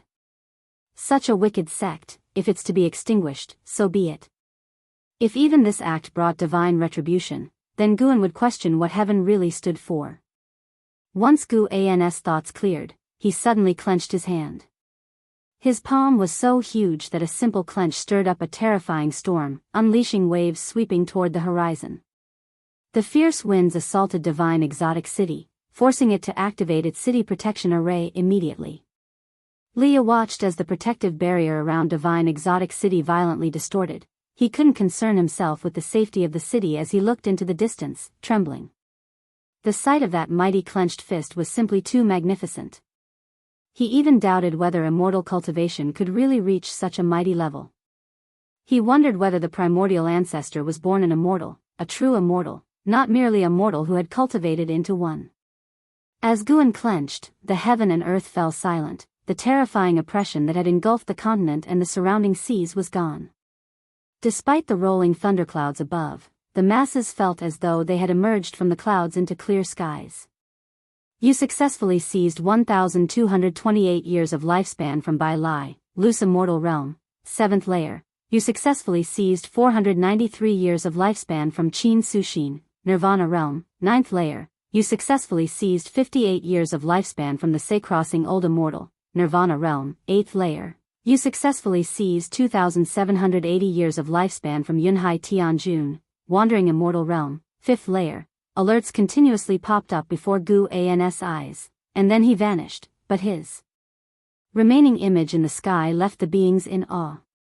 The black fog enveloping the sea swiftly dissipated, signifying the end of a massive calamity. Leah recovered his senses and quickly urged the divine exotic immortal spirit to head towards the mainland.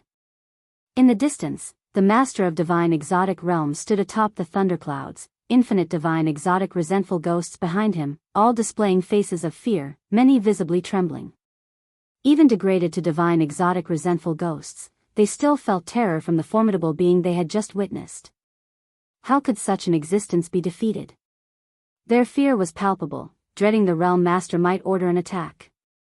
Fortunately, as the formidable presence disappeared, the realm master did not issue the command. The realm master turned and said, "Back to the divine exotic realm." Guan's strength filled him with ecstatic relief, though he restrained his emotions vigorously. Aligning with Zhang Buku was a move well played. As he turned, an unprecedented hope filled his heart. Guan returned to Mystic Valley, feeling Jiang Qiong's restless presence in the 8 scenic caves. Her steps were brisk. He immediately headed towards the 8 scenic caves. As Guan entered the cave pathway, Jiang Qiong's footsteps abruptly stopped. Meanwhile, the lifespan alerts continued to appear before Guan's eyes. Not yet reaching the cave entrance, Guan halted, his attention captured by 2 alerts. For the first time, your lifespan has breached 1 billion years, unlocking the Lifespan Samsara feature. Lifespan Samsara, every 100 years, execute once, undergoing reincarnation evolution. The evolution will reflect into reality, each use consuming 10 million years of lifespan. All memories acquired during the reincarnation will be transferred into your mind as if you experienced them personally. The duration of the reincarnation evolution is limitless, entirely dependent on your karmic choices during the evolution. Integration of real-world memories requires only an ancient hour. You successfully seized 487 years of lifespan from Zhu Changming, Mahayana Realm, 9th layer, Lifespan Samsara. Seeing the 10 million year lifespan cost made Guan feel it was a ripoff. But after reading the explanation, he suddenly thought it might not be so bad. If during the reincarnation evolution he lived long enough, the Daoist sorcery, divine skills, and understanding of the Tao achieved in one lifetime could potentially be worth more than 10 million years of lifespan. Of course, he might also not survive past 100 years, a huge loss of 10 million years of lifespan.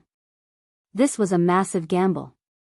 As Guan pondered, Jiang Qiong's voice floated over. What are you standing there for?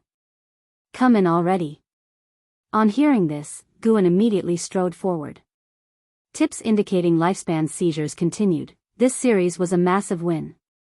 Guan had originally planned to use high-rank medical herbs from an outer world cave to push his lifespan over 1 billion years, but inevitably, some would push their luck too far. Folks get cocky, but if the heavens don't act, then he would. As Guan reached the base of the green vine tree, he couldn't help but laugh and cry. Jiang Qiong had dug a hole and placed a coffin inside. What was this, planning to bury himself? Jiang Qiong pointed at the coffin. Lie down here with me, it might help us avoid disaster. Guan pretended to be reluctant. Is this really necessary? Jiang Qiong glared, swiftly came forward, and pushed him. If he hadn't suppressed his Daoist gang primal energy, Jiang Qiong might have been obliterated. Guan had no choice but to lie down in the coffin. Jiang Qiong jumped in after him, forcibly pressing him down.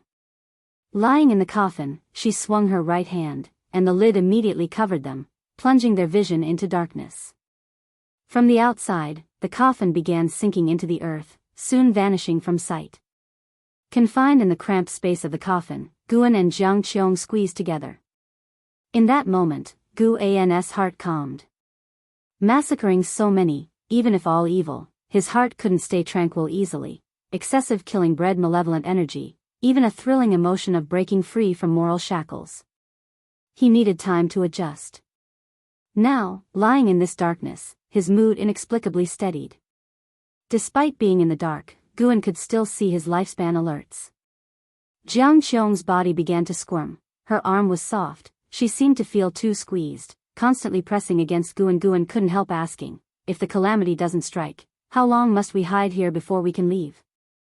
Being squeezed in the coffin with Jiang Qiong, he actually found it quite amusing, a completely novel experience for him. Hide for a few decades, at least until we get past the life-seizing immortal's 100-year mark. That long? No, I need to go back. There are disciples in the valley, I can't abandon them. Humph, don't even think about it. Now that you've already lain down, don't think about leaving.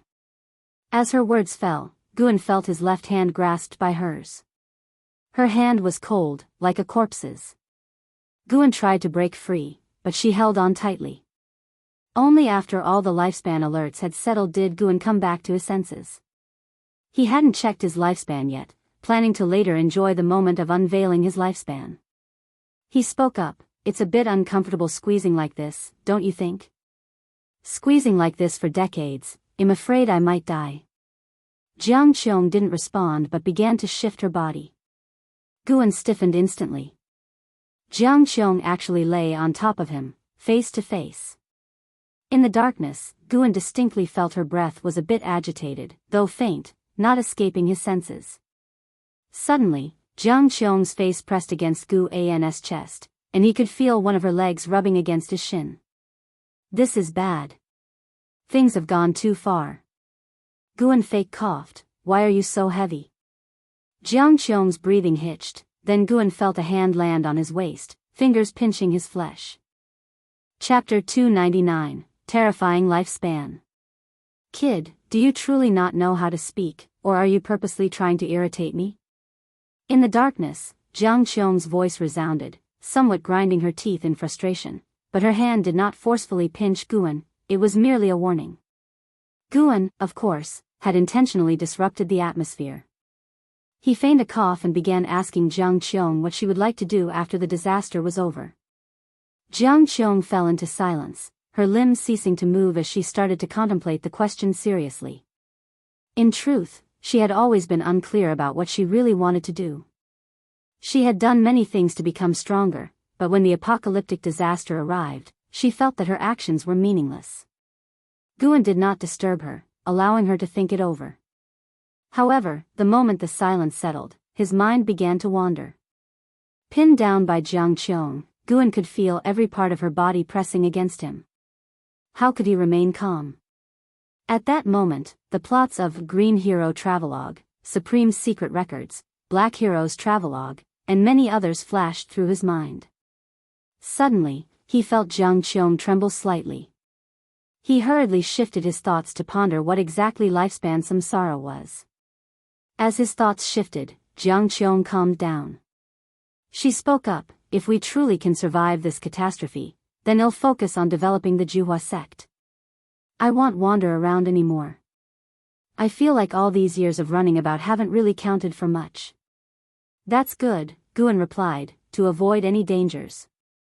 Jiang Qiong suddenly stretched out her hand, hugged Guan tightly, and whispered softly, the calamity of the ephemera sect left me without any relatives. You are now the only person I care about. Back when you first entered the 8 scenic caves, I was considering whether to kill you or not. Who would have thought that after so many years, you would become so important to me? Hearing this, Guan stiffened slightly and replied helplessly, is it that serious? I haven't been all that good to you. On the contrary, you've taught me quite a few spells.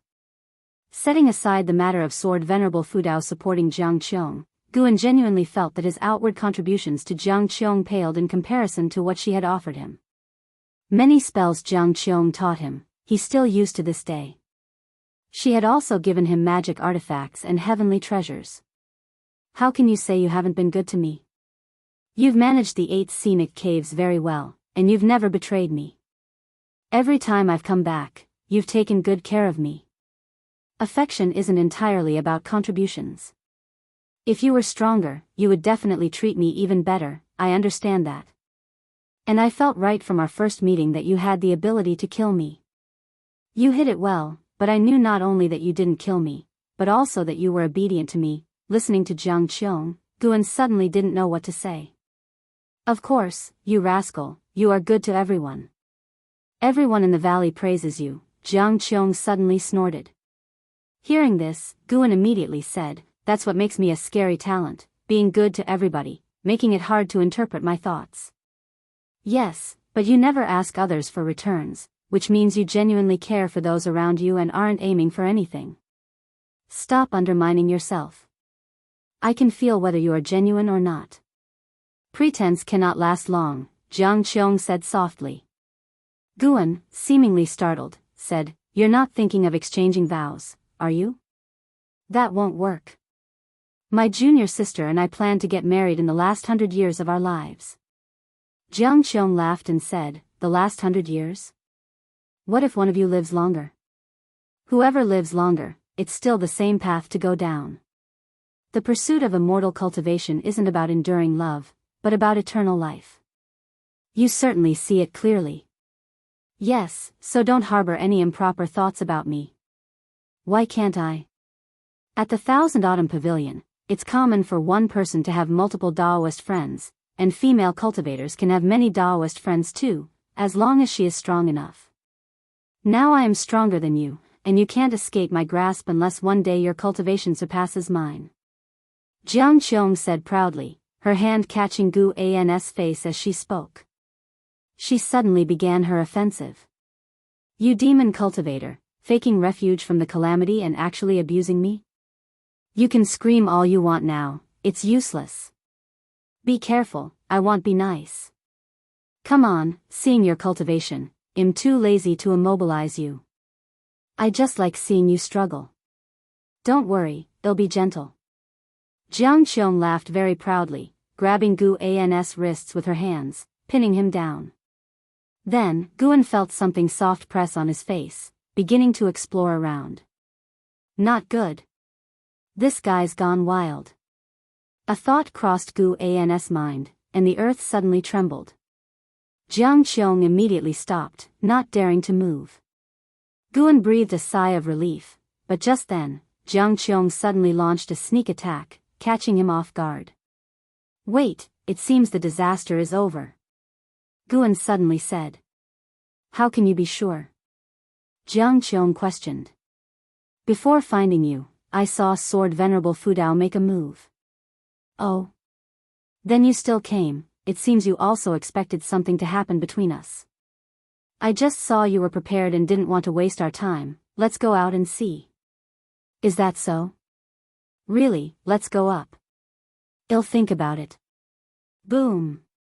Beneath the green vine tree, the earth stirred, and a coffin rose, its lid popping open, and Guan immediately leaped out, then straightened his clothes. Nearly lost my virginity.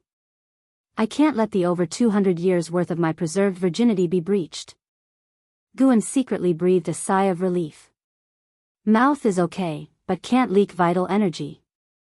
Jianghu slowly climbed out of the coffin, her hair slightly disheveled, her clothes not neat. She raised her eyes to look at Guan, giving him a seductive smile that caused him to quickly turn his head. We should stop calling me martial master. After all, I forcefully took Xing Xiandan as a disciple, and Xing Xiandan took you with ulterior motives, so it's not a real lineage. No, you brat never even called me martial master. Really, all men are the same, it's just that you, kid, are reluctant yet compliant, guarding against something, Jiang Qiong said, glaring at Guan. Guan dropped a sentence and left. I'm going to check the situation. He immediately slipped away. Jiang Qiong went to the edge of the pit, watching his retreating back. She licked her lips as if savoring something. When Guan returned to the third medicine valley, the valley was still bustling with activity. Stealing the 5 elements and 9-fingered divine lord had also come back, standing together with Shinxinzi, separated by a restriction, discussing the formidable power of sword venerable Fudao, unable to contain their emotions. To suppress the entire great cold demon sect with one hand was too exaggerated. It subverted everyone's understanding. For decades, the power of the great cold demon sect had been deeply rooted in people's hearts. Only because of understanding the terror of the great cold demon sect did everyone realize how incredibly powerful sword venerable Fudao was. Guan looked up and saw a figure hovering above the great heavenly spirit land, watching the continent where Guan was. The 9th layer of the Carefree immortal realm. Although only one small realm higher than the sword venerable, the presence far surpassed the sword venerable, the gap enormous. Presumably, he was the master of the great cold demon sect. At this moment, this master only dared to watch from a distance, not daring to come down. Guan also saw those fleeing cultivators of the great cold demon sect disperse like monkeys scattering from a fallen tree, already completely devoid of will to fight. He did not continue to pursue the kill, one reason being that the remaining cultivators were not as powerful as those he had suppressed, and another being he felt many presences approaching, even the presence of divine immortal of wondrous Dharma. Yes, definitely the divine immortal of wondrous Dharma. However, the person did not come with malice, and the direction was exactly where the Holy Land of Holy Court was located. Now that the Holy Court had appeared, it would not be appropriate for him to continue the chase. Next, it would be seen what stance the Holy Court took. Guan brought up his attribute panel. Name, Guan, lifespan, 210/790, 407, 832, physique, primordial karmic body, cultivation level, divine immortal of wondrous Dharma realm, 9th layer, 790 million years of lifespan. Guan suddenly felt like cursing. That was too awesome. The guilt from the killing faded instantly. Besides, he had not killed indiscriminately, he was executing justice on heaven's behalf, ultimately for the people. Finally, he could fully upgrade. Guan grinned. Very close to 1 billion now, should he wait a bit longer? Forget it, damn it, just 100 million years, he had to wait a long time. How much longer for the remaining 200 million years? Look for a chance to break through. And it was a comprehensive upgrade. Heart surging with excitement, Guan even felt like trying out a 10 million year lifespan samsara just to see what it was. He walked towards the pavilion clusters, shouting with mana, today, to thank Sword Venerable Fudao for resolving the calamity, let's celebrate tonight, consider it a holiday, deacons get moving. His voice spread throughout Medicine Valley. Achieving this feat with core formation realm cultivation was not difficult, and soon, various cheers rose within the valley. When Guan reached his own pavilion, Ji Xiaoyu came up to him indicating with her eyes. They both went upstairs and closed the door. I think Sword Venerable Fudao's silhouette seemed familiar. Ji Xiaoyu said seriously, causing Guan's heart to tremble. What did that mean? Could she have linked it to me? Guan immediately became uneasy, a supreme power who suppressed the great cold demon sect spooked by a core formation realm cultivator. He asked with a frown, could it be that sword Venerable Fudao originates from the Ji family? Ji Xiaoyu shook her head, no, I saw him in a dream, it must have been a scene from a past life. Hearing this, Guan breathed a sigh of relief, but his brows furrowed even deeper. Today's battle was an eye-opener. I suddenly feel that I can't die too early in this life. I need to follow in the footsteps of Sword Venerable Fudao. Ji Xiaoyu spoke again, her face full of admiration. Chase after Sword Venerable Fudao. He was divine immortal of wondrous Dharma realm, 9th layer. Guan didn't discourage Ji Xiaoyu. What if she really could achieve it? He started motivating Ji Xiaoyu.